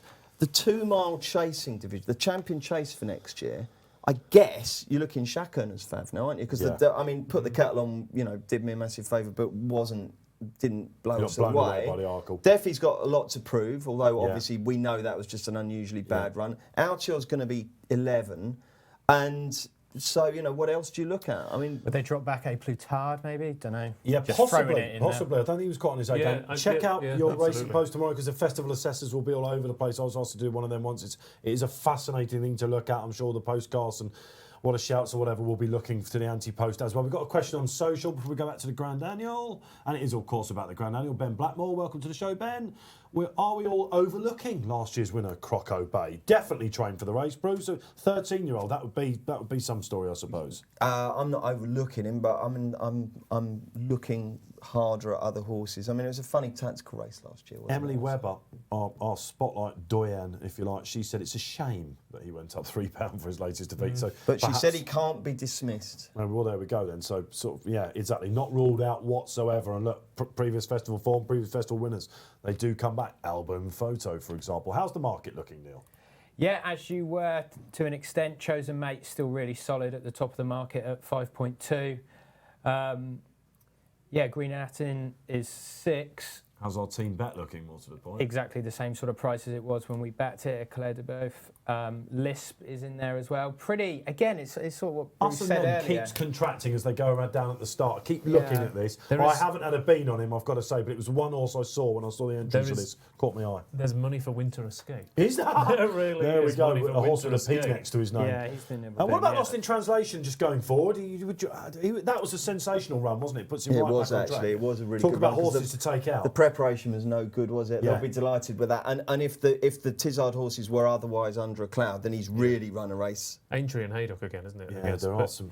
Just another one to throw in here, who I thought was a little bit interesting, is Cape Land. Yeah, I had him. I agree. He's probably been a love in the gallery for Cape Land. Yeah. Paul Nichols, he loves this race, doesn't he? He did a cracking figure beating Diego de Charmel at Ascot. Disappointed behind Bundoran, your son's favourite horse at Kempton. Yes, he is. Yes, my son's favourite horse, Bundoran. But again, you look at his handicap form. He's got a great chance. But he's running Grade 1s and Grade 2s the last couple of starts. Last year he was running behind Deffy and Lost in Translation in the JLT. Yeah. This year he's in a handicap. He fits that profile of quite a lot of horses who.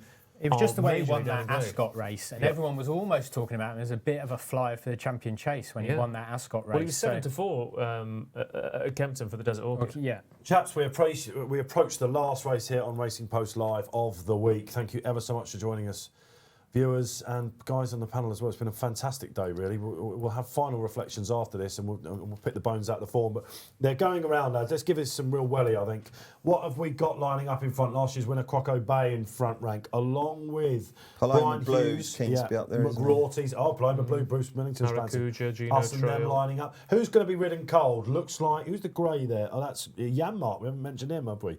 He's got some interesting form in some great. He comes off it fresh, handicap debutant for Henry de Bromhead. I was a little this is going to go and win now, but I was a little underwhelmed. I looked at that, a little underwhelmed by the form that one. Did you think it would be a bit more obvious than it perhaps it is? Yeah, I thought, the form looks interesting, and the more I looked into it, I thought, I wrote him down on the shortlist, and then when I looked into it, I then himself deleted him back off the shortlist. So he'll definitely win now. Yeah, I do hope that they do keep a lid on the pace here, because you obviously remember what happened 2 years ago, and it was horrific. Yeah. They've cut the limit from 24 to 20 now, but there are a lot of jockeys and trainers who have had a barren week and they're desperate to get on the board, but that doesn't, it's still racing. We need to get them all home safe and sound. Right, we've got loads of viewers out there. Welcome to Racing Post Live. Myself, Dave Orton, Ross Brierley, Bruce Millington, Neil Hubbard from Betfair. Final race here for Racing Post Live. The flag is up. Bruce, take it away. They're off and running. Okay, yeah, Paloma Blue, very keen to get on with it on the outside. On the inside, we have Gino Trail for Fergal O'Brien, who looks like he might just about jump in the first fence in front. Us and them jumped sideways there. That was a really scruffy Chosen Mate attempt wasn't to get that clever length. either. Grenadine, very keen, very, very keen, Grenadine. McCroarty is up there on the inside. Jan Two Marks Tafts there. is up there. Great Field makes a bad mistake and drops to the made a last. hash at the last. Yeah. Okay, they're going hell for leather, perhaps, unsurprisingly. Gino Trail now adopts a front-running role. McGrawty on the inside. Croco Bay. Croco's up there. Croco. Who else have we got up there? Let's have a look in the The red diary. cap is Maracuja. Two Tafts. So generally, you'd say that the market principles are just sitting off of not a ludicrous pace by any means. Chosen Mate is interesting for our panellist on Thursday. He's gone right back through the field here. So Sandro Di Michele's probably a little bit worried about his horse at this point. He said he would be prominent. He wasn't great at the first. He is a novice. Don't forget that. We were talking about place bets. I was working with a good judge yesterday who was like, my one bet for Friday is two Tafts to place. This will be the perfect run for him. He travels, he never finds, but he's always there or thereabouts. Dan Skelton yet to get off the board. I thought on the Us and score Them sheet. was scruffy again. I mean, he was really untidy at the first and not great at the second, but that hasn't really been reflected in his price. He's solid He's not at lost 12. his position, No, has he? no, he's Yeah. not. And they're heading down the back straight, and like I say, the pace is nice and sensible. First horse to cross this one is Gino Trail from Croco Bay, and on the outside, Maracuja. Cape Land, bad You've position. got the grey Janmat settled in behind in the Gigginstown colours. Us and Them is up there. So too is Two Tafts. But no, there's nothing really, but probably great field out the back after an early error. But you can't say anything's out of this race at this stage. Paloma Blue's extremely wide, and it's still cutting out the running Gino Trail from Croco Bay, from Maracuja, from Us and Them. Not a good jump by Chosen Mate there at the back. He's not got into this rhythm at all. Capeland's still pulling for his head he's under still Bryony. favourite, Chosen that was Mate nasty is. from Capeland there as But well. Janmat's the big mover in running at the minute into 8-1. That's the Ooh, grey, okay. isn't it? I'd be happy with Paloma. I want to say Paloma Faith all the time. Paloma Blue. She's got no chance. She's probably got more chance than my tip in this, which is Chosen Mate, and he's out the back at the moment. Paloma Blue, Bruce, he's gone really nicely to this. Where's Eclair de Beaufort? That's our team in bet. midfield following Janmat through. He hasn't jumped particularly great, but he's still travelling okay. He's got in close to a couple of them. The one for me who's in the best position is Two Tafts on the rail in fourth and going really nicely. They're getting to the top of the hill now. Out the back, definitely not going to win is a great field. I think Kate DeLynn as well. Is it? Sorry, McGrawty. Grianatine's absolutely tanking, Yeah, but it's just a case of whether he's done too much, I think. Well, this is isn't the it? thing, but unless he is that kind of horse, really, isn't he? He does race with the choke out, but he still seems to find plenty. Eclair de Beaufort's Paloma looking Blue. nice as well. Paloma's looking good. Lovely and even position. the Topples, great fields come back Yes, into he it. has. Yes, he has. Bruce Millington gives us a big shout. Widest of all, the Bay Birch from Matt Shepherd. Paloma, right, 3 out. The inval whacks it. Chosen Mate is warming up. Sandro Di Michele is getting extremely excited now. Yeah. Lisp not going well. Ballywood, the other Alan King horse, he's catching the eye. Debut for Alan King. Paloma Blue's got a lovely position.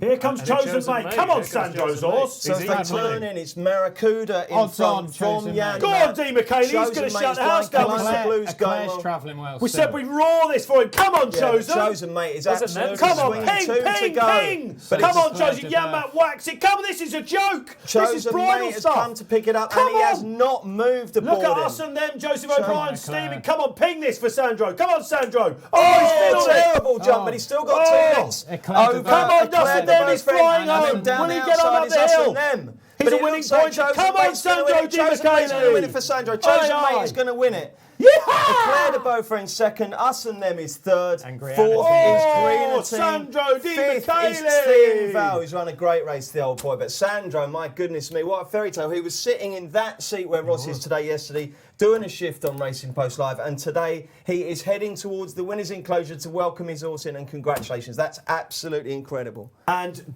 Gordon Elliott levels with Willie Mullins. Is that 7 apiece now? Yeah, but I think is, but on the countback, countback, Willie wins it, does he? Well, he's well ahead, haven't been tracking Still that, one but- race left, of yeah. course. Still Oh, yeah, got of the course it Martin is, yeah. Pipe conditionals Yeah, to go. yeah. Davy Russell, cool as cucumber there. If you were listening yesterday, watching at this point, we signed off with Sandro saying, what do you expect from this horse? He said he wants him to be prominent. He fiddled the first if we were to watch it back from the start, and Davy's got no option but to go back. But how well handicapped is that? Well, remarkable. I mean, like I said, he didn't jump particularly well early on, but he's absolutely bolted up. Sandro. He went through the gears there. Despite a remarkably. poor jump at the last. 7-2 Fav. That's the industry SP Yeah, that he we're went looking for at. it and then he he's just fiddled it. stuffed it into it, didn't he? I mean, Leclerc's won a blinder, lads. yeah, and us and them as well, who seem to lose every position, but has somehow come back, thankfully, to Look place. at Thayenval and the yellow on the outside. What a run by that. And Yeah, List tried to List stay on coming very back. late. But Ballywood as well. All horses that you want to be taking out the race, I think. But Eclair has won an absolute blinder. Keeley was all over him.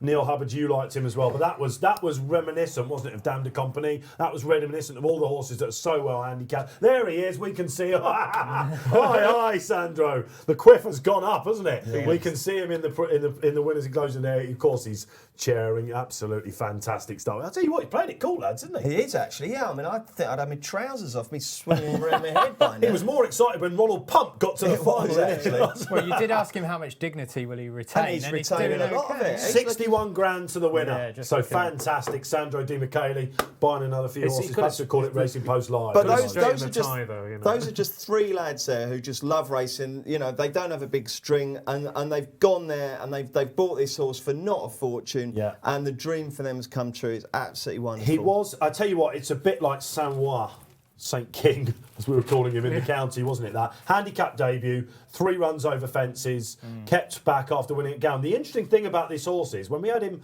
on in our test that we did for this, when we did all our rehearsals for this, he was saying, wasn't he, that he tends to win when he's not fancied. Obviously, he's strongly fancied there, but he disappointed them a little bit. He ran at Aintree, if you remember, behind Reserve Tank last year. He cruised through the race. It was on quite bad ground that he didn't get home. He's a winning pointer, but he obviously loves the 2 miles. Absolutely, and like I said, he's got some engine, and based on that, and I mean, you've got to think as well. I mean, the Irish trainers the handicapper has really been unfair to them this week. Yeah. Really, very unfair. I mean, That was again, another bridal job, lads, wasn't it? Yeah. No, but there is a serious note to that. Because, absolutely. you know, it's the way they whinge that does my head in, okay? Because they've come here and they've absolutely cleaned up, but the crying that we were getting before the festival is just pathetic. Does that suggest that their Irish marks are just ridiculous? Because they're not. It's not. I don't know. What's the crack? I think there's a few things. I mean, the fact that the races.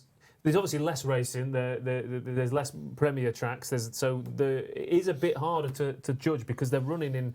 You can run 3 or 4 races and finish 6th, 7th, 8th and be running incredibly well, but be hard to rate. But still, you've got to kind of build that into contention because it's getting to the point now where if you don't have a horse with a Mullins or an Elliott, why bother turning up in these races? Let's concentrate on what the Betfair exchange told us through the race, Neil. What? I mean, he must have gone big, right, when he lost his position. No, 9.4. So not, well, like I suppose double of what 8 his to 1, SP was, but not stupid price. yeah, but there wasn't anything massive like low. Like we were saying during the race, it was a pretty stable market in terms of highs and lows.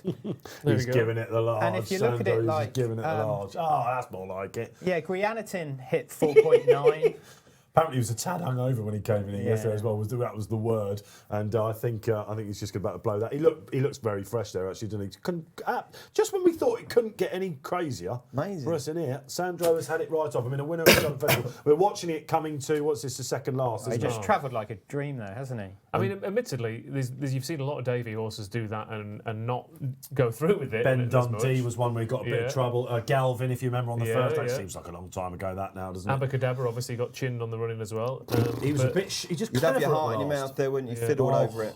It was Jamie Moore all over again. That Janmat's run well because he wasn't very tidy 2 out. That was a decent run from him. he attacked early, He'd go didn't in the tracker. Yeah, he hit 4.0 in running, and I think you can see why, because he ran a really good race. We're watching Coco Bay there doing his best to crack on 13. And a little word for the one in yellow, Thean Valley, 3rd, 4th and 5th in this now. That's Does he fantastic. normally run quite well at Aintree? I have it in my head that he runs does, quite well he at does, Aintree. yeah, So he you is, can that's see where he all might, right. if it's on, of him going there. He's one of those that's quite hard to I guess remember, it's on but the good ground, when isn't he it? gets Which is his what you ground. perhaps normally get at Aintree as well. Very, very much so. I mean, we're still watching back. Paloma Blue was still there. 1-2 Bruce for at Belle last. as well, wasn't it? So I don't know if that. Oh, was affects it? Yeah. I cleared my both goodness. races Oh, as of well. course, yeah.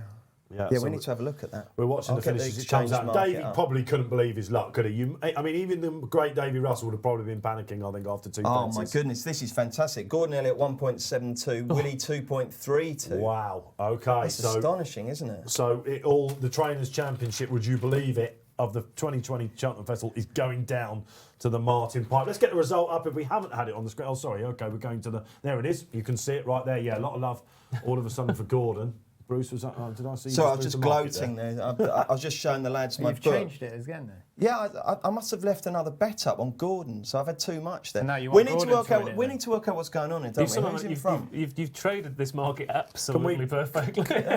No one's mentioned the Pressbury Cup. I think that was probably It's done a long time ago, 17-6. wasn't it? 17-6 to the Irish. So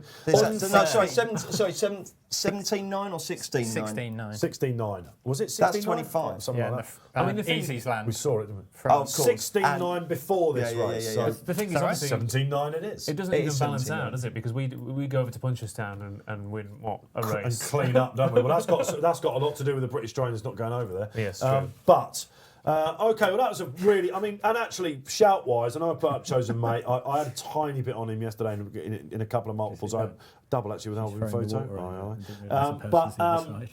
He looked a bit too short for me, lads. I've got to say, you gave a good mention to us and them. He ran an absolute worldie, didn't he? And a clear trophy. There was a comedy moment there, Neil. Talk us through that. That was They were brilliant. throwing the water over the horse to cool it down, and the person throwing it over didn't realise there was someone stood the other side. It was a lady in a very expensive-looking pink coat. It wasn't Sandro, was it? Yeah, it wasn't Keeley and Mick Fitzgerald with the Guinness, was it, by any chance? Stories of the week, wow. I don't know, it's some way to bring the house down. On the first ever running of Racing Post Live with the Betfair Exchange, we've had some real talent in the studio this week, and we've had some real talent on the track, and we've just been delighted to be doing it, and we're delighted with all your comments out there. Thrilled, really, about what you've made of the show. We'll be back as soon as we can. We've got lots planned for the rest of the year going forward. If you've liked it, don't forget to like the streams. That's seemingly what it's all about for the boys in the studio. Massive week in the gallery as well for the content media team, Gethin Evans and his team, Elliot Hackney, Rob Lee and Dan Walsh, Alex, all of you out there, Ben. Done a fair job out there, You're going to forget boys. someone here. Well, I aren't was you? just trying to get Absolutely. surnames as well. I'm looking at horses' names. It's a bit difficult, isn't it? But let's go down the line. Neil Hubbard, all 4 days you've done. Yep. A little fair play, mate. Yeah, good warrior, effort. warrior level, Neil. Thank you very much. You've never really done any camera work before this. We will be having you back. Never mind Barry, or you're going to be our stalwart from Betfair. Thanks very much, Dave. I've really enjoyed it. As you say, I've never done anything like this before, so it's been a real experience, but a lot of fun. And he's not wore trousers for any of the days. Yeah, who would know? You don't even know. He's not himself. My eyes. They just told me to come in and be relaxed. My eyes. Well played. Bruce Millington. Well, I'm just glad there's a 10-second delay so that if anyone was stupid enough to swear on this, they've had time to scratch it out. The beat machine has been worn out there. If you haven't seen the clips, look out for the highlight reel. Bruce, you've had the first 2 days behind the enemy lines in the trenches, and you've come in here. A real different week for you, really. I think this is the first time in 10 years I haven't been at the festival for all 4 days. And I've got to say, this year, I don't know, I'm getting a bit old. I can't last the pace. So it was nice to come in here. Great fun to work with you guys. Really, really enjoyed it. And hopefully people have enjoyed it at home because it's something slightly different. We want to try and have a bit of fun as well as give some serious punting advice, and I've absolutely loved it. Yeah, on a personal note, it's great to be working with you 2 guys. And Ross Brierley, bringing something completely different to the show, and it has been fun. You were in on Wednesday as well. Yeah, what is it? What have I brought different to the show? You can write in your column, and people That's can find it, out yeah. on Sunday what your column's going to be. I think it's the ability to be dead inside Knowledge. whilst... Actually, a bit of wisdom. Not just a funny face and a funny man at that. For me, Dave Orton, it's been an absolute pleasure to sort of sit there and just let the guys go for it all through the week. We've got a nice comment on social media. Peter Bianchi, cracking live stream, lads. Keep me informed on the results all week. Kept me informed on the results all week. Much appreciated to have you on. Some of the names have been, there were no Suffolk and goods, but some of the anagrams were quite funny, weren't they, early on? Yes, surprisingly, they didn't throw a curveball at you. So you've done pretty well to avoid that. Well, whether I have or I haven't, I'm sure it will be picked up on the social medias. There is one more race to go, of course, at Cheltenham Festival. We should say that. Do we have any thoughts on who's going to take out the Martin Pipe conditional handicap?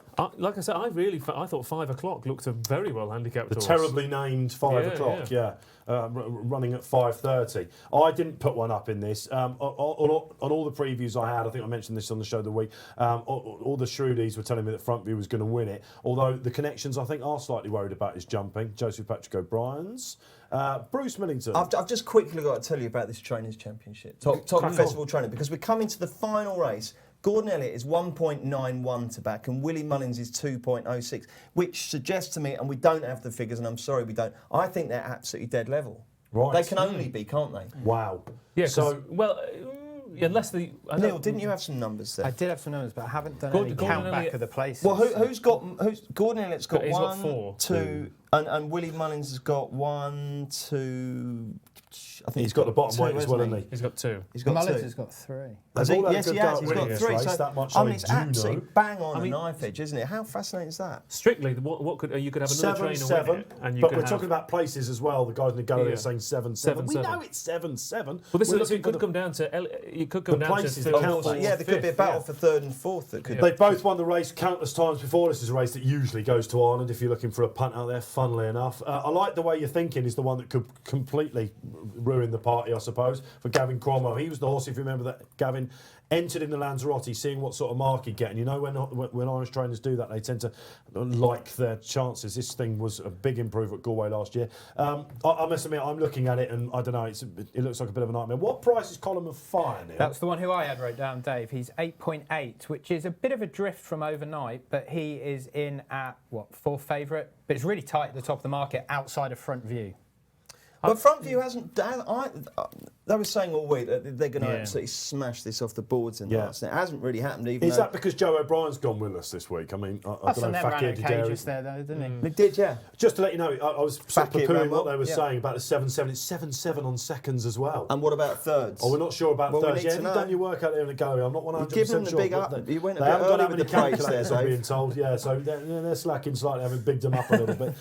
Pylon, this is a horse. Time Hill ran a lot better than a lot of people expected, me included on the Philip Hobbs. Ben Jones, one of the riders of the British circuit, he's been a huge success story. Really talented young man. He's on that Pylon. Horse going place, had a 4th on his return here. I could see him going really, really well. But if we had to put everything on it, lads, where would we be? Obviously 5 o'clock. I really fancy 5. I think that Thurles time, I mean, obviously it brings Frontview into it as well, but that Thurles figure was very, very good. You've got an unexposed Willie Mullins 5-year-old with a good jockey booking. If there wasn't a massive price, Indefatigable, is that how I say it? Very good. Yeah, very good, yeah. She that second to Dame de Compagnie, again, she is put in consistently good performances all season. She's got rock solid course form. Ridden by Emmerdale's finest, Rex Dingle. Rex Dingle, and 40 to 1.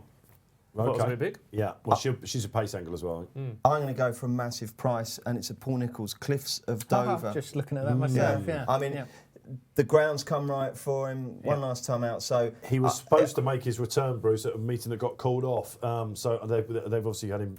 They might have wanted to get a prep into this, but he's a talented horse, isn't he? Yeah, I mean, there's nothing in it really on the RPRs as you'd expect. I think he's £1 off with Steve, and he's 160 on Betfair. So again, if you want a silly £2 or a £5 just to give yourself a bit of fun, do you remember our last race yesterday? We went for it with that 160 to 1 shot. It ran really well, didn't it? Pretty much led over the last. So Yeah. don't be afraid. Even though you've seen the big guns, the Giggins Town, the JP McManus, all the big stables, all the big jockeys, all the big trainers cleaning up, don't be afraid to go for one. And Paul Nicholls is not exactly a minnow, is he? Do not be afraid to take a price at the Cheltenham Festival. Sandro Di Michele, going back to him, fantastic. we're just watching David Russell in Sandro's colours. He won the Grand Annual, I guess, on Thursday. Unbelievable scenes. I really, assume really he's a Chelsea fan, isn't he? I believe so. The boy in blue, yeah. I guess, yeah. So looking at the blue and green, yeah. Who else I support? But anyway, look, that's that. Dramatic scenes then, guys. I think we're just about wrap-up time pretty much here. I think we are. So one more race to go to 5:30. Good luck wherever you're putting your bets on. Don't forget to like, leave your comments for us. Facebook Live from the lads one more time. We're hoping to be back sometime in the future. Well, I mean, let's hope we have some racing to talk about. I think that's the big thing, isn't it? Quite right. OK, don't forget Bruce's column telling you all about the coronavirus on members' site and in the paper tomorrow. Neil Hubbard, enjoy your time at Betfair. We'll see you for the next show without a doubt. I've been Dave Orton here on Racing Post Live. Thanks to everyone involved in the show. Thanks to everyone for watching. Be well.